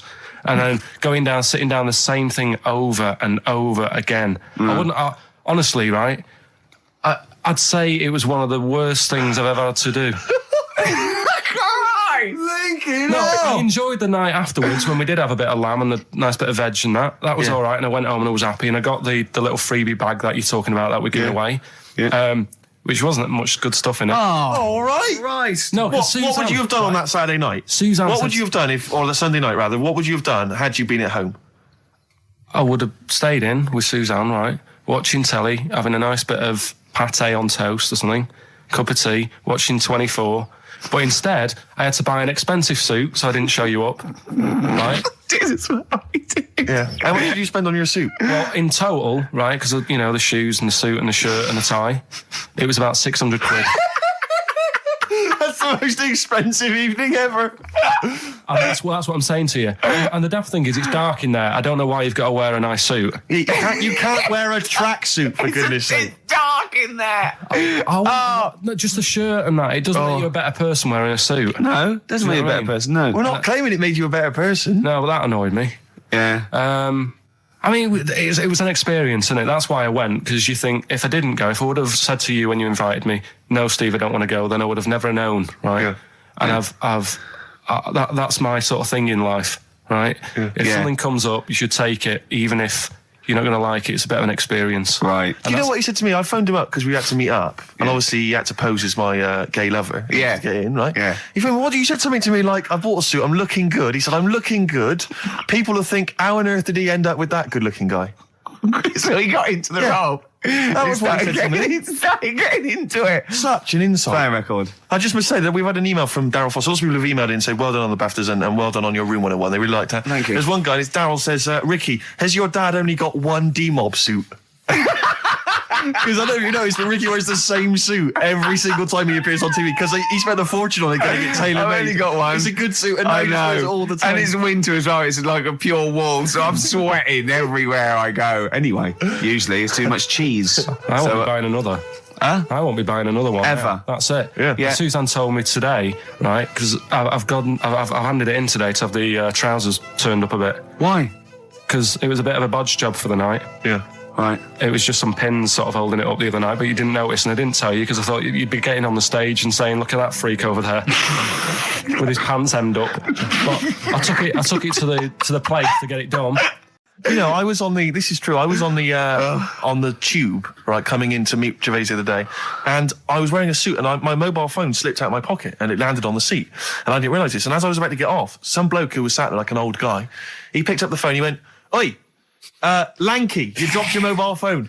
And I was like, "Well, I thank you for pointing out I dropped my phone, but did you have to do the Lanky?" But you knew who he meant. I bet you turned round straight away. It worked. Knew he meant, Steve. but he's done you again. But I was the only person stood up. It was a fairly empty train. Was there any other lanky people there? No. Well then. No, but my point was there was no one else at all who was about to exit the train. Okay, so he didn't need lanky. He could have got "excuse me, sir," or "oi you," anything, but "oi Lanky." I know. It's that thing, though, isn't it? That's what I'm talking about. You say the thing that you don't want to say. It's like me with Ken Dodd and Will. I think he wanted to say this. Oh, well. I think he took pleasure in it. I think he went, that bloke's lanky. I shouldn't say that. Yeah, I should. Oi, lanky. What's you he dropped gonna your do? phone. Yeah. Do you want your phone back or not? Electric Soft Parade. Caught by the River on XFM 104.9. I'm Ricky Gervais, Steve Merchant. Hello. Karl Pilkington and everything. No, I'm going to be honest with you. Go on. A little bit hungover, Yeah. didn't feel very well. Yeah. I don't know if I'm hungover or still a bit drunk, but I don't feel... You sound like you're still a bit drunk. Yeah, so But what then I'm worried you about... do every week, so... But what I'm worried about is that the standard will slip. Yeah, Sure. if I'm not right on the ball. And the other thing is I haven't had a lot of time to prepare the show today. Okay. So I don't feel, you know... 100%. Yeah, I haven't done the... Carl... Right. Look... Have you finished that sentence? I don't make me laugh because it hurts as well. And there's the other side effect to me being a little bit hungover or drunk or whatever, right, is that I can be annoying. Right, yes. Because I just to amuse myself, I sort of like turn my body off a little bit and just poke and like that and annoy people and that. I want to sort of like... Well, you do the physical equivalent of freewheeling. Yeah, don't yeah. you? You just I sort of want to climb on Carl and go to sleep on him. Yes. Do you know what I mean? Yes. That both annoy him and it'd be comfortable. Yes. Which is, can be annoying. Just a little thing just to make this show a bit easier. If you'd put your hand up when you want one of us to speak, because I'm not quite sure when the sentences are finished. The hands are up. Okay, good. So, the hands are up. Okay. Okay. Good, alright. Okay. Are you gonna just keep them up the rest of the show, or? No, Carl, do what you, huh? Good, alright. Do you want to, is there an excuse as to why you're a bit hungover? Too much wine. Okay. last night, yeah. Yeah, good. Thanks Okay. for that. Because this is the only work you've got to do all week, isn't it? It's like, unless I'm very much mistaken. You don't have to do anything. You just sit at home eating cheese. Yeah. And then occasionally you do a bit of sort of shadow boxing, and that's exercise. And then you sit out and watch TV. Yeah. Is that roughly what you did this week? Yeah. So this is the only 2 hours you had to do anything for all week. This is you had to prepare for this. Yeah, but who can plan a hangover? Right. You know, you'd think, Carl, you said you had some stuff. Yeah. What have we got? I love the fact that, whereas I was a little bit slow, Carl there leapt into action to keep this show afloat, keep the pace up. Go on. Right, well, Carl, are you hungover as well, or? I'm just a bit annoyed because I'm with you. Do you know what I mean? He hasn't got much to do all week. You're having a laugh.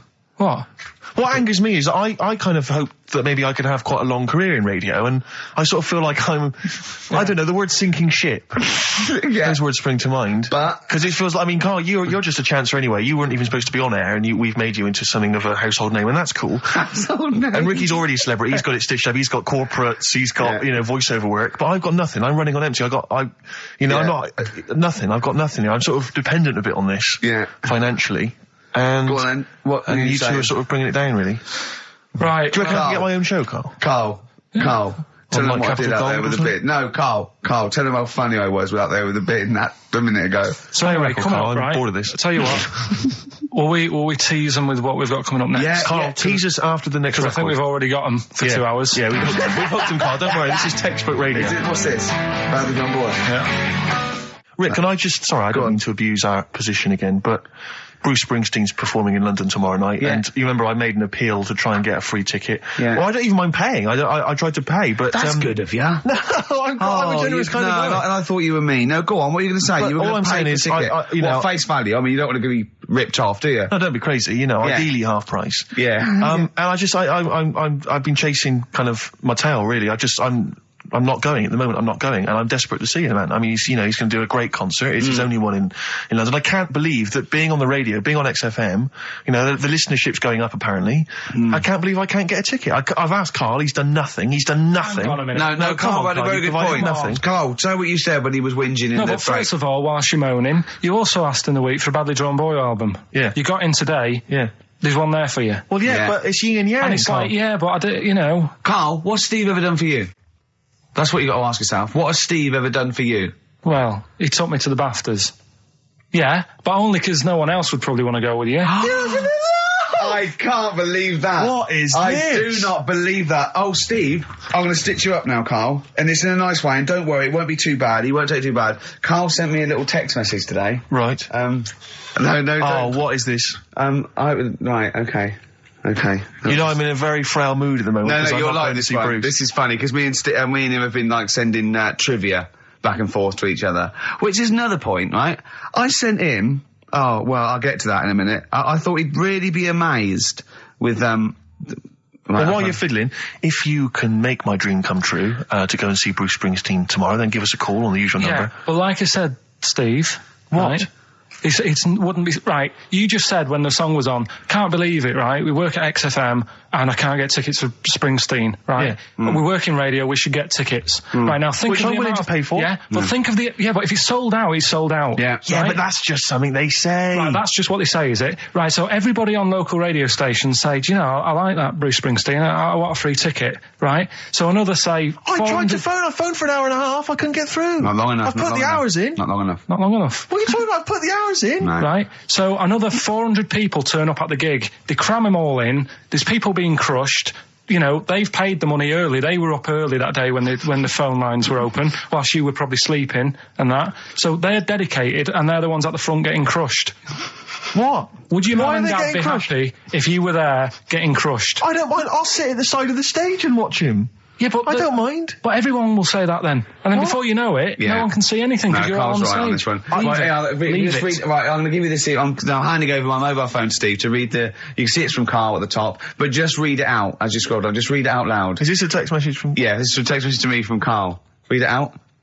To see at night as well as an owl, you would need eyes the size of grapefruits. If only Stephen could turn his head right round as well. Carl, I can't believe it. What upsets me most, Carl, right, is not the fact that you've been slagging me off behind my back. It's the fact that you've got the cheek to come on here and moralise because you failed to get me tickets and make a dream come true. You've come on here trying to pass the buck and say that it's a health and safety problem, when in actual fact it's a Karl Pilkington problem. Do that, I've got it in a bin. I'm devastated, you know. And then let's play a record. I had a bit of good news this morning. Go on. I was on the tube coming down, and I don't want to sound arrogant, I don't want to sound pushy, but I was at Green Park, and I'm fairly certain, Rick, it's not 100% corroborated, I'm fairly certain that a woman pinched my arse. So what do you think of that? Yes. There's a lot of pickpockets around Green Park. No, my wallet was still there. Really? But even if it wasn't, you know, that would have been money well spent. But the wallet was still there, so what do you think of them apples? Eh? So what did you just pinch off? I can't confirm it at this stage, exactly what happened, but it certainly felt like a pinch. I looked round, there was a woman behind me. Right. She was fairly old. I think she's probably in her mid-30s. Right. Kind of reddish hair. Right. I don't know if she's listening. Right. But she knows where I am. And so I don't know how to proceed, really, Rick. I don't know if it's worth putting up some posters around the Green Park area. Well, what you could just do... to try and corroborate it. If you saw a woman pinch the lanky guy's arse... No, you could probably get in... contact with British Rail and go back over their CCTV CCTV cameras, yeah. And then they could probably zoom in and, you know, sort of identifying sort of birthmarks, or she might have been holding something. So they could hire a private eye. Yeah. Again, money well spent. Well, so there you go. You know, I'm just saying maybe maybe things are looking up. Things getting are towards Christmas. The worm has turned. I mean, you know, it's a little sexy story to get the show going. It is but pretty what do you make of that then, Carl? What do you think of that, You're Carl? quite damning. What's your answer? Well, I mean, you're quite a tall fella. Sure. So she must have really wanted to sort of reach up and have a pinch. Mm. Do you know Well, you think she was a dwarf? She did it with her teeth. He didn't say she was a dwarf. No, but Steve's taller than, you know, his arse. Yeah, but his arse isn't 6'9", is it? His arse is about 3 foot off the floor. 4 foot? What? 4 foot off the floor? No, I don't think so. About 3. She'd have to be a midget to have to reach up to pinch Steve's arse. He is very tall, but... I don't know what your point is there, Carl. You're just trying to, you're just, I think maybe just a little bit jealous. Just a little bit of jealousy. How many cats do you say you've got through? I'd say whilst I was living at home, I mean, it's still on the increase even though I'm not there. So, whilst I was there, probably 5. God. Wow. Oh. Yeah. And were you upset each time, or you just got used to it? It's one of them things, isn't it? Like I've said before, when you first see something, it's a bit of a shock. Do you know what I mean? It's like the Elephant Man or whatever. Yeah. First time you see him, it's that sort of, oh, look at that. Yeah. Do you remember the first time you saw Steve? No, I'm not being funny. Do you remember the first... Yeah, but I've said this before. It's always, then you get used to how people look, and you don't... No. I'm gonna burst. You have to play a record. No, but... Because I just see Steve's No, but I've got used to it. Shut up. Carl, you know our mate Johnny, he's a Doctor Who fan. Yeah. Do you remember, he bought, the Doctor Who magazine, and he went, to the toilet, and Steve got post-it notes and put geek on every page. And Johnny opened it on the tube, right, and it had geek and everything. And Johnny bought in the new Doctor Who magazine, I think this week's or this month's, right? And they've done the perfect Doctor Who fan, right, what the geek is, right, and it looks exactly like Steve. All right, don't have a go, Rick. It does. And he went, and I'm going to try and put it on the website. It's amazing. It's got your hair, glasses, it stands like you, it's sort of dressed like you, and it's only, it's hilarious. And he was, I mean, I'm insulting you now. It sounds like an insult, but if you'd see it, you'd laugh. Well, Rockbusters, right? Yeah. Right, here we go. Just a little bit annoyed. Just, 3 clues. We've lost all the energy in this show, haven't we? Well, I can't get over that insult. I'm just a little... No, Three. we did though. It just came out, no, I can be honest with you, it came out left field. I wasn't expecting an insult. No, And, but I I think there think was a sense of camaraderie on this. No, I'll bring Just it in, email and in, you'll see what I mean. ricky.gervais@xfm.co.uk. I'm just annoyed. I can't What are we doing? I'm just reading out the clues. Should we put this, let's put this one in for the Sony Award. Let's put this show in for the Sony Awards. Play a song, Carl, because I need to discuss things with him. I've talked before about him Edit slagging it me down. off. Get this down to 3 minutes. It'd be a great show. Rockbusters in a minute. XFM. Lonesome Day by Bruce Springsteen from his new album, The Rising, on XFM 104.9. Ricky Gervais, Steve Merchant, Karl Pilkington. Woman just phoned in and said to Karl, stick up for yourself. Don't listen to that Merchant. He does my head in. He's so arrogant. I don't think I'm arrogant. I think I'm mean.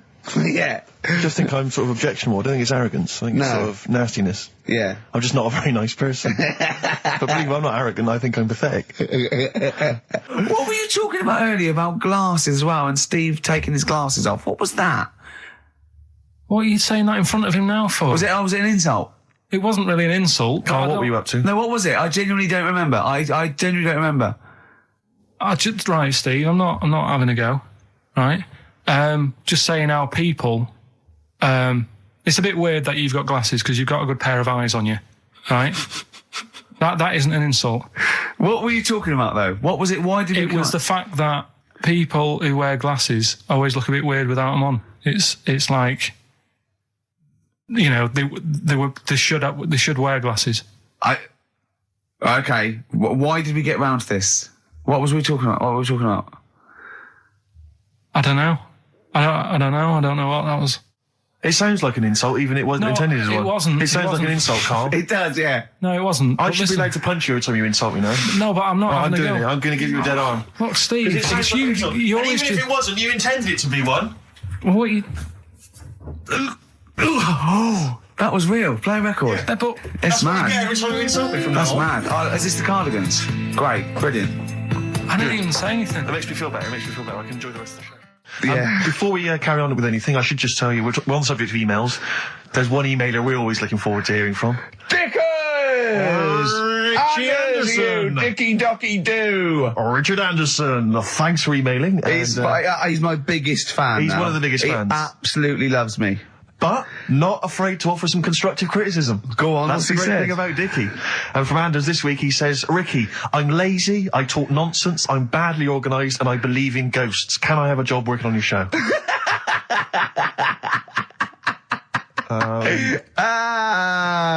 Possibly, Anders. Maybe send in a CV. Or email a CV. He's put a little bit of all of us in that, hasn't he?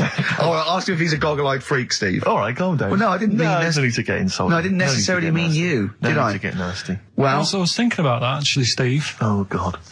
Just talking of the old... What? What? Talking of the what? No. Do you know, like... This better be good. No, you don't have that many girlfriends and that. What do you mean? Carl, why are we on this? I was defending you in the whole monkey discussion. Come on, what's your point? What's your point? No, what's the point? I just was thinking... If there was an infinite number of Steves? You're an odd-looking fella. Come on, Carl, get to... No, you know I know that. I've told you that loads of times. What do you mean, you know I know that? Well, there's no point pretending anymore. Steve, I'm flabbergasted. But also, you don't like spending money, right? He's mean and weird looking. Valentine's Day. Are you sort of...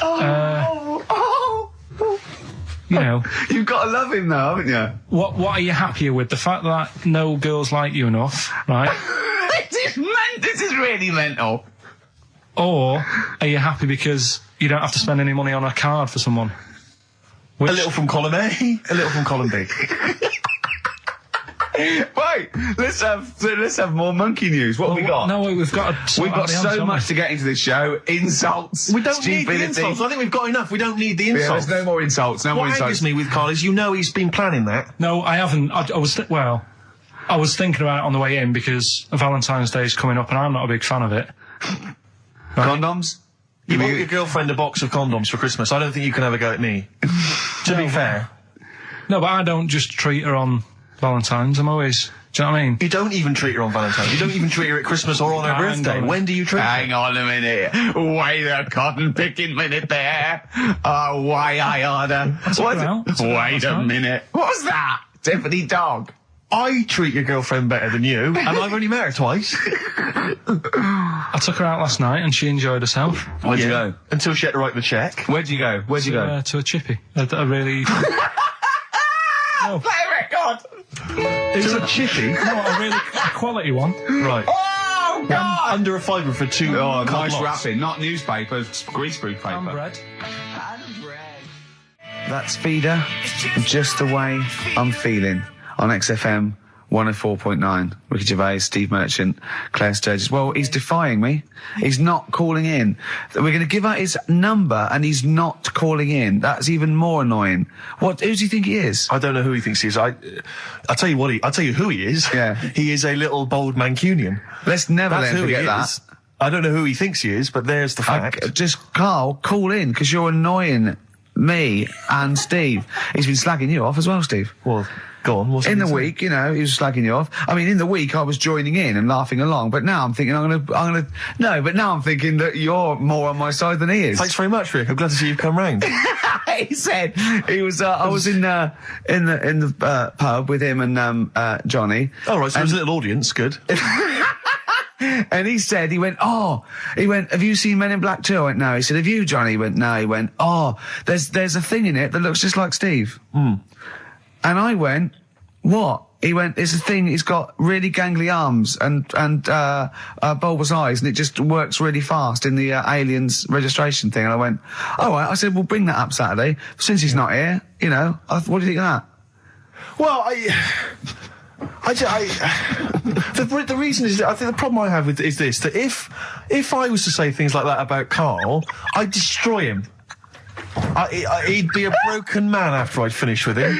Call in, Carl, or Steve's going to say a few things about you. I'm going to get a couple of home truths out there. I can't believe it. I cannot believe it. Yeah, we were, you know, at the time I was joining it, we were having, you know, slagging you off on other things as well. Sure. But now I'm thinking, maybe you were wrong. Maybe I was taking the mickey out of the wrong person behind their back. If you receive any phone calls from people you don't know, we don't know anything about that. Instantly, we don't know why that is happening. That is just going to be a weird, spooky thing. So and don't bother telling the story about Men in Black 2 either, because I don't think people will be interested.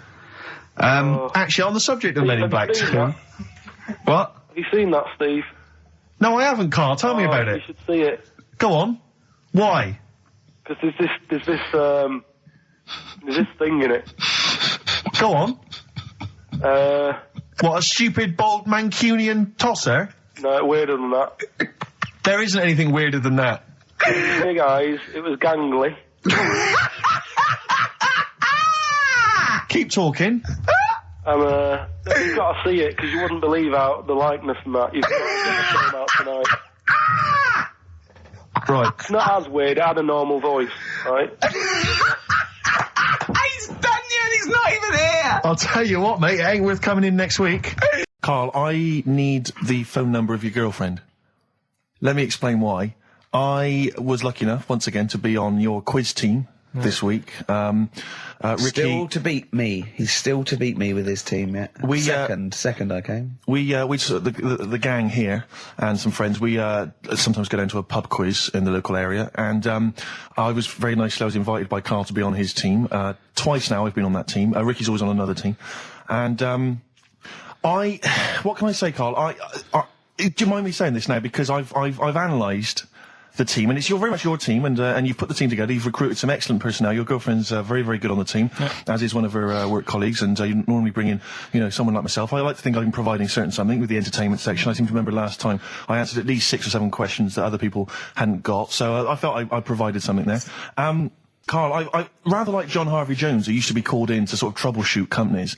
I see why you are not winning ever, and it's a rather pricey contest, isn't it? It costs a tenner to enter per person, and unless you get in the top 3, you're not going to get to see your money back. No. So I think you're going to maybe need to step down from the team, because Carl, I'm not sure. I am not sure. You consider yourself a kind of player manager, but frankly, I'm not sure you're providing enough.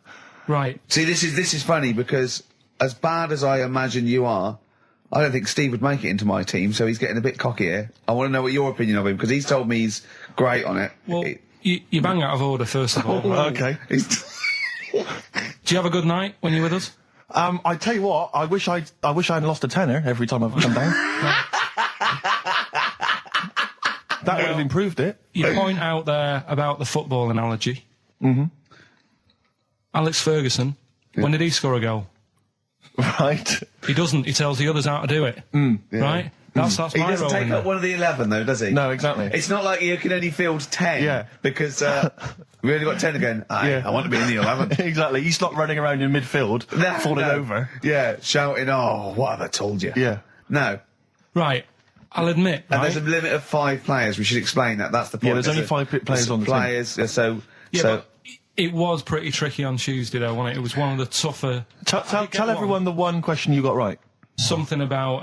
Well, tell us the answer. The 2 words you had to say to get the answer. Danny Minogue. Danny Minogue. That was what you provided, Danny Minogue. Is this valuable? Well, no, not really, because there was at least 2 of us who also knew the answer. Oh, well, we gave him. No, exactly. We gave it to Carl. We massaged his ego. I just feel Carl. Do you know what? I feel a bit bad now because I just he had a crushed face. Then. Can I just tell you right now? He just can't believe this. Can I just tell you right now? I think the problem is this. I think there's that precious 5th position that is not being filled at the moment, I think, consistently enough by a decent player, right? You've got a solid team. I'm thinking if you want to remain on the team, you are going to have to pull your finger out and find a 5th member that is going to provide, and I'll tell you where the weaknesses are. I can tell you right now, mate. The weaknesses are natural history and science. Something which Ricky Gervais is scoring on week in, week out on his team. There is a few. Now, if he was available for a transfer, we could be fine. But we've got to find someone to fill in that space. Otherwise, I'm either going to quit or you're going to have to step down. Because I don't think I can be on a team where there is these obvious deficiencies. There are visible deficiencies. And, you know, the £10. That's £10. I'm not made of money. See, there's always other things going on in my mind when I'm in that pub quiz. For me, it's just a little bit of fun. Sure. It's a night out. You know what I mean? Suzanne enjoys it. Yeah. Bit of a get-together. We have a chat beforehand. Yeah. We have a bit of fun. Yeah. But there was other things on my mind. Carl, I could do that here. I don't have to lose a tenner. Wait, what were you thinking during the quiz then when the questions were coming out? What were you thinking of? Well, what it was, right, just before the quiz started, I had to go to the toilet, right? Because the rule is, right, people who don't go to it, once it starts, phones off, no more toilet. They take it dead serious, don't they, right? Yeah. So, I went to the toilet. Now, I'm not being out of order here, it just got me thinking, right? I went to the toilet. The gay fella in there, right? There was a gay fella in there? Gay fella in the toilet. Now, how could you tell? How did you know? Just typical, you know, everything about it, right? Everything about it, right, yeah. Oh. What, large handlebar moustache, leather cap. Butt plugs, amyl nitrate. Could I just say that these views do not reflect the views of the management of XFM or me and Steve. Or most of the people in this country. Go on, Carl. What's your problem? Yeah, but this is what I'm worried about, really. But this is why I only got Danny Minogue right. Right? Because this was floating around my mind. Went to the toilet. Big gay icon, now, isn't she? Go into the toilet. They have like men's cubicle and they have women's cubicle. Yeah. Now, without sounding out of order, is it wrong for me to think gay men should have their own little cubicle? Go in. They should have their own. Well, not cubicle. You mean an actual toilet, I suppose. When I was at the urinal, normally, you know, there's a fella there, and then you go, all right, and there's no pressure. But I couldn't go. I was thinking, should I wait? If I go into the toilet, it'll look obvious.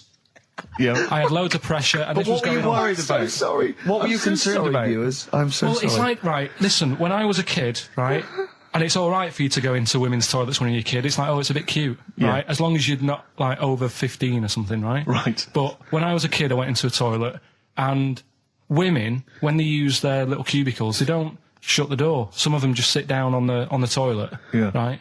And you see everything. And, no, seriously, that's probably one of the first times I saw, like, a woman. Yeah. That, right, and my Auntie Nora when she was staying over. What happened with your Auntie Nora? She was, she's into wearing caftans. Into wearing what? You know, caftans. Oh, yeah. What are caftans? Big, bellowy sort of dresses. Right. And, yeah, I used to sit on the floor at home in front of the telly. Sure. She was on the chair behind. Yeah. She did a bit of a sort of a Sharon Stone scene. Oh, God. Yeah. Did you see it? There was no underwear? No. What age were you? What was it like? What age were you? It was like a ripped tennis ball. What? Right, we're off air. Either that or put us in for the Sonys. This will scare you. Now, Carl, you will be a little bit unnerved about this. Have you seen the film Jurassic Park? Yeah. You know what happened there? Well, according to the Sun here, it says scientists are planning to clone mammoths for a theme park. Look at his face. Look at that. He looks like a dog caught in the headlights of a car. He's terrified. I love Carl. He's sprung to attention Carl. there. Is that the best news you could have? Man moths.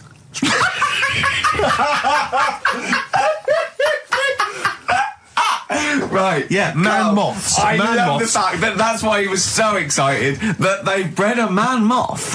What is this? Yeah, it's a human being that hides in your wardrobe and eats an entire jacket in a day.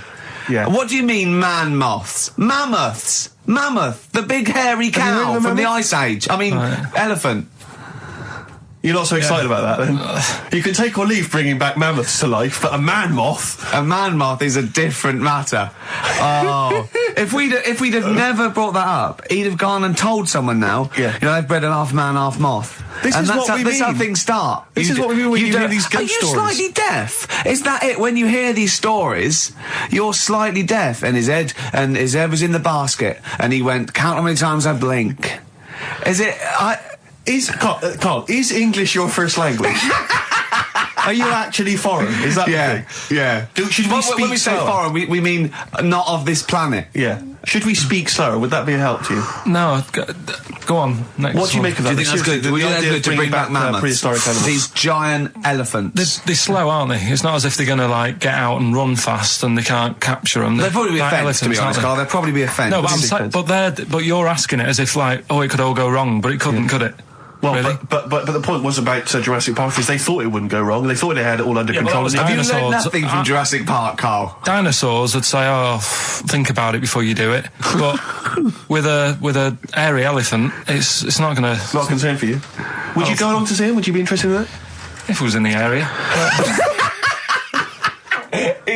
He's great, isn't he? I'd love a queue, Nothing right? impresses No, him. but what I'd like to do is Carl sitting like Yoda in a little cave, and I'd just like to see people like Tony Blair and, you know, Stephen Hawking's in a queue, and they go and say, Carl, got a bit of a problem. And thinking of cloning a man and a moth. Yeah. Problem? Not an issue. No, if I'm in the area, I won't cruise around and have a look at it. Otherwise, just don't send it near my clothes. Oh, that's fantastic. 1 in 5 children aged between 11 and 16 go on booze binge sessions at least once a week. That's terrifying news, isn't it?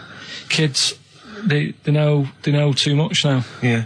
You despair. You despair. I know, right? Yeah. Listen to this one, right? Go on. My dad had me niece in the car, right, running her to school one day. And she was in the back of the car with a mate. And they were chatting away about stuff like kids do. And they got onto the topic of one of the mates who they said, I mean, you've got to remember, my niece, this point, was probably about 5 or 6, something like that, right? In the back of the car, talking about My Little Pony, whatever it is they play with. Subject changed.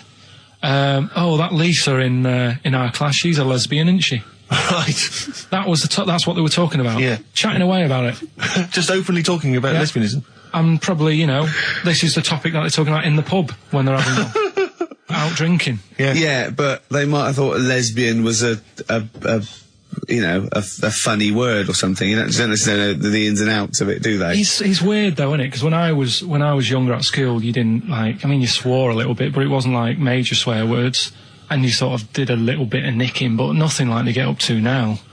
I mean, my girlfriend, when she was about 7 or 8, she was walking to school with her mum, and she called her a C-U-N. Right? You are joking. No, she said, because she thought it was she said she thought it was a big furry animal. So she was being nice, and I remember, where'd you do that? Where'd you do that? Like, just heard it at school. So they might not know what it means. Well, I tell you, I'm gonna have to use kind of euphemisms here to tell this story, but when I was at school, I learned, the stronger version, it's not the same word, but it's very similar with one letter changed. I'm gonna use twit. Yeah. You know the word I'm thinking of? Yeah. But I'm going to use the word twit to replace it, right? And I went round... Do you think that's twat? Yeah. All right. That's what I'm thinking of.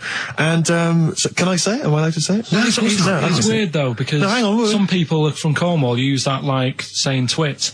So if people listen in Cornwall... Do you know what a twit is? A pregnant goldfish.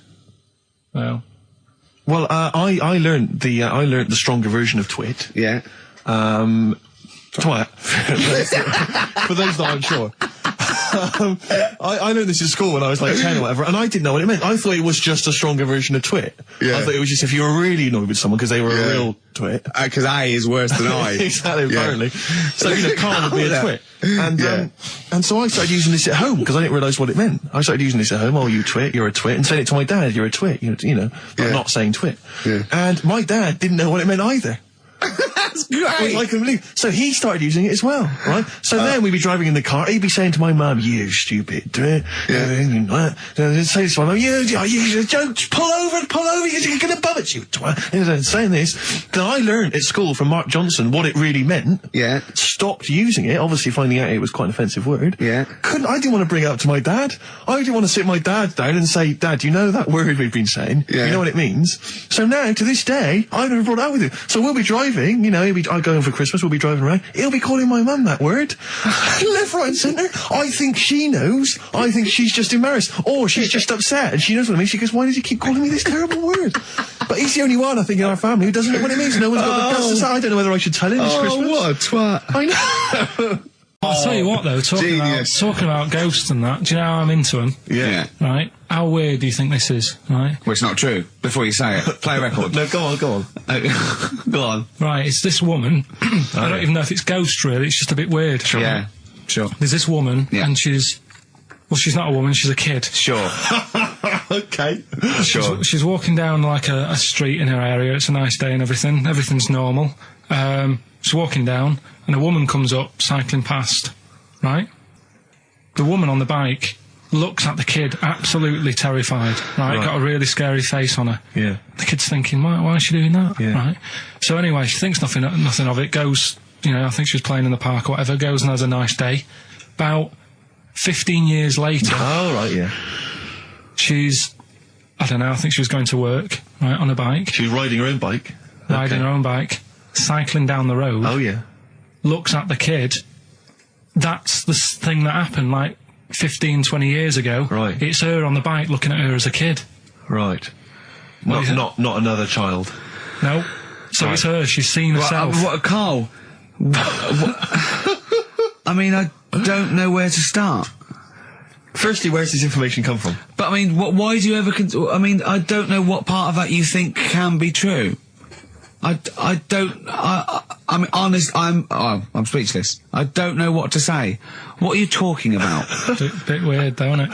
But it's not true. It didn't happen. Nothing happened like that. She said it did. Well, she's wrong. She said she saw herself. She saw herself as a kid, didn't she? Did she carry on riding and as an adult when she was a kid. Did she stop and talk to herself, or did she ride on by and think, that's a bit weird, there's me as an 8-year-old. I won't stop, I'll be late for work. Yeah, if I'm late again, the boss said he'd be in trouble. Yeah. Well, and where is this information? Did it happen to someone you know? No. You overheard it on the bus? No, it was in the 14 Times. Oh, right. Well, that's the answer. Good. We've got to the bottom of that. Right. We've had a lot of emails saying, could you bring back White Van Karl? Oh, yeah. Which is that section of the show where we ask the questions that the Sun asks someone else. Random punters of Karl. But sadly, recently, they've got very politicised and very kind of, basically a little bit depressing. So there's not really anything appropriate. But I have trawled the papers looking for other questions posed in other sections of the Sun. Good idea. I was just looking here at the Dear Deirdre section, which is the sort of problem page.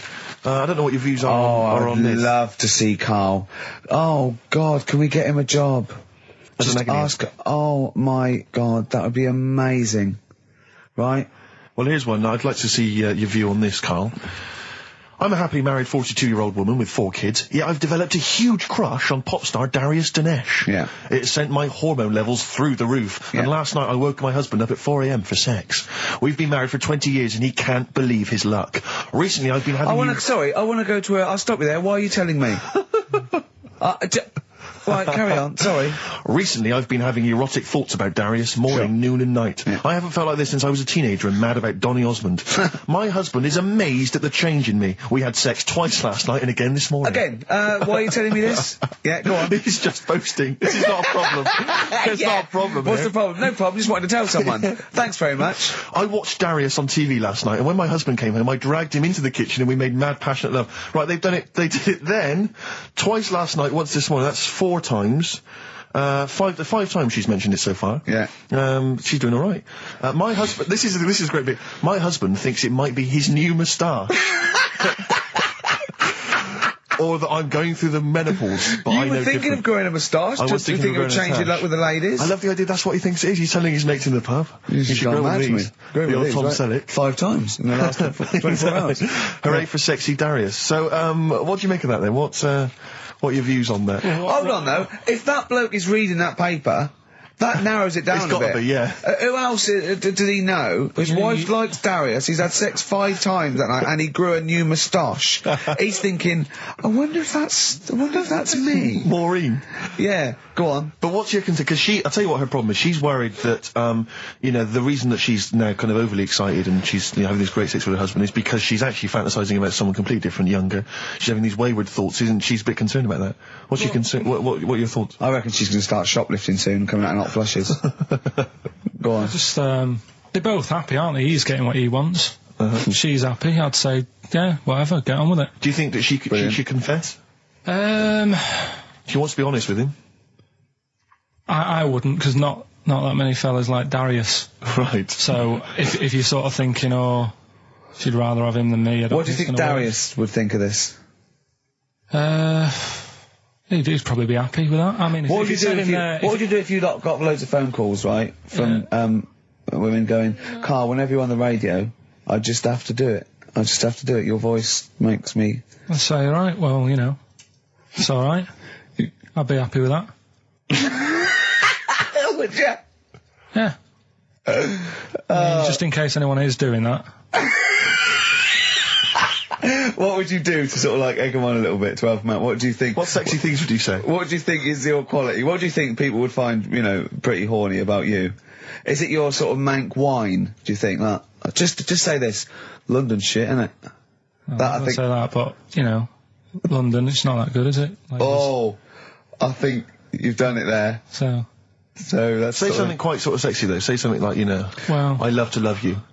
Say something sexy. Say that. No, say something sexy. If Suze answers to me, do you love me? I go, yeah, you're alright.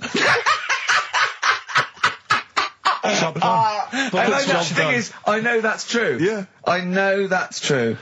That's brilliant. But because one of the things that Deirdre says is that she's wondering if this marriage is going a little bit stale and needs to be freshened up. They need to give a new spice, a new spin to the marriage. What would you do? What advice would you give to spice up, something that they've been married for quite some time? Get Darius, all Darius things, get David Snedden's new video on the telly. What do you reckon though, Carl? Just treat them. Do you know what I mean? Just surprise them now and again with stuff. That's what I do. It's what you got those condoms, didn't you? That you got 2 for So, 1 hang on, what? You've never done that? What? You've surprised Suzanne with what?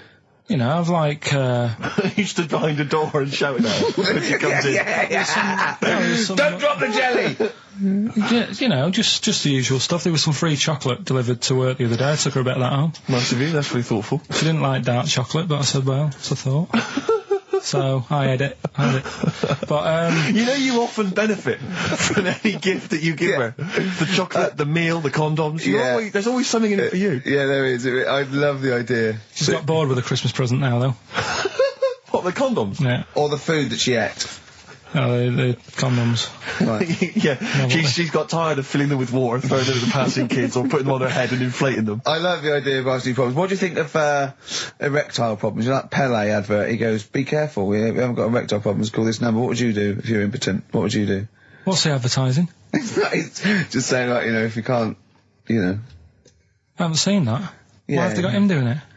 Wow. Well, he used to be able to keep it up for hours, the ball, and yeah. What would you do if you... To advertise that? No, if you suddenly couldn't get, what would you do? I don't think it'd bother me now.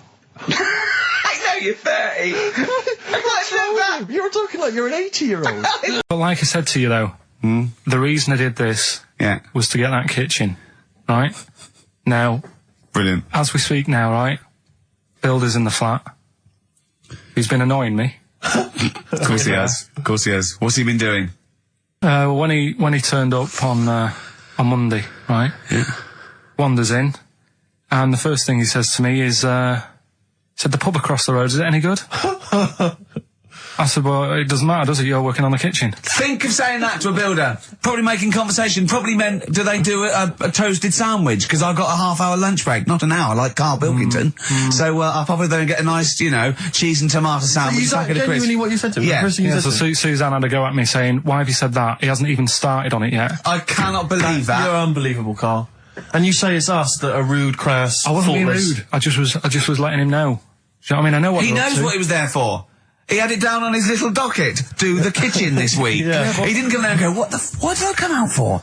Was it to go to the pub for a week? Why am I wearing these overalls? Yeah. Who's the little bald mate twat insulting me? Let me just check. Let me call the head office. I wasn't having a go though. I mean, they should have finished it yesterday, and they're there now, right, on their own. And what annoyed me is they turned up late today. Hold on, Karl. I've just realised something. They're probably listening to the radio. This, I assume, tuned to XFM, isn't it, in your kitchen? Yeah, but they don't know it's me, do they? Do you know what I mean? No. They'd go, he's got a whiny mank voice as well. So's the bloke who owns this place. And the bloke who owns this place, when I said, what's that pub like across the road, said, well, you won't be bothering that. He's working on this. No, he won't be able to put two and two together, will he? You've suddenly, the penny's dropped, doesn't it? You've suddenly realised. Look at his face! Yeah. He's suddenly realised they might know it's him. And they could be listening, and they're going to clean you out, mate. Oh, if you are the builder working in, where is it? I won't say the address, but it's Central London, isn't it? Yeah. Go mental. Have whatever you want. Opposite that pub that you like, He'll probably be in there now, so he won't be listening. Oh, insulting a British workman. He should have been in today. Mental. He should have been in at 8 this morning, Just which annoyed me anyway. mental. Why? I really don't understand why they've got to start so early, right? Yeah. But he said he'll be there for 8, turned up at 9:30, right? Wanders in, and what annoys me is, he could have left all this downstairs. He had a paper under his arm, one of those crossword books, and a pot noodle. Now, I'm not being funny, but most of them take up quite a bit of time. A crossword book, he's not happy with just the one that's in the paper. If you're listening, if you are the builder that's listening now, doing Karl's flat, what about pissing in the laundry basket? Lonesome Day, Bruce Springsteen, on XFM 104.9. So, you've realised now that the builder could well be listening, knowing exactly who you're talking about. There's a chance of it. Do you know what I mean? Yeah.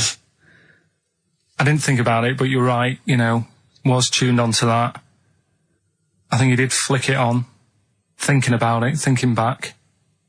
If so, yeah, he's probably listening now. No, he probably isn't. He probably is about half hour. If he's got any sense, he turned it to Heart or Virgin or Magic or something. But, you know, there is a chance. Good advice to the listeners. Yeah. If you've got any sense, if you finish your crossword puzzles. I think, you know, according to our figures, there's a 5% chance of him listening to it. Yeah. So, if we want to be accurate. Although he isn't a house with it tuned to that, so I think it puts him right up to 50% straight away. But then again, Rick, he's got a job of work. So why would he be listening to this show? Well, he's doing a crossword at the moment. Yeah, well. You better hope he's not listening. Well, I mean, they do annoy me. I'm sticking by it. Yeah, anyway, go on. You might as well keep digging. Yeah, go on. No, I'm just saying they do annoy me, the way they wake you up at 8 and then... Well, that's when they start work. Because I told you, I mean... Oh, we'll leave that one then. Yeah. No, but it's like the other day when they came in, I always like to test them. Do you know what I mean? When I had some work done on the last flat that was in, right, that was renting, the builders were in, sorting the shower out and that. They woke me up about 7:30. Yeah. Right? Were you in the shower? No, all right. Good thing about cleaning this shower, there's never any hair down the plug hole. Yeah. Right? So, I left early to come to work, right? Sure. And I thought, I wonder what they're doing. I wonder if they have started. So I walked back to go back in. They'd left the flat and they were outside having a Starbucks. And it just annoys me that they couldn't do that first. Do you know what I mean? Have your breakfast first, then come and wake me up. But don't wake me up to then get me out of the flat and then say, right, let's go and have breakfast. Well, they've probably got to get in, haven't they? What for? What for? They can put all the tools in the little lobby bit. Do you know what I mean? Yeah. Just winds me up. Sure. Now the thing is, the guy today who's doing the tiling, that's narrowed it down a bit more, right? When I knew he was in there, I went out for a bit, had a cup of tea and a bacon butty, right, at a cafe. And I went back and I was really quiet, put my key in the door and opened it really quick to see what he'd be doing. And he had actually started work, so fair play to him. What if he'd just been exfoliating himself naked on the kitchen floor? Yeah. I'd say, right, caught you. Don't use my exfoliate. Yeah. So, yeah, go people, if you're listening, go through the wardrobes upstairs. Go through the There's some wardrobe, good get some up there. stuff, yeah. they won't get anything. I've put everything in places where they wouldn't think of looking. For jewellery and stuff. So you're thinking that Where have you put the jewellery? I'm not saying. Go on. So you're thinking that they're going to thieve from you as well? Okay, so if you're listening, they have a route, don't think about the obvious places when you're looking for the jewellery. No.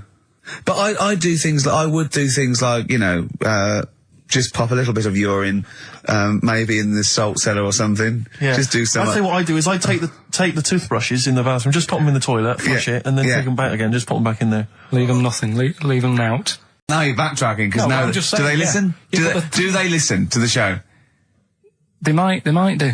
So you know they listen to the show. So once again, you've got an anecdote where the people who you've admitted to not liking to see their baby or care about them are listening to the show. No. Maybe I don't know. Maybe the builder's listening once They're again. nice people. I like them. Just sneeze in the chilli pot. When the kid's older, I'll go and see them. Just, you know what I mean? When it's got its own little character. As a baby, it could be any baby. Do you know what I mean? It's got nothing to offer me. I know what you mean. It could be a toy baby. But you know what I mean? It could be a bag of sugar. No, I know what you mean, yeah. When it can start talking and, you know. And lend you money. Yeah. Got good toys and stuff. It's well worth going, but at the moment, yeah, nothing. I'll see it when it's about 6. He goes, oh, you want to go? Yeah, brilliant. Put it to bed. Let's have a game of Scrabble. Yeah. Do you know what I mean? Yeah. We were talking earlier about friends. You say you don't like making new friends, do you? You're kind of repulsed by the idea of new friends because it's too much responsibility. They might phone you up. They might ask you for a favour. They might need a shoulder to cry on. You don't want any of that responsibility, any of that concern. But I'll tell you what's worse than making new friends is when old acquaintances come out of the past. Oh, pop up. It really unnerves me because I'm constantly bumping into people who I just don't recognise. I know. And I've got this urge to be polite. I can never just go, I don't know who you are. I've always got to pretend. I've looked for clues. When they say, you still, don't know, I go, yeah, so I go, right, and what about so-and-so? I go, say, no, those two people, and it's like a saw in my brain going, I must know them from so-and-so. Yeah. Well, I went back to Bristol once, and I remember walking to the bus stop and seeing someone I recognised from school and walking all the way to the next bus stop just so I didn't have to stand there and make conversation because I just thought I've got nothing. Well, it's the conversation. I didn't know you then. If you're yeah. What can we talk about? We've got nothing in common except the fact that we went to the same school. I was on a train station platform fairly recently and the guy comes in and he goes, "Oh, Steve, how's it going, mate?" And I looked at him, stony faced, I had no idea who it was. But of course, I had to go, "Good, mate, good, how are you? How are you?" And you know, I had a newspaper and I kept looking at the newspaper thinking, every time I look at this newspaper, it's a clue for you to just walk away. God. But he never took the clue. He never took, so it was kind of, I'd say, "Oh, yeah, not bad, not bad." Read the paper and he'd go, "Oh, where are you living at the moment?" So I'd tell him and he'd say, "Yeah." And I'd look at the paper again. "Oh, do you still know, But that's the way, when you know they are, it's just as bad, because they go, "Oh, we should have a drink sometime," and you want to go, "I'll be honest, look, if I'd wanted to get in touch with you, I had loads of opportunities." Exactly. I've had every day, from now right back to the last 15 years, I could have made contact. I didn't. Exactly. It's easy. Take that as a clue. Yeah, I mean, if you are listening to this and you perhaps know me from school or university, you're thinking of getting in touch, do not bother. Ditto. I do not need your friends. You've got enough friends. Better ones. Better friends. I've got a number of better friends that I prefer. The reason I have not kept in touch is because I don't really like you. You've moved onwards and upwards. Moved on. I know people now, the likes of which have won major awards on television. Gervais, to name but one. He's happy. See, he's sat right here next to me now. That's all the friendship a man needs. If you have won 4 BAFTAs, then give me a bell. If you have not, kindly stay in your little underneath your particular rock, because we're not interested. We have kept you out of our life for a reason. I did not accidentally lose your number. When I promised to send you a letter, it did not get lost in the post. Nothing gets lost in the post. Oh, yeah, exactly. Carl, what do you think of that? It's alright. But I'm honest with them though, when I see them, do you know what I mean? I just say, "I don't know who you are, can't remember you." Not bothered. I'm not bothered. I think that my new TV is too big, Rick. I said that I know, when you I don't bought know it. what I was thinking. But I can't believe it. He talked about this buying it. He's got a bit of cash now, of course. And what is it? 42 inches? 42-inch plasma screen. What did it cost you? $3,000 or something? That's wow, huge. it's ridiculous. $3,500. Big spender. Of course it's too big. Well, I can't get far enough back in my living room for it. You know, you're meant to be, I think, 4 times the screen size away from it. Really? To get off from the air. So that's 4 times 42 inches you're meant to be sitting away from it, which is impossible. Yeah. I'll have to just get friendly with the neighbours. Yeah, watch it through a hat. If that's the case, though, are you better off just getting a portable? What? I don't understand that rule. What are you saying? Well, you're meant to be 4 times the screen size away from the TV. But then what's the point in having a big telly if you've got to keep moving further back? Get a portable and sit right next to it. Is that how they sell it? Is that what they say to you? Well, no, it's a rule, but I do see your point. Why do people go to the cinema then? Did you see films that are out yet? Fair enough, he's got you there. Done. I tell you this though, I had it delivered, and are you supposed to tip delivery men? Of course you are. I don't know. I've never had anything delivered before. I never spent that much money. Not if it's a courier with an envelope, but if it's a bloke who struggled up the stairs, two fat blokes with a fridge, then give him a £5 for a drink. But the problem was, I didn't realise, and I was thinking to myself, I wonder if I've got to tip him. And the guy was leaving, and my mobile phone went off in my pocket, and I reached in to get it. He put his hand out thinking it was a tip. I went, it's just my phone. I felt terrible after he left. I didn't know. What was I going to do? Run down the street and offer him a £5? No, of course not. No. I'm not made money. I just spent it on TV. Yeah, I've got no money, mate. I just spent it all on this. I had to clean out my jar, everything, the drawers. Yeah, I had to take some bottles back. The problem was it took me forever to wire it in. I thought I'm not going to pay for someone to wire it up, So it took me about 3 hours to wire it in, and it was huge. And I got it switched on. And the first programme that was on when I got it wired in was Bargain Hunt. I'll tell you this, David Dickinson's tan almost took my eyeballs out. It was incredible. It was like X-rays. So close. A huge plasma screen with this orange thing coming out, and he keeps turning to the camera, doesn't he? Just to get you. Yeah, he turns away. You get a bit closer. They go, "What's he doing?" He just turns around, takes the cornea off. What do you think, Bargain Hunt is? Bargain Hunt. Oh dear, that's why I'd buy a plasma screen to watch Bargain Hunt. When did Wimbledon finish? A couple of weeks ago. Right. Found myself sat there, right? I'm not having a go. I know we stopped Cheeky Freak of the Week and all that, right? So I'm not going to be having a go. Christ, I sat there. I'm scared.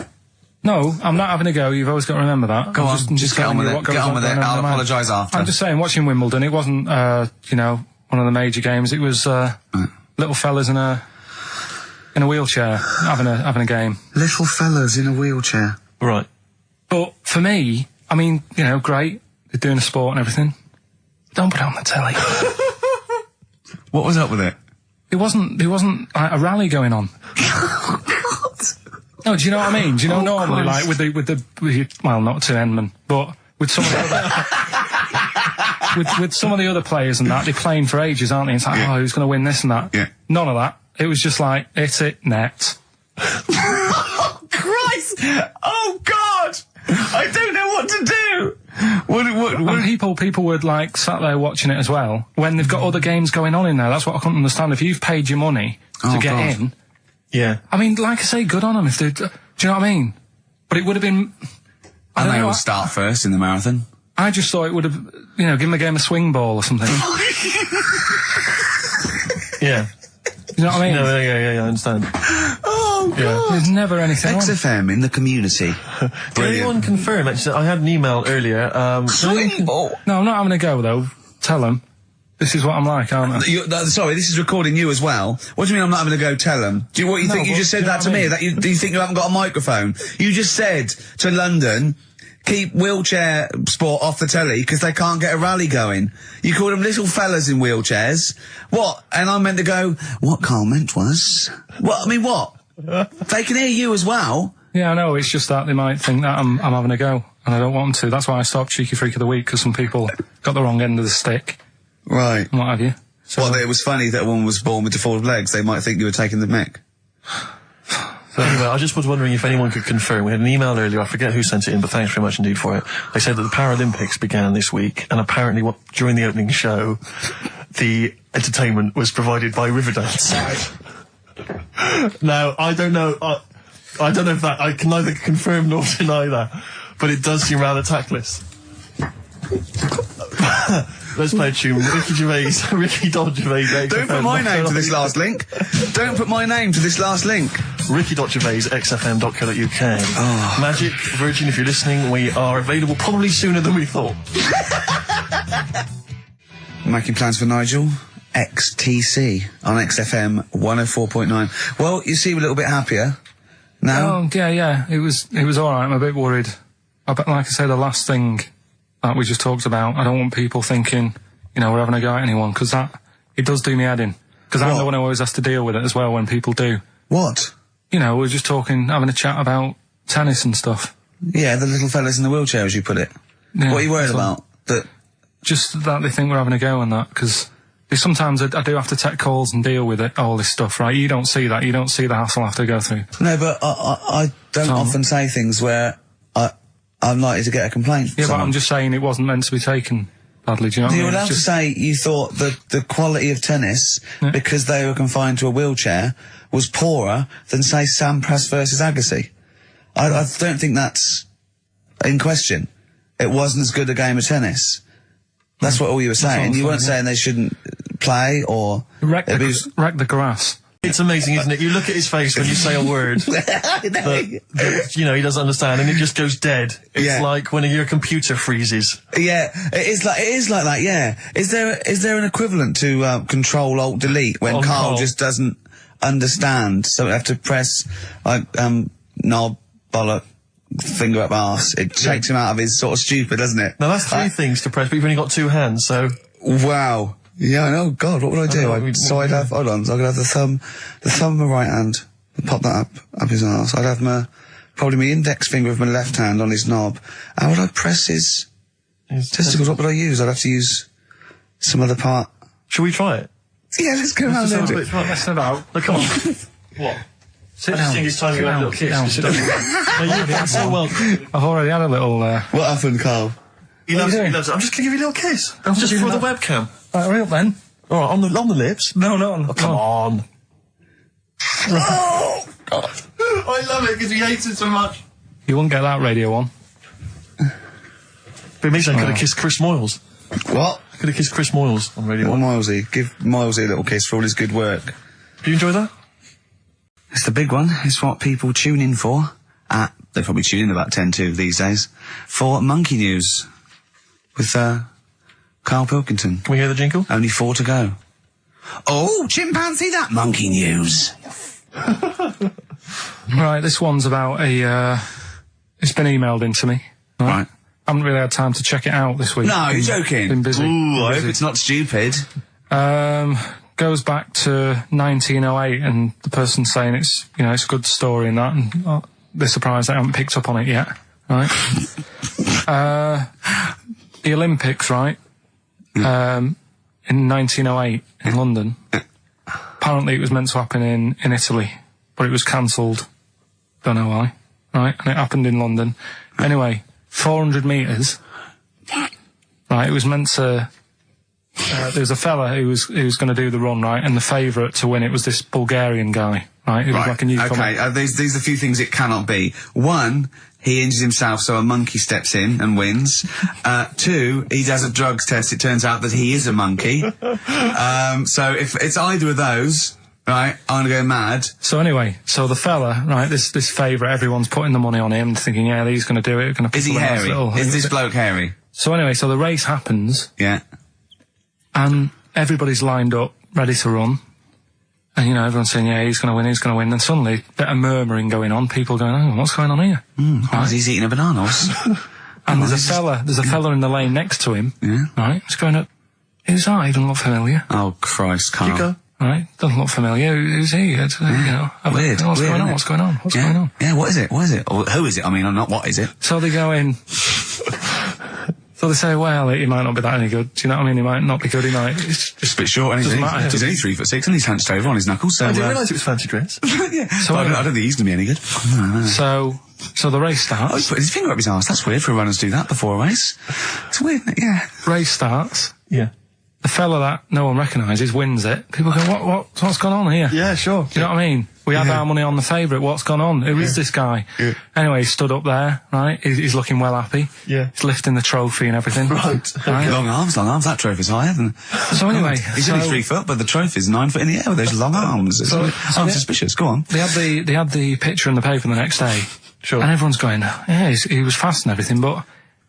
quite hairy for a run. Oh, I'll tell you what. Come on. Quite hairy for a run. Because normally they shave themselves, don't they, to make them faster. And how did he manage it? It's really hairy and that. So anyway, he wins the stuff. He walks away with a cup. the people who are in charge of the running, or like the Olympic Committee, looked further into it. Turns out it was a chimp. Right, keep talking. No, don't keep talking. Shut up, shut up. This is monkey news. If you can't handle the news... It's news from 1909 and I haven't heard about a chimp winning the Olympics. Right, be quiet. What happened there then? 400 metres, right? Now, Don't the thing is... talk shit. The only thing was, Ricky. it took so long for the Olympic Committee, right, to find out that it was a monkey. It was going going manic. It went into loads of races. It was picking up loads of, like... Don't shut up! He became a celebrity. It was doing endorsements on TV. Don't talk shit! It said he managed to win the same race 4 years later in Athens because... How did he get to Athens? Well, it's a joke! They're winding you up, Carl! Weird. It's not weird. It's right. I do not believe it. Well, that's okay. There's only 3 of them to go then. Right. Let's crack on. Good. I went on holiday after Christmas, yeah. And so did our mutual friend, Phil Balker. Yeah, good man. He was in Lanzarote and he told me one of the funny... I don't know if I can tell this on the radio. I'll have to say the C word. I'll just go... It's in a sentence, so I just go, you, see, when it comes, and you'll know that he's saying the terrible word. Just, didn't want to ruin the anecdote. Anyway, they're walking along one evening in Lanzarote, and there's lots of Brits there, apparently, and Phil overhears a sort of married couple arguing. They're having to go home a bit early, and she's saying to him, she went, for Christ's sake, every time we come out drinking, you always shit yourself. Right? Wow. Always, not once. So he's going, I've told you, he said, it's not the drink, it's the weather. She went, the weather. You'll be blaming the food next, you see. I don't think they should have got married. Wow. Or mate, when did you think the shitting yourself started? Must have been after the marriage, because if you're courting, and you go, went out with Derek again, did you last night? Yeah, how was it? The evening was lovely, the meal was nice, but he shot himself. Again. That's 5 dates, 5 different heaps of shit. But I think I can change him. I think I can change him, yeah. It must have happened after the marrying. Or he just might think, oh God, or he's got to that age where I think, look, I'll just empty it when I get home. Yeah. I'm not going to keep going up and going to the toilet, It's the ice that does it. Yeah, Carl is right, I think. It is the ice. What do you mean? People forget, they say, oh, don't drink the water when you're on holiday, and they don't. They drink, they buy Evian and stuff. Oh, I see. They forget about the ice. The ice cubes, you're right, in a bar. Made from tap water. And that can do it, can it? Yeah. But she said every time you're drinking, didn't she? I assume that she wasn't drinking ice then. Yeah. What, I mean, why is it just happened to him? Let's be honest, everyone that goes on holiday doesn't end up crapping themselves. Yeah, they usually make it to a toilet. He does it every time he drinks, doesn't he? Yeah, well, apparently. Just don't let him carry the baguettes. Went for some food. Yeah. And it was the last few days. I didn't take much money with me, and we were in Florida, and we were hungry, and we went for some steak, and we had our dinner and that, and I think it's their equivalent to the Angus Steakhouse. Yeah. Right. And sat down, had the steak, and that's huge, big portions. But anyway, we didn't have much money left, and we had like another 2 days left, so we didn't leave. We didn't have much money for a tip. Do you know over there they expect it? Yeah, a big tip, yeah. So we left what we could, and I don't know what it was. It might have only been the equivalent to 60 pence. Yeah. But he didn't have to do that much. We didn't have loads of courses because we didn't have much money. So he brought us like the main course and I don't know, a couple of Diet Cokes. And anyway, left him the 60p. Yeah. On the way out, and he comes running over. Excuse me, sir, you can have this back. Because it wasn't enough. I mean, yeah, it's outrageous. What did you say? I said, all right then. Well, I needed it. I mean, I thought it was nice to leave them something, but obviously it wasn't enough, so he got us a couple of more. Is it good fun with you on holiday? I mean, do you enjoy yourself? Yeah. Do people go with you on holiday? I didn't go to school much because my mum and dad had a caravan. Right. No need, is there? No need when you've got that sort of fun at home. Yeah. I used to just go away for weeks. Really? Yeah. Is that true? Yeah, honestly. Where'd you used to go? Port Maddock. But and so you didn't go to school much? No, I did, but not as much as everyone else. No. How many holidays were your parents having? What was their income that they could? No, my dad used to work nights, and he used to travel back because to Manchester from Wales it wasn't that far. And Manchester to Wales. He used to do 4 on and 4 off. So me and my mum were like loving it. But what Port Meredith? Port Maddock. Portmaddock. Just down the road from Portmeirion, where they filmed The Prisoner. Right. Oh, so that's cleared up for me. Location-wise. So what did you do then? You were in this little 2-berth caravan on the back of a Cortina estate. Right. Well, what was it? What was the car? I want the. What was Granada, Ford Granada. Ford Granada. What are we talking? 1980. Yeah, 82, 83, right. 84, 85. Okay. And you in the car down there, park up. Yeah. What was it? What was Port Meredith? Portmaddock. Portmaddock. I remember Ruth. It's just, Oh, yeah. it's just a holiday camp. Yeah. And had an arcade and a beach. I was loving it. Yeah. But so of the 52 weeks of the year, let's assume I don't know how many weeks you take off normally for holidays anyway. Let's just say I don't know, you go to school 45 weeks of the year maybe. Generally, most kids. Nah. Bit less. Bit less than About that. 42. How many weeks would you say you actually spent in school? Well, how many weeks do you have off for summer? Well, we'll work that out. That's what About I mean. 6 off for summer, about 3 for Easter, about 3 for Christmas. Put it this way, I'm surprised I'm not Welsh, to be honest. Right. So there was there more than was in Manchester. Did the school authority not come and check you out? No, they didn't. Didn't get Manchester, I suppose they didn't care, did they? Not really. Yeah. They're lucky you turned up at all. Why did you just turn up for the last day when you could take in your best toy?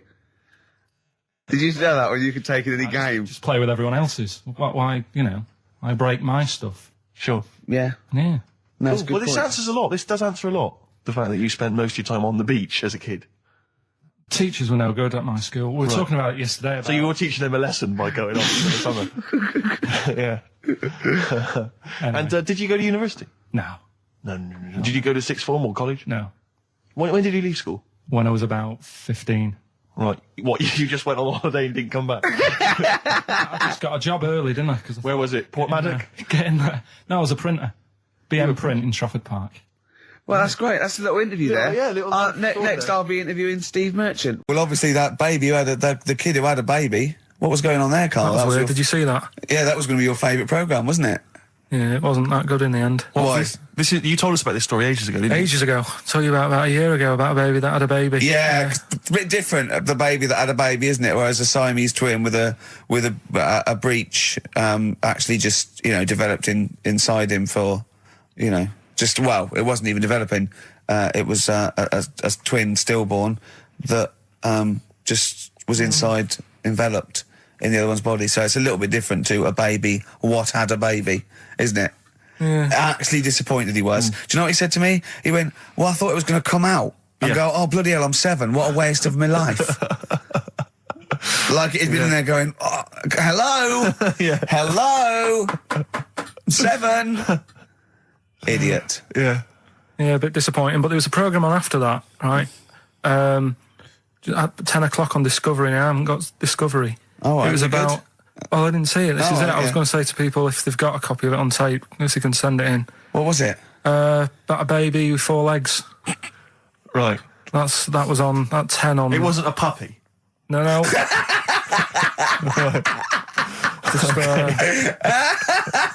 What's it doing up there? Yeah. It's my baby. Oh, is it, Mum? All right then, Yeah. fine. Yeah. It's got 4 legs, yes. Yeah. Sometimes they do have Look, 4 legs. Dad's gone. He's never coming back. You've got to get over it. So, if anyone's It's got not a that, baby. send it in. Oh, Right, dear. okay, Send it in. good. So you want a tape with a baby with 4 legs. You're going to be disappointed again. It's not going to be like a baby with 4 legs who's running up the curtains. You know what I mean? It's not going to be that. It's probably going to be 2 legs and then 2 sort of like floppy appendages. You know what I mean? They're not going to be brilliant. It's not going to be like Jake the Peg. You're going to be disappointed. Steve, I want to talk to you. I think it was, might have been Wednesday night. I was in the pub. Phone goes. A car goes, "You're watching that thing about parasites?" Right. I went, "No, I'm out." He went, "Oh, fella with a maggot in his head." Fella with a maggot in his head? Yeah. And they go, "Oh, no, he's pulling it out now." Oh, God. I said, "Well, I'll get it. I said, "Yeah, see you later." About 5 minutes later, I get a message on my phone. Beep, beep. I look at it. It just says, "Oh no, there's a fella with his fish up his cock now." There's a fella with a fish up his cock? Yeah. Right. Okay. Do you want to explain that, Carl? Is it one of those little ones that swim up if you're having a slash in the Amazon? Yeah. Yeah. That's weird, isn't it? But it was still like stuff like that. It started off with What does the fish do when it gets in there? just sits there. Why? Why? Well, what else can it do? No, but why does it go up there? Don't know, I didn't listen to that bit. Listen, he started off with a fella who had a bit of meat and got a tapeworm inside him, and he grew it for however long, and then it came out at the end, it was about 7 foot long. On purpose? Yeah, he did it on purpose, for the programme, right? I think, probably slimming, isn't it? Well, I was thinking that. Could, you're a fan of Waller, could he purposely have about 8 of them? What, Rick Waller? Yeah. It's a good idea. Because they were saying how they eat, a lot of stuff when they're in you, they just eat all Well, they take enough so you don't die, and nor do they, yeah. But, I mean, you've got to keep taking them out, haven't you? Because you'll still have the same weight, because it's got to go somewhere. So you'll have them in you. What you got to do is, let them eat your meal and then take them out. Do you think worm watchers will catch on? Yeah. So, anyway, so that happened, right? And then, there was a woman with a maggot in her head. A woman with a maggot in her head? Yeah, she went on holiday, it got in there somehow. And, stowaway. It it was massive. And the thing is, she had a hole in her head, and she's there being interviewed with the doctor, and you can see it just sort of sticking its head out. Do you know when you see a cartoon with a maggot in an apple? Yeah. And it looks around like that? Yeah. Why didn't they just take it out there and then? I think they could have done, but the doctor's messing about. It's well, it's good for the show, isn't it? And they left it in there. And another bit, this was the best one, right? Grab it! Right, there's this fella, and he was on his bike, right, cycling to work or whatever, and he sort of sees this thing in the corner of his eye. Right? Literally in the corner of his eye? Or you mean he saw He just said he saw in his peripheral something. vision? He saw Okay, something yeah. and thought, what's that? Yeah. So he thought, doesn't matter, whatever. And he stops off at a cafe, right, get a little scone, a tea or whatever, and he goes in there, and he's sat down, and the waiter comes over, he says, what do you want? He says, I'll have a scone and a tea. He goes, all right then. So he goes to get it, comes back. As he puts the tea and the scone down, his face is like, what is that, right? Like a look of frightenedness on his face, right? Drops the tea and legs it. So the fella's going, what? So he legs it after the bloke and goes, what? And he says, something came out of your nose. That was massive. Sorry, something came out of the guy's This is all true because people would have watched it, so don't start saying it Sorry, didn't but hang on, I happen. just need to clarify. The guy on the bike... I don't believe he ran away. I don't believe he legged it. I don't believe he had a look of frightenedness on his face, and I don't believe he said something massive came out your nose. And I don't even believe he had a cup of tea in the scone. These are the things that I think are embellished. But who had something coming out of his nose? Was it the guy serving the scone? The one who was on the bike who ordered the scone.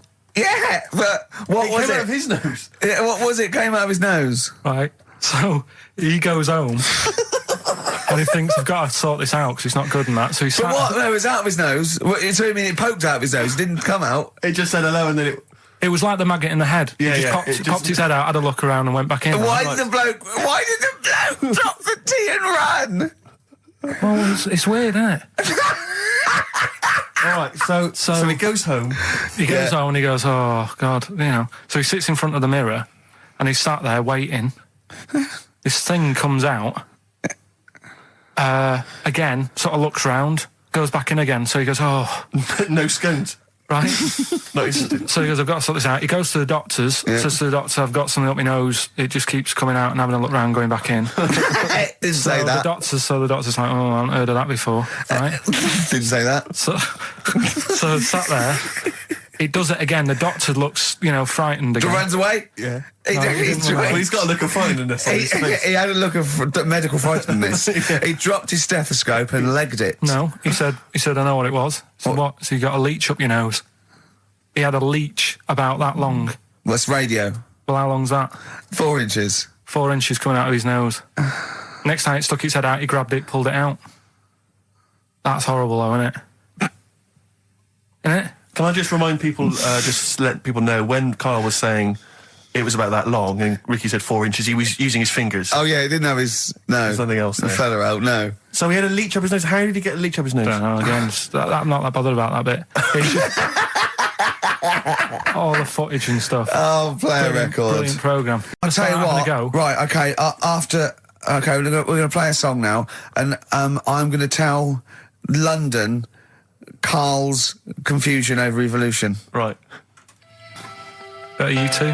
Oh, brilliant. Sweetest thing. 104.9 XFM, 104.9. U2, the sweetest thing on XFM. Ricky Gervais, Steve Merchant, Karl Pilkington. So, we're with Karl in the week. So, what can we do this week? I was saying, well, don't do Rockbusters. That's dead in the water. I hope the listening public agree with me. He's going, well, you know, I want to teach stuff again. Remember what I taught you last week? I went, no, no idea. Were you joking? I went, no.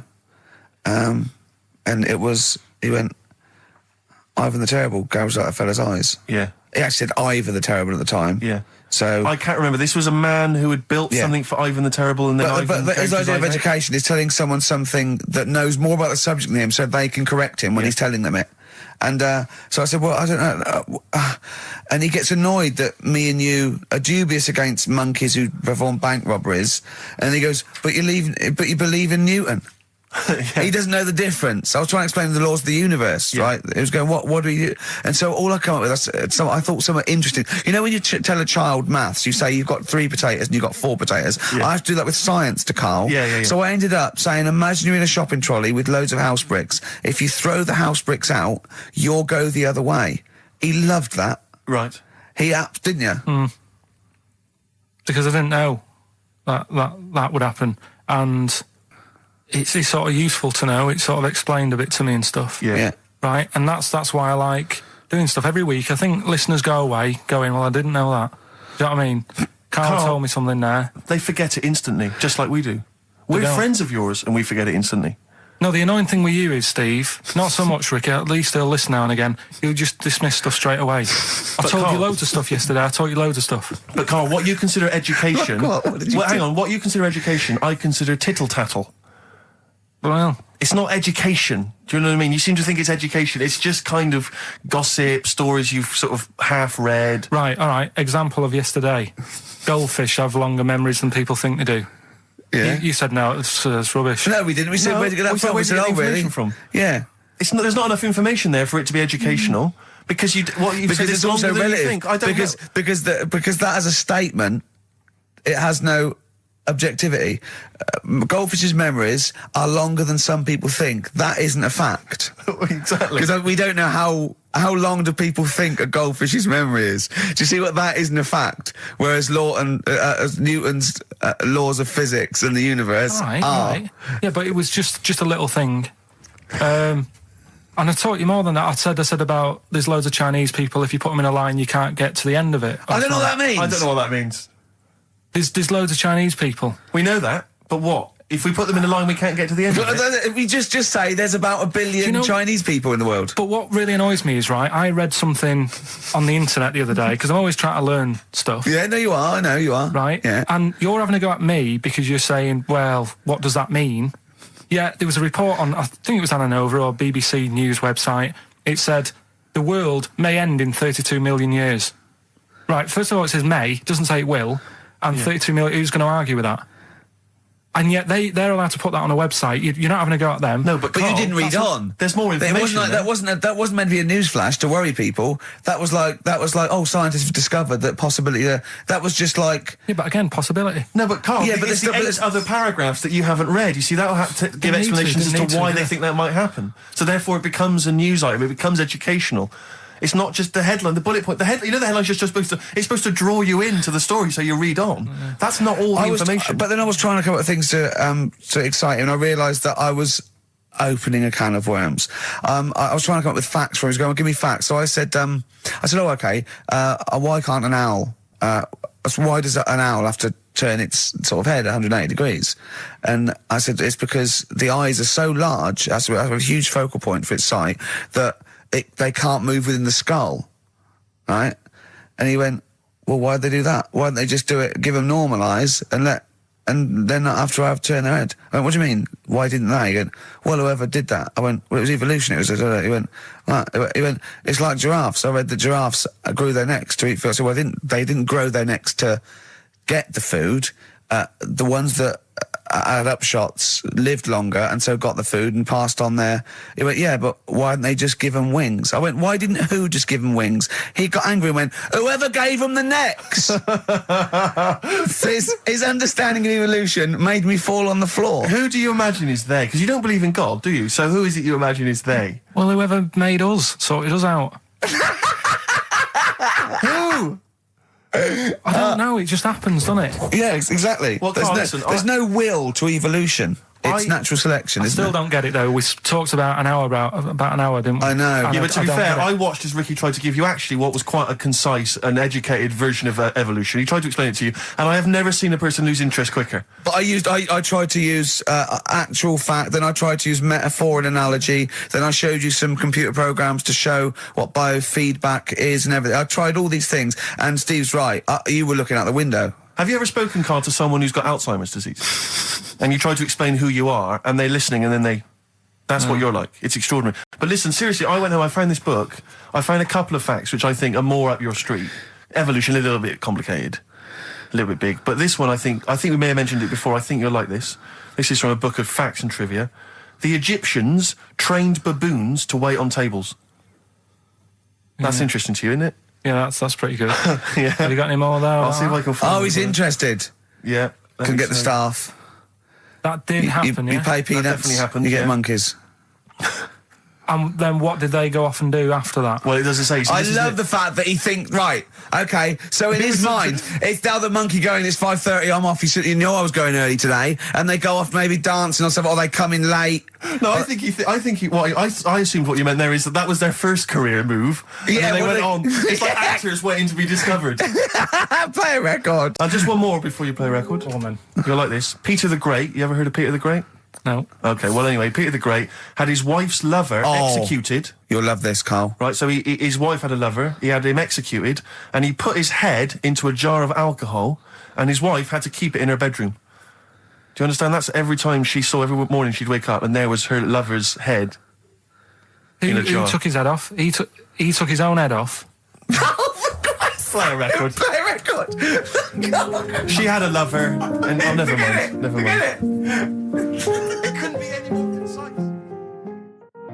Mad World on XFM. We just had a text, Rick, from Andrew Barnes. He says he watched the same documentary, it would appear, as Carl did in the week. And he says here, just to clarify, the leech nose man got it up there when drinking from a muddy stream. And he goes on, one can only imagine the frightenedness he experienced. Carl. Explain to him once more what happened with Peter the Great. All right, so we've got Peter the Great. Yeah. Okay. And his wife had a lover. That's another man. Another man. Not Peter the Great. She was having an affair with someone else. Right. And Peter the Great, he found out about that. Okay. Yeah. So he sliced off this bloke's head. He killed him. He executed him. Right. Are you with me so far? The fella who Jesus. She was seeing for a bit. Yeah, there's only two fellas involved. There's two people involved. Yeah. One's Peter the Great, the other one's not. Right. The guy that's not Peter the Great, Derek the Terrible. Derek the Rubbish. Yeah. Right? He's having an affair with Peter the Great's missus. So Peter the Great slices off his head, puts it inside a jar of alcohol to preserve it, and puts it in his wife's bedroom. So every morning she wakes up, she sees her dead lover's head. You'd have thought he wouldn't have wanted to remember, wouldn't you? Oh. Best bury the head so she don't remember. Well, it was a reminder so as not to put it about. And did it work? Oh, I don't know. I love that. Again, that to me is an amazing thing to do. And you go, did it work? I mean, you've got quite an interesting mind, actually. I mean, you are, in some ways, really, really bright and intelligent. I love the way you think. You're one of the cleverest blokes in some ways that I know. Hello, it says I've got common sense. Well, yeah. And that's more important than knowing about, But it's like you follow the subplot, which is quite an interesting thing. Do you know what I mean? It's like, you tell you a story, you'll always pick up on something that I didn't even think was an important bit. It's like you're looking out of the window all the time. So what's important about that head thing?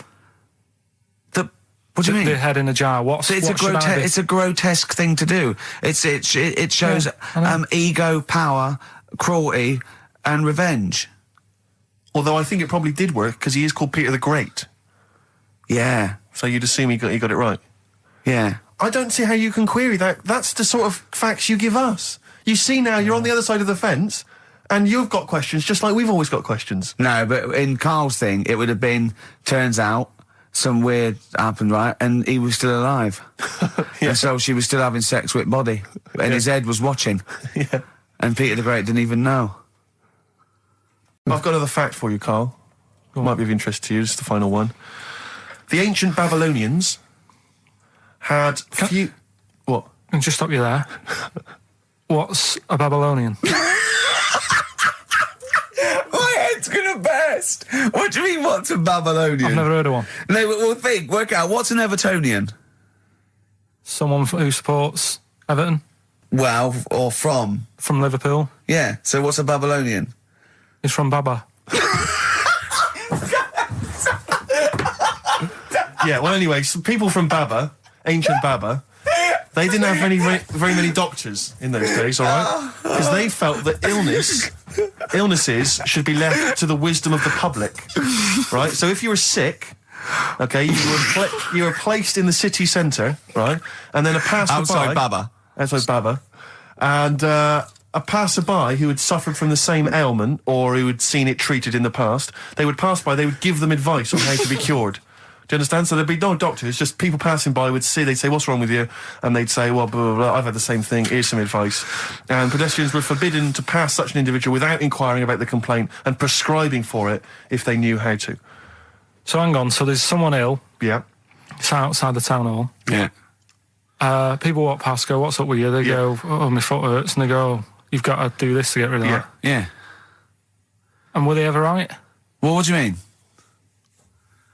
Were they ever right? Well, how do we know?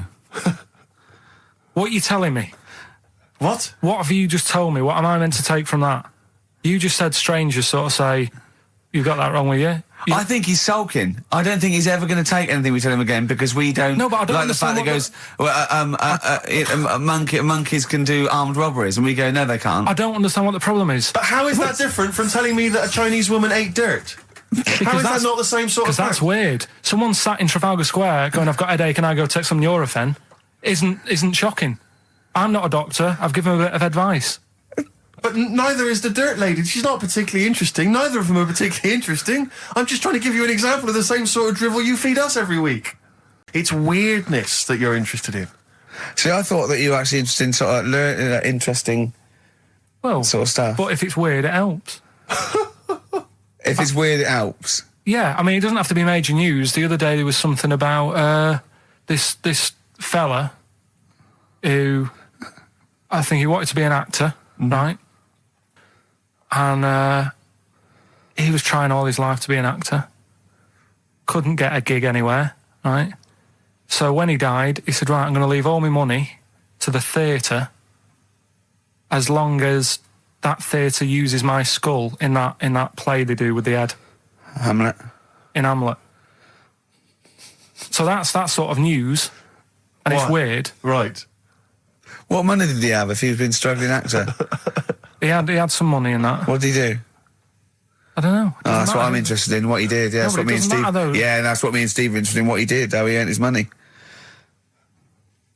So, because you were going to educate us this week with some interesting facts. Oh, yeah, come on then. Is that it, or have you got more? Well, that's weird. But that's not educational. You didn't give me his name, you didn't give me when, you didn't give me what theatre. No, but also to take from it. Do you know what I mean? If people listening and go, well, I'm a bit like that, it's like if you've got to be dead and have your skull on stage, that isn't the job for you. That's what I'm saying. If it takes that much, give it up, do something else. Right? 7-Up, the drink. Yeah. Right. We're actually on air now, aren't we? Yeah, this is right, it. Okay. This is it, baby. This is a radio show that we're paid for. Forget no, come on, 7-Up. It's not really not important. It's not interesting. More important. Go on, come on then. The little red dot that's above the 7 on the can. Do you know, it says 7 up and there's a little red dot. Yeah. That red dot's there because the creator of it was an albino and he had red eyes. And he had that little thing there as his little trademark. Is that true? It's true. That's quite interesting. Right then. So that's what I'm saying. It's not that important, but it's interesting. If it's true, that's interesting. It isn't. It's true and it's interesting. Okay, that's good. You know, Coke used to contain real cocaine. So well, they used to be medicines, didn't they? Tonics, yeah. No, they were medicines. I read that tomato ketchup and Coca-Cola started off as medicines. Probably not a medicine, probably more of a tonic, because it probably a pick-me-up, wasn't it? If I had coke in it and caffeine and sugar, and same as ketchup, probably lots of vitamin C and lots of sugar, it was probably more of a tonic. It wasn't really a medicine. They didn't say, cancer, have this on your chips. It's some HP. Wasn't it medicine? It was... Well, it was, kind of. All right, okay, let's agree to disagree on that particular one. Okay, all right, yeah. You didn't say anything about goldfish. This is your fact, right? You know what? Goldfish might have longer memories than some people think. That's not a fact. That under no circumstances would imagine Magnus Magnuson saying, what animals might have longer memories than most people think? This is goldfish, correct? Imagine that as a question. How is that a fact? If you ever have children, are you going to educate them with this kind of drivel? Is this how you're going to raise your kids? So their minds just pumped full of this That'd be my rubbish? job. I'd keep them interested with stuff like that. Right. Yeah. Suzanne does the proper stuff. Yeah. So you agree there is some proper stuff? Yeah, but I wouldn't make him do it. I'd just sort of leave the book there, and then if he read it, I'd go, that's good. That is. What book would you think? What, the 50th freakiest people ever to be born? Give him that to start with. What would you tell me your favourite was? The little fella who's playing the keyboard? That or the three-legged fella. Yeah, okay. So he's learnt that. That's the first day at school. What would you teach him the second day at school? I don't know, because why do owls have to turn 180 degrees to look the other way? Because they've got big eyes. Yeah, and what's that mean? What do you mean? Can I just... I don't think you should have children. Well, Suzanne's always saying, she'd like to hear tiny feet running around the flat. Stuff. Yeah. I just said, let's get a little midget cleaner. Can I just give you a little fact here? Someone's emailed in for you, Carl. They've sent an interesting fact for you. I think you're going to be interested in this. Don't read it on the email. Let me read it for you. I think you'll be excited. An interesting fact from Carl. That's from Toby. He says, Attila the Hun punished some fella who annoyed him by cutting off his arms and legs. You'll love this. And stitching his arms back where his legs should be, and vice versa. Look at his face. Look at the little smile that's just cracked on his lips. That is the kind of fact you've been waiting for all day, isn't it? So go on, again, so... Attila the Hun, right, some guy didn't like, he cut off his arms and his legs, and he stitched his legs on where his arms should be, and his arms where his legs should be. Look at him looking at his body, trying to picture it. Yeah. Okay, I'll let it sink in for a little while, then I'll ruin it for him. Carl, what are you thinking? I'm just picturing it. Right, he would have died. It would have been tokenistic. There's no way that person could have lived through it. So it was just for the Hun's fun. He probably put him on a stick outside his gate or something. There's no way in those days that he could have gone through complete limb amputation and... So would he have wore a jumper for pants? Forget about tomorrow. Feeder. Right. Listener, I'm talking to you now. Have you seen these posters around with me and Steve on it, right? It's embarrassing, right? We were mucking around at a photo session and XFM wanted to do some posters. We couldn't be bothered to do them again, so we let him have this one. Irony comes back to haunt you, and it looks like I think I'm Simon Temple or something, and Steve's all right. But we think that Carl should be in it. Definitely. Carl doesn't want to be in it, but it looks like everyone listens to this show for Carl's basically, innocent stupidity and some great tracks. Exactly. They don't listen for us anymore, Steve. So I think it should be a campaign to get Carl on the poster. Yeah. Well, I should point out that I think XFM are more than happy to have him on the poster. So it's just him? You don't want to be on there, do you? There's no need for me to be on it. Of course there is. Why not? I get so many emails here as I'm sat during the show reading them. So many emails saying, what does Carl look like? Well, I want pictures of Carl. If you go to xfm.co.uk/Ricky, we've got those film bits on there, those video mock-ups where I'm part of it. You can sort of... That's not enough, Carl. People want to see your face. You're part of the show. You're an intrinsic part of the show. Yeah, we'll get you on the poster. Why? It'll be too much on a poster. They can only take in so much. What do you mean? They can only take in so much? Yeah, it's good with two people. No. It's enough. So what do groups do then? Well, they haven't... It's like Ringo Starr is being left off the cover of Sgt. Pepper. Yeah. Rutherford doesn't get in a look in with Genesis. Exactly. Well, You know, Which would be outrageous. yeah. I'll say, oh, sorry, Tony Banks, you can't be in this one. Yeah. It's just me and you will be very. You see, you look like the Collins, yeah, so but you've got to be I in there. don't photograph that well either. You're joking. Is it because you look like a little cue ball because it just shines off the top? A lot of people as well. You should dispel the myth. A lot of people think for some reason that you're fat. A lot of people say to me, "Is he fat?" No, but that's because I haven't got much hair, so it looks like my head's big. No, they haven't even seen you. They just think from listening to the show that you're fat. That's because you're northern. They think you just eat chips and complain about the weather. Well, Complain about the south. I just think you could answer a lot of your critics. but then you see what I don't like about this world. A lot of people judge people on the way they look. Yeah. Oh, Like you do. If only more people thought like that, Steve. But Carl, you judge people on the way they look. Yeah, I know. That's what I mean. But I couldn't with me, could I? Because I don't know what I look like. What? If I was listening to me on the radio, I wouldn't be able to say, "Oh, he's a," and slag me off and that, because I don't know what I look like, and I quite like that. Do you know what I mean? I lost. I don't know what Absolutely you're talking about. lost. Just believe me, right? I'm right on this one. It's best if you leave it. Well, we're not going to leave it. We're going to get you on the poster. Yeah. I mainly have to see myself on videotape this morning. That's put me I even showed more him. off. The animal show I did, the show. Yes. I'm doing a video, and I did behind the scenes footage, and I've got you've seen it, haven't you? I feel a bit of Carl on there, isn't there? Yeah, It's great. yeah. It's lovely. He can't believe it. He said, "Is it playing slow?" Because he's so slow. When I come into the office, going, "All right." That's how you On my talk. head as well. I look like I'm looking into a spoon. I'm not happy with it. I just think that if we're willing if Ricky's willing to use his celebrity profile for the sake of the show, I'm willing to look like let's say a fairly handsome, kind of cool customer. I think the very least, Carl, is that you appear on there as well. You could dress up smart. Are you worried that you'll look the worst out of all three of us? Who am I standing next to? I'm next to Steve. I'm fairly confident. Yeah. I like the way it's so predictable. You pull the string because you know what it is. You pull the string? My neighbour had a horse in her house. It does work, honestly, it works. Okay. Yeah, okay, don't bother explaining it, just play it. Steve started getting on your case, sort of ganging up on me. I'll tell you now, Steve, I just forgot. Remember a couple of weeks ago, you said to me that my pub quiz team is rubbish? Yeah. Right, well, it doesn't matter anymore because you're not part of it this time. That's bad. That's bad, because it's interesting you say that, Carl. Carl, you say that because I tell you this, I found someone, mate, who could be filling that tricky fifth member. I wanted to test them out this week, mate. On your team. Test out on your team. Because I'll tell you what this is like. I don't know if you're familiar with Paul Ince, who used to play with Man United, right? But everyone used to say he's the governor, right? Even the players used to call him the governor, right? And Alex Ferguson at Man United was like, "I'm not having this. I'm in charge here." And he got rid of him. And that's what's happened. You were moaning the other week, saying your team's rubbish, you don't know what you're doing. Yeah. Well, let's see how you do on your own, right? He's turned, hasn't he? I'll be honest, Carl. I'd like to be on your team. Well, sorry, Paul Ince.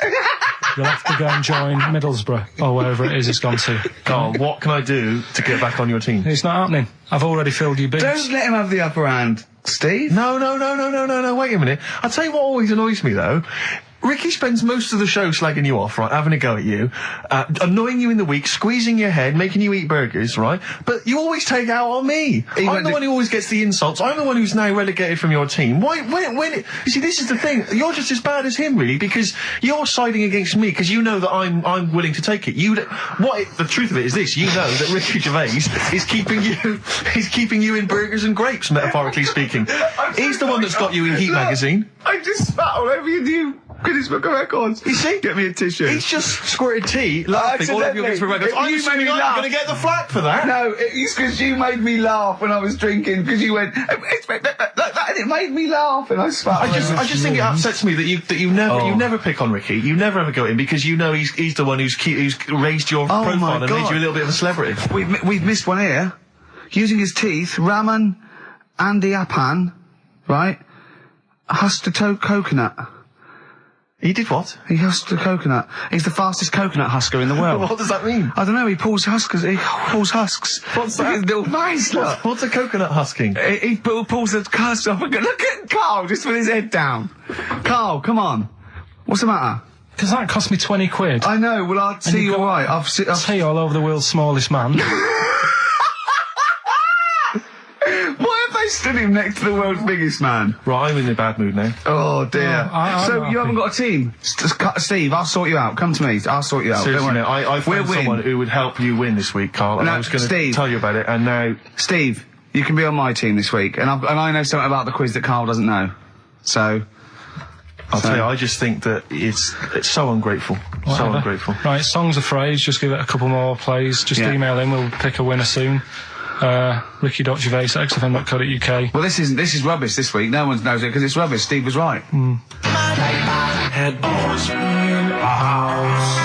There's 6 songs there, so if you know what they are, just That's the end of that, I think. That's the end of songs of phrase. email in. I think. We've got none there. No. Now, you weren't speaking to Suzanne last week at this time because you said she had a haircut, probably quite an expensive haircut. She's a lady in media. She's got to look good. She probably doesn't go to the barber like you or just shave it at home. She probably spent quite a little bit of money on it. She came home.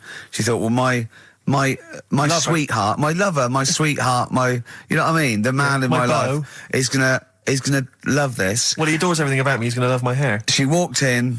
Hello, Carl. All right. You look like Dave Hill from Slade, is what Hugh said to the poor woman. And then talked about it on air. She was furious about that. So what did you do? Carl? She did listen, yeah. She wasn't happy. And she heard you slagging her hair off? Yeah. And she, well, what So this is probably annoying her now. Well, no, it doesn't matter. We can do a lot today because she's at work. So And of course, no one's going to tell her. let's have a chat about a fat arse, shall we? Straight hold on. Oh, dear. Oh, dear. You are in so much trouble. That's. Look, he's realised he is a little bit worried. Oh, didn't you go and buy her a coat or something? Took her out on Sunday and treated her to a new coat and that. Yeah. But I offered, I said as well, I said I'd pay to have it done again. Oh no, Carl! You have. Oh God! Oh my Christ! So she listened to the show. What did she say? You got home. She'd heard you slagging her hair off. Imagine that. He thinks that's a good thing.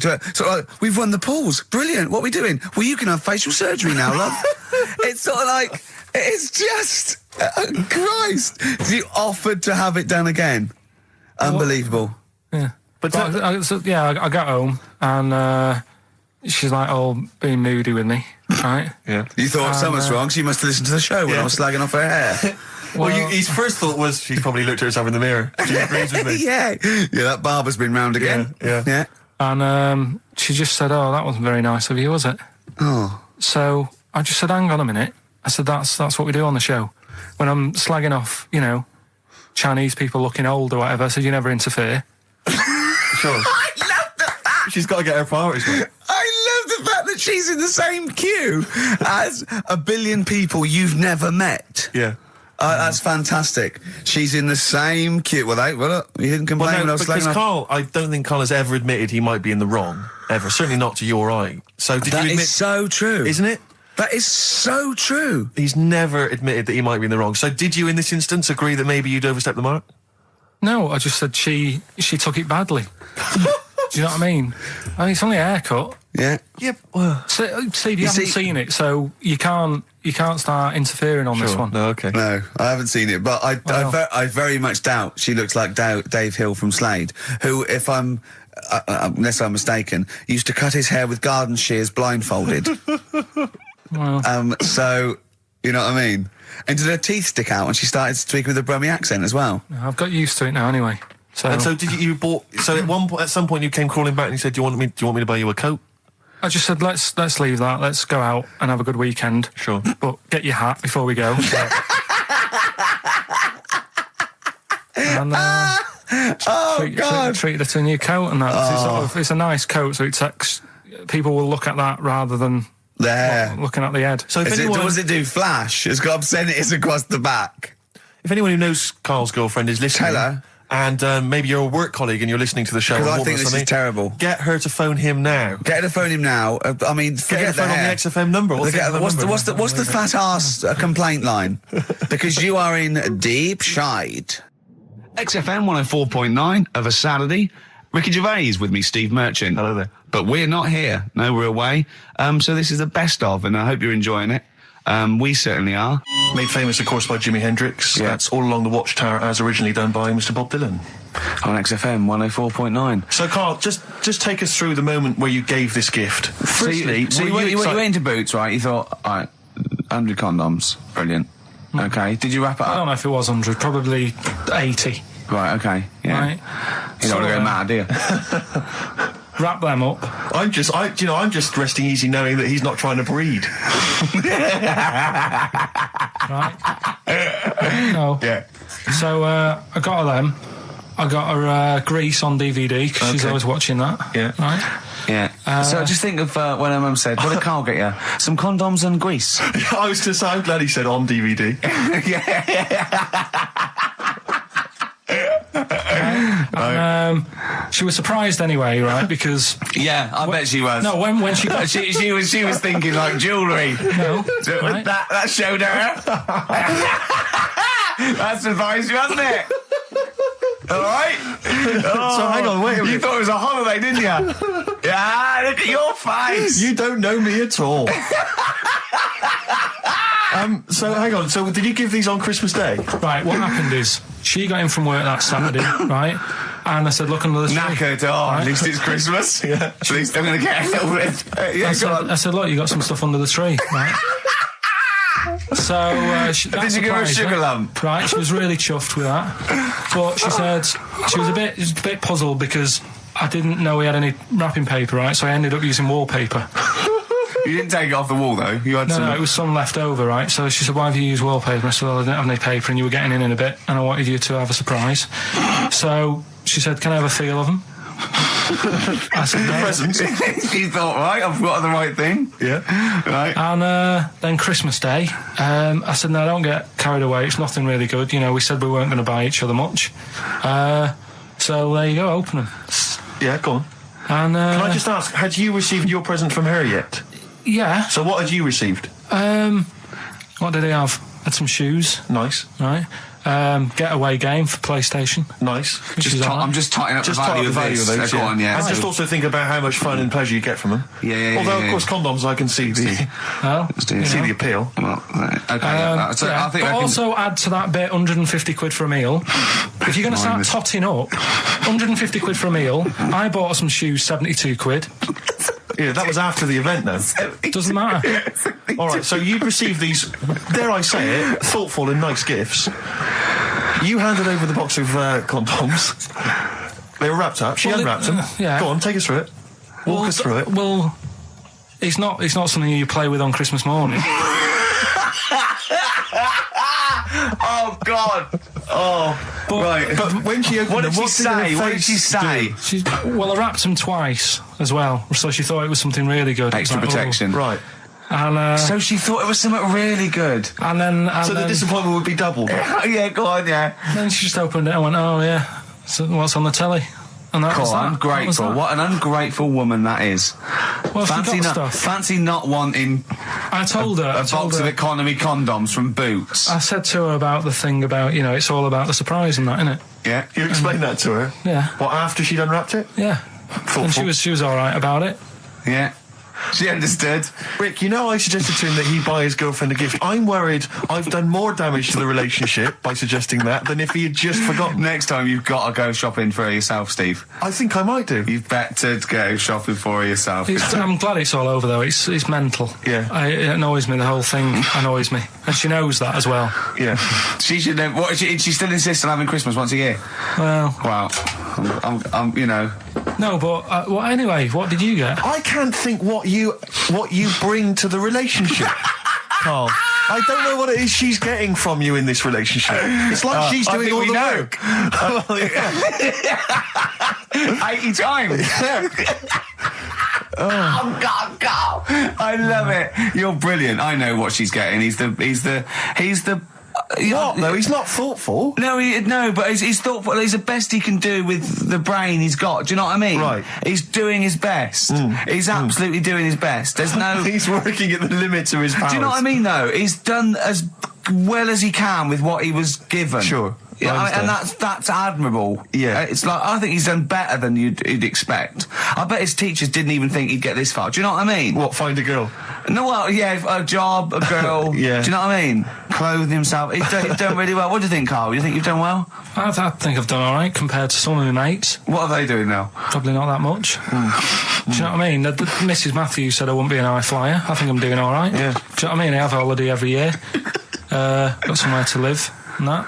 Yeah. Got a new flat, haven't you? Yeah, so where are they then, the condoms? Did she show them to her family and friends? No. Take them into work? Look what I'm Carl got me? surprised she told Ricky, actually. I was a bit disappointed in that. Yeah. Because I didn't go shouting out. Rick, you may remember that last week we opened with some quality knob news. Knob news, yeah. It was Hitler's knob. Hitler's knob was one of them. That just sparked off into a whole bunch of other knob-related discussions. Yeah.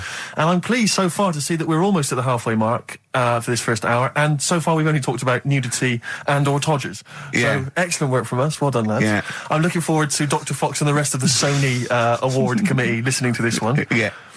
But more knob news. I don't know if there's a jingle for that, maybe. You nearly had me eye out. Knob news. Knob news, excellent.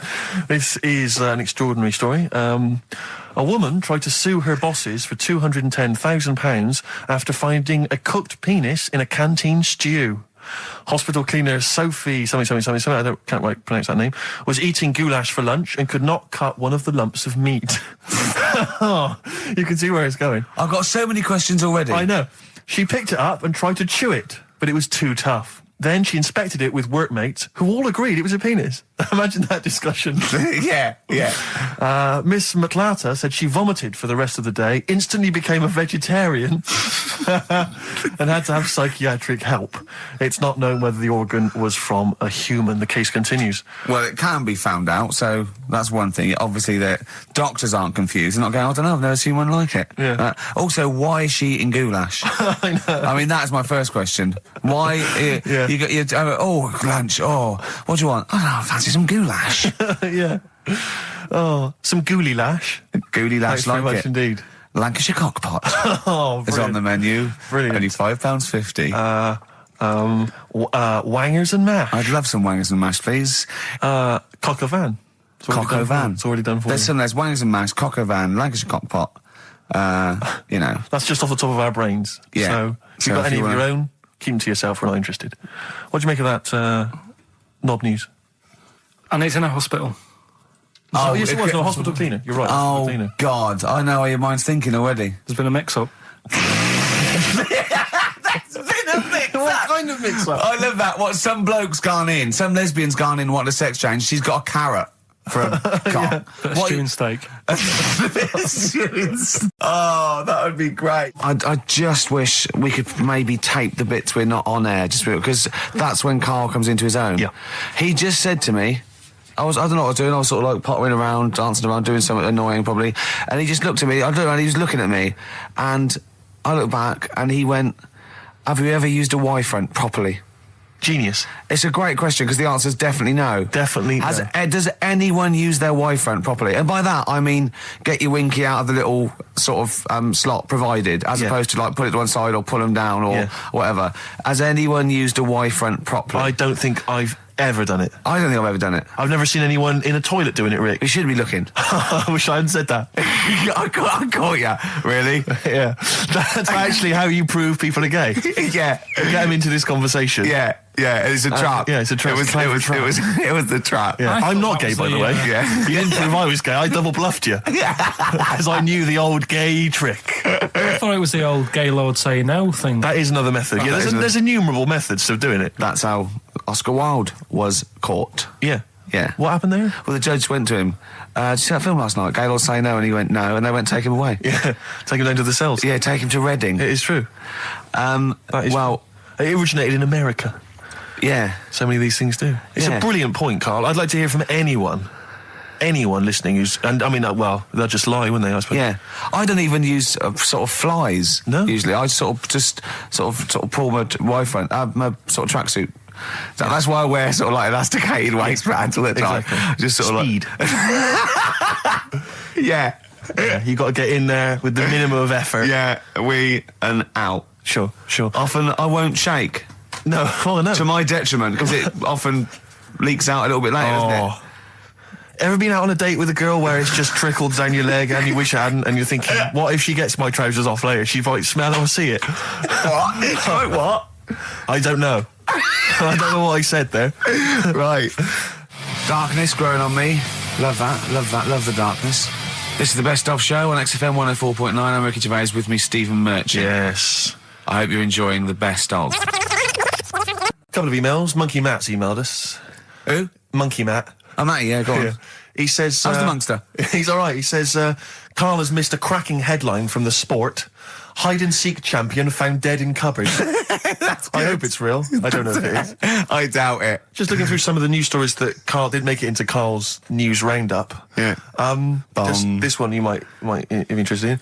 Headline, woman says partner ran off to become vampire.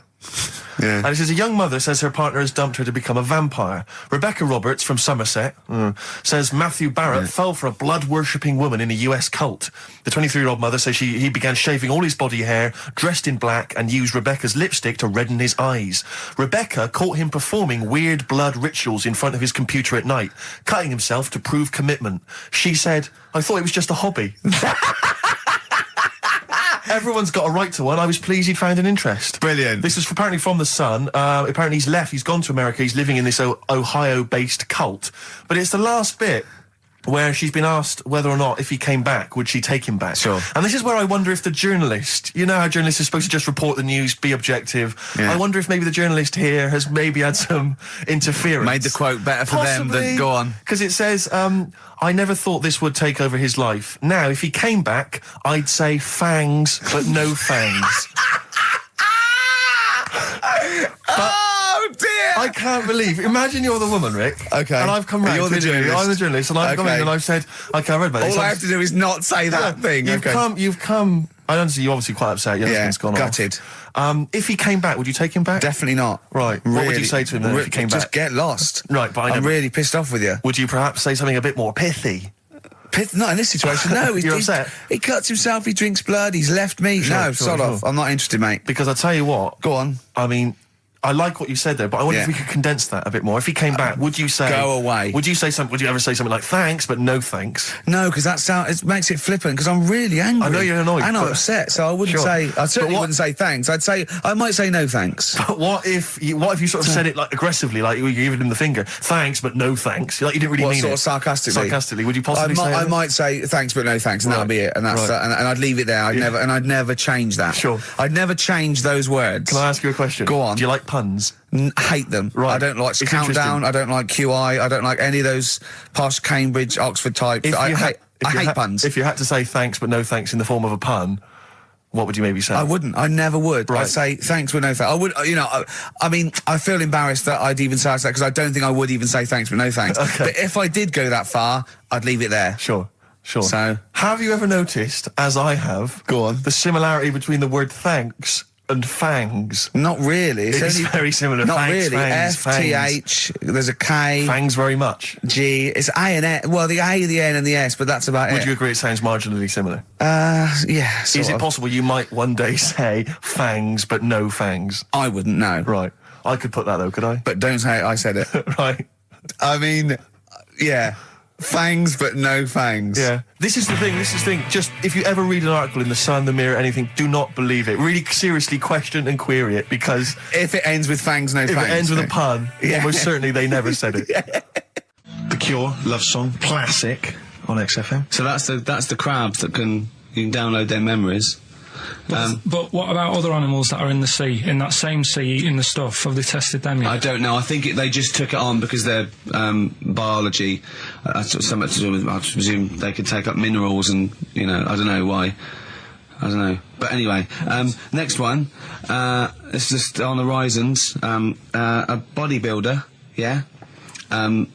married, freaky. married another bodybuilder, right, and they're pregnant, and they had these tests, and the baby was very large, but it was causing it pain, right, in the thing, right, and This is almost bizarre, and after the female woke up pregnant after 7 months, and the baby It's walking around. No, it forced its way out of the vagina. Oh, no way. Yeah, it forced its way out. And it almost had like super strength. Like, and it was pulling her along by the umbilical cord, and and it was a stone.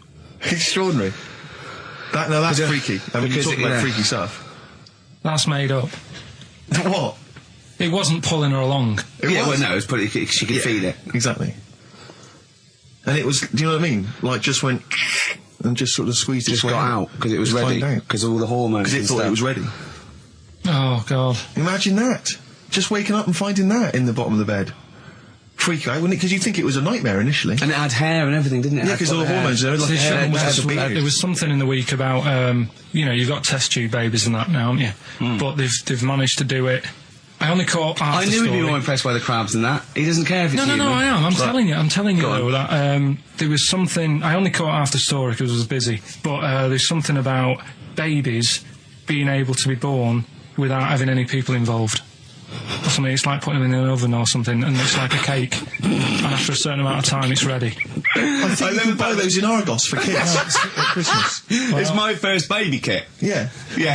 There's Play-Doh, I think, that they can buy. Yeah. So what do you think of that then? The baby one. Yeah. I prefer the crab one. Yeah. But the baby thing's pretty horrible. Yeah. So it was bigger than like the average. Both made up. We made those up. Yeah, they're both rubbish. They're both they bullshit. are both rubbish. Despite the fact they're both rubbish. Yeah. They're interesting. We made those up. Both those stupid stories up. Yeah. Imagine downloading a crab's memories and seeing its mum feeding it as a child. Both are rubbish. Tell you a job I don't like. What? I wouldn't want to be doing. The woman, there's a little woman who sits in the little snack stall on Finchley Road station. Yeah. And I don't know how to describe it really. She is surrounded by snacks. She can't move for snacks. Does it look like American Beauty, but with different... Not dissimilar to that. Yeah. It's a little hut on the station. And it's like, if you go to the seaside, you can put your head through one of those cardboard cutouts and it looks like you're a big fat person or whatever, and you can have your photo taken. It's like an equivalent of that, but it's just snacks everywhere. She's got bananas up to her chin. She's got chocolate coming down to her eyes, crisps either side of her. She can't move. She can't do 360 degrees. She's like packed in there. I don't know how she gets in there. I think they put her in there first, and pour in the bananas. Yeah. Then they go pour in the nuts. She has 2 hours of makeup before they open. Exactly, yeah. Dressing her in there. Because I'll ask for something from the fridge, and she cannot turn her head to see. She has to go by feel alone, just to feel the fridge and get stuff out and pass it. And often I'll say, that's not what I wanted, but she can. You've got to let her off. It's extraordinary. Dear. But there's no music playing. Does she have nothing. to sell her way out of it? Exactly. If it's a slow day, she's stuck there till the next day. Yeah, it's like a world-breaking attempt. Yeah. Carl, what job wouldn't you want to do? Well, any job. You're a lazy... You're joking, aren't you? I've done loads of stuff. I'm quite happy now doing what I'm doing. Yeah? You look happy. I think you sound happy. Yeah, I mean, calm down. You on drugs? I'm all right. Are you on E? Before England have won and that. I'm happy for them. Yeah, go on. Happy for them. I'm happy in that. Yeah. What do you mean happy for them? We are England. Happy for us. Yeah. I mean, we didn't play. I did very little towards it. No. It was mainly Johnny Wilkinson. Yeah, I barely contributed. Switching on the TV was about as much as I did. Exactly. And shouting, "Come on!" Yeah. Talking about jobs and that, though, I was reading the other day about rubbish jobs that people have had and stuff. I haven't got time when I'm at work, man. I just get on with it. I'm not squiddly diddly. Fingers in pies, different jobs. Go on. Do you know Ivor the Terrible? Ivan. His Russian. Yeah, that was the Welsh fella. Who was bloody awful, but not as bad as his Russian cousin, Ivan. Yeah. Go on. He had a fella doing some work for him. Right, this fella built his house. After it was done, right, the terrible fella was like, fella Ivan. He was going, "Oh, it's brilliant. You've done a good job there. Yeah. I don't want you to build another one like that." Took his eyes out. Just stopped him making an house like that. Again. Blimey. That's bad, isn't it? Why didn't he take away his trowel? Then he could have seen, but he couldn't have built a house without a trowel. You can't build a house without a trowel. Yeah. I suppose he probably later thought that once he'd been nicknamed Ivan the Terrible. Yeah. He thought, why? Because you gouge people's eyes out. Yeah, but I didn't want to build another house. I know, but take his trowel away. What would I have been then? Ivan the Crafty at most. Exactly, yeah. Ivan the Jealous, Ivan the spoilt brat. But Gout someone's eyes. That is bloody terrible. I'm surprised you're not called Ivan the... Do you know what I mean? You're going to go down in history like with Vlad the Impaler. Yeah. He's mainly remembered for impaling people. Yeah, he did a lot of other stuff. Did a load of great charity work he did. The impaling is the thing that's really gone down in history. When were you reading about Ivan the Terrible? No, it's just or Ivor the Terrible is the thing you remembered from this informative article? No, it was just little bits like that. Talking about him, there was a thing about someone who worked for that fella who painted the ceiling. Sistine Chapel? Yeah. There was a thing, a woman who worked for him in his house. And I love how you assimilate information when it's just bordering on the academic, or just the interesting and true. It's wonderful. Ivor the Terrible gouged someone's eyes out, built him an house. That fella who painted that ceiling had a woman work for him. Imagine if you wrote that down in an essay. Imagine if you wrote that in a school essay. Well, you'd probably end up with not getting a grade, or thinking you turned up to more than you had. Exactly. Anyway, the woman who lived with... Yeah, the woman who lived in a shoe. Go on. Yeah, there was this woman who lived with him, and she used to, like, you know, go out and do all this shopping and that. Yeah. But because she couldn't read or write, he used to have to draw everything that he wanted. Why couldn't he just tell her? I don't know. No, wait. That's an excellent point. Could she talk? Yeah, but if it's a big list and that, loads of different coloured paints. But why couldn't she draw on a piece of paper? Why did he have to do it? Because he's a better drawer, isn't he? That's the point. That's it. We were just looking for the logic of the story. You found it. You've done it. Play a record. He's a better drawer. That was great. That was very, very funny. What indeed. a wonderful clip that was. I enjoyed it. Do you remember that? Yeah. Wow. It was a few weeks ago, wasn't it, really? I mean, I think it was last week. We'd have to have very, very bad memories not to remember that hilarious clip. I'd like to hear that again maybe in a couple of weeks' time when I'm away. Yes, absolutely. It's embarrassing, isn't it? Mm-hmm. And we, you know, but the good thing is, on telly, I feel a bit guilty about putting out shoddy rubbish because I'm getting paid an awful lot. Yes. But here, you know, I don't give a They can bleep that. They will do. Well, I didn't really want to make it a Christmassy type show because I don't really like it. Oh, he's done it again. What, you did Christmas once, didn't like it? No, my dad always said... All right, steady on. Dad said Christmas morning was for, like, you know, for me. So he used to stay in bed. So he never... That's brilliant. That's a great thing to say, isn't it? Yeah. Christmas morning's for you. Run wild. Do what you want. Just don't bother me. I'm going to Honolulu for 2 weeks. That's great. Dad, it's Christmas. Do I have to do anything? No. So my mum used to get up because she used to like to see my face light up, you know, when I open my presents. And then... to keep the fireworks. And then... then I'd have to go to my bedroom from about 6 o'clock onwards because, like, my mum and dad were into having big Christmas parties and I wasn't, like, old enough to go. Right. So they'd say, right, you know, you've had your fun there, you go up to your bedroom, stay in there. Really? Yeah, I remember one year, right, I got a train set, that's what I wanted. Yeah. Right? It's brilliant. Playing with it all day. I thought, I don't mind about the party, I'm happy staying up here playing with this. Brother comes in, he's had a few, right? He's going, yeah, give us a go on your train. How old is he? He's a bit older than me, so he might have been like, let's see. Well, let him be 18. Yeah, probably about 18, 19, And how old something were like you? that. I had a train set, so I don't know, about 14. something like that. Yeah. Right, so I'm playing on that, loving it and stuff. And then he comes in and goes, oh, give us a go. He turns the transformer up to like 14. He went really fast for about 5 seconds, broke it, and then he went back downstairs. Wow. So Christmas, I hadn't even got... Sounds Christmas like Day. the Conservative government with British Rail. Satire, that is. Satire, Rick, I just thought that there's satire. If there's any satirical shows listening or magazines... It doesn't work in any way, because there's the analogy falls down apart from there being a train. Think it through, though. British Rail was trains. Yeah. And the government broke the trains in many... Well, they didn't break them, like, not officially breaking them, but they kind of... It does work. It's perfect. Oh, I'm pretty pleased with that. And I can't... And no one's asked him to be on Have I Got News For You. It's weird, isn't it? Because it's strange, that. When you've got a satirical mind that's as quick as that. Yeah. All and right. he's broke your little train set. So what did you do? I just like watched telly and had some sausages. I bet you were happy with that, though, weren't you? Oh, it's a bit annoying, though, isn't it, when your main present of the year has been broke. And did it ever get it fixed? No, that was it. Put away. I'm intrigued why your parents wouldn't let you come and join in the festive fun. Was it like really debauched down there? Was it like eggnog everywhere? Well, no, but I mean, that's fair enough. 6 is a little bit early, but I just think, you know, if you're your kid, he had his fun, put him to bed at 8 maybe. And Do you think so on Christmas Day? I thought that was a day for family. Well, not if there's a party going on. And Well, don't have the party on the Christmas Day. Well, that's another option. Yeah. Your parents are weird, aren't they? A strange breed. Well, I think that was the year, right? You're talking about buying presents and stuff. I think I did treat my mum to. I didn't buy my dad anything. I think that was like when I got a bit older, I used to get my dad something because he wasn't that bothered anyway. No. So got my mum. There was a cheap shop, right? Of course. Thank God for that. Called Snips. Right? So I went in there and I thought, let's see what I can get her. And remember Victoria Plum? I don't think so. Well, it's like a fairy character. Right. Right. And my mum's into gnomes and stuff, right? So I thought, right. She must be pleased with you, then. Victoria Plum. I was thinking, is that one of the neighbours? Is it like a brandy Do you liqueur? remember Victoria Plum? Victoria Plum. Victoria Plum, yeah, it's like a little fictional sort of character, right? Okay. So I saw it, I thought, yeah, she'll love that, right?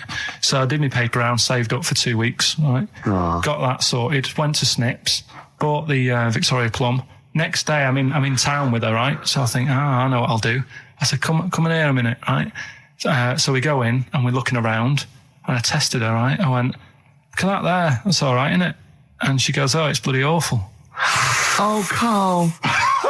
Oh, Carl. Oh, God. So then Christmas Day comes. I said, don't bother opening it. She said, no, why? I said, Oh, no, why did you still give it to her? So, well, it's too late. I'd already bought it. Oh, Carl. So she opened it and I was like, and she said, oh, that's nice. I said, why are you saying that? I said, the other day, said it's bloody awful. She said, oh, no, I thought you were pointing at something else. Oh, no. So that's why I don't get anyone anything anymore.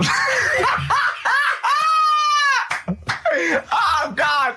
Play a record. Oh, God. Oh. You know, I've never been a religious type. You know, if people want to do it, I let them do it and what have you. Good of you. But out of all of them, I want one that's not going to take over your life. I don't want one where you've got to get up 3 times a day and you've got to go and pray and that you've got to get up early. Forget that. It's getting in the way. But if it's something like... I was walking to work the other day, right, across Oxford Street. There's a little Hare Krishna fella there. And he sort of had... he had a leaflet and stuff. And he said, you know, are you interested? And I said, what do you do? And he said, well, you know, we're against getting stressed out and what have you. And he gave me a plum. They hand out food for some reason. But I sort of asked a few questions. That's just the imagery. These 2 bold people, one of which is wearing an orange smock, holding a plum in the middle. He hands the other one a plum. It's almost like you can imagine some kind of religious painting. Yeah, exactly. Yeah. But you know, what is their sort of main thing? Because he didn't really tell me that much. He was a Japanese bloke, so I didn't know what he was saying that much. Why? He wasn't speaking English? Not very well. He wasn't the best sales bloke to send out for them, is what I'm saying. Yeah. But what's that? Are they... You're saying they're nothing like... Well, I believe Hare Krishna is a kind of, as an offshoot of a sort of Buddhist faith. It is, I think they are Buddhist, aren't they? Yeah, and obviously their kind of trademark, as it were, is that they have to say, I believe they have to say Hare Krishna in a certain rhythm, in a certain order, a certain amount of times per day. That's why you see them walking down the street saying Hare Krishna, because it's actually a sort of religious chant which they're obliged to do. So you see, even if you go into the Hare Krishna faith, you may find yourself, you know, in Tesco or whatever, forced to say Hare Krishna, Hare Krishna. Perhaps out loud, not just thinking it. Yeah, no, out loud. You can put it on an iPod and you couldn't put that on an iPod. No, it doesn't count. No, I think you have to actually say it. So I guess that kind of eats into your social life a little bit. And there's the wearing orange as well. Particularly frustrating, I imagine, if you're in a cinema or a library. A little bit awkward there, you know, midway through. Or Star you Wars, live next door to a bloke called Hare Krishna, who constantly thinks you're calling him. Yeah, that probably. Yeah, so that's in this. I mean, I don't think we've quite done the Hare Krishna faith its full service there, but so interesting to you. I mean, you got handed a plum. You've been treated well by them. Yeah, well, but he couldn't tell. I just wanted to know how much time it would take up. What are the benefits? You know, what can you do? What can I think the benefits are they probably don't get stressed out. They've probably got that sort of that zen, that chi-ness about them where they try and interact and quite meditative. Yeah. I've got some nice trainers as well, don't they? With their Yeah. Orange. What are you looking for then in a faith, Carl? You say what are the benefits? I mean, obviously Catholicism, you get the communion wine and bread, so... Yeah, but I can afford that. Right. Probably, just, I like the Crusaders. I was forced into joining that as a kid, because a mate sort of joined it, and, he sort of said, are you joining? I sort of swore at him. I said, I'm not doing that, right? Yeah. He said, right, if you don't come with me, I'll tell your mum that you just swore. So I was like, oh. So I went. So I went along, and I used to just go on the Friday when they played, Sabutio and stuff. And then I went on one Sunday, and it was totally different. There was no Sabutio. There was no sort of table tennis. The thing where you hold a thing and knock things over. Skittles. There was all that on a Friday. Went on the Sunday. It was rubbish. He said, right, sit down in this room. They gave me a Bible. Thought, this looks too heavy, this is too big, I'm not interested in this book. And I never went again. I used to hide on a Sunday when they came round. And that's been the only sort of... why did it suddenly turn out to have to hide on a Sunday when they're coming round? Because they wouldn't leave. Who was it? Were they adults? It was well, he seemed like an adult to me at the time, but he was probably about 27. Well, that is an adult. Yeah, but do you know what I mean? He seemed a lot older when I was a kid. Yeah. And he came knocking and that, and he used to say to me, Mum, I'll just tell him I'm ill or something. And he used to hang around to see if I'd eventually come out to play and that. And if I did, I think they would have grabbed me and took me there. I love the idea that for you, religion has to bring with it some kind of gift. It's like, join our faith and you get an alarm clock radio. It's like something like I think religion does bring a gift. Usually, it's the gift of the Lord. Well, the gift of everlasting life, isn't it? And that's the problem with it, A lot of people believe in it because they think... But for Carl, right. his feeling is like, that should be a given. That's safe. I'm definitely going home with eternal life. But what else can I have? Is there an iPod? Why do you have to have a religion? Because obviously I don't have a religion. I don't miss it, and I wouldn't want one. I'm an atheist, and that's out of belief. That's out of logic. And we don't get into the politics or the morality of it. Why do you feel you need a religion? Why don't you just get a hobby? Well, I didn't want one. I don't want one. I just was saying that, if I was to get one, which one would I go for? Is what I'm saying. I'd like to see you perhaps as a Jew. I think Judaism would suit you well, I think. What are the hours like for that? Tough. Can be tricky. That's what I mean. I don't want anything that's, And they have a day where they don't eat and stuff. I couldn't be doing that. So they may have days when they eat too much. Yeah, but what happens if I'm not that hungry that day? Like I say, I don't like change. No. I like my Cheerios in the morning. I don't.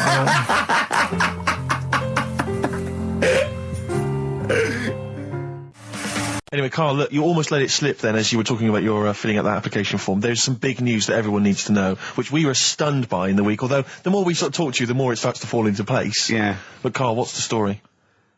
That I haven't got my exam results from my GCSEs. He never turned up to get his exam results. I was working. And so, how many did you take in the end? Because you weren't even sure about that, were you? You think you took maths and English, don't you? Yeah. And you think you've handed in the artwork for art, don't you? Now, art was continual assessment, wasn't it? Coursework. And what was that you made? I made a man sort of putting his arms into a car. You made a model of a man putting his arms into a car. What was this? So that one's passed. Was that this a homage to break-ins in Manchester? Was this? What was this? Oh look, he does what he sees. Yeah. So you've got that. That's safe. You definitely got that one. So you've taken art, you've taken English and maths. You think? So this is what we're going to do, listeners. We're going to try and find out his exam results for him and tell him next week. Live on air. We're going to call his school, we're going to try and track him down, and we are going to have a little envelope, and we are going to give Carl, at the age of 29, his O-level results. GCSEs, yeah. Now, Carl, so you took maths, yeah. You think, you took English, do you remember turning up to do those? Do you remember sitting in the room filling in the forms? Yeah. Okay, and how did you feel you did? I don't think I did well. You don't think you did well? Did you revise? No. Why didn't you revise? Because I don't really believe in it. Okay. Well, it's just that if you don't know it, then you don't know it. You shouldn't have to start looking at the book. If I went to like the hospital, yeah, and the doctor said, "Oh, you need your appendix out," but hang on a minute, I've just got to read up on it. Yeah. that isn't good enough. Okay. He should know, and that's the way I feel about it. To be fair, though, He did do the revision beforehand. yeah, they don't usually pass on, like, maybe, like, when they're in practice. Yeah, 7 years information down they the took in line. by osmosis. Yeah, yeah, and they bloke comes in and goes, "Can I just see what you did with that?" And I goes, "You've passed." Yeah. Phew, that's a good one. Yeah. Good job I watched Casualty.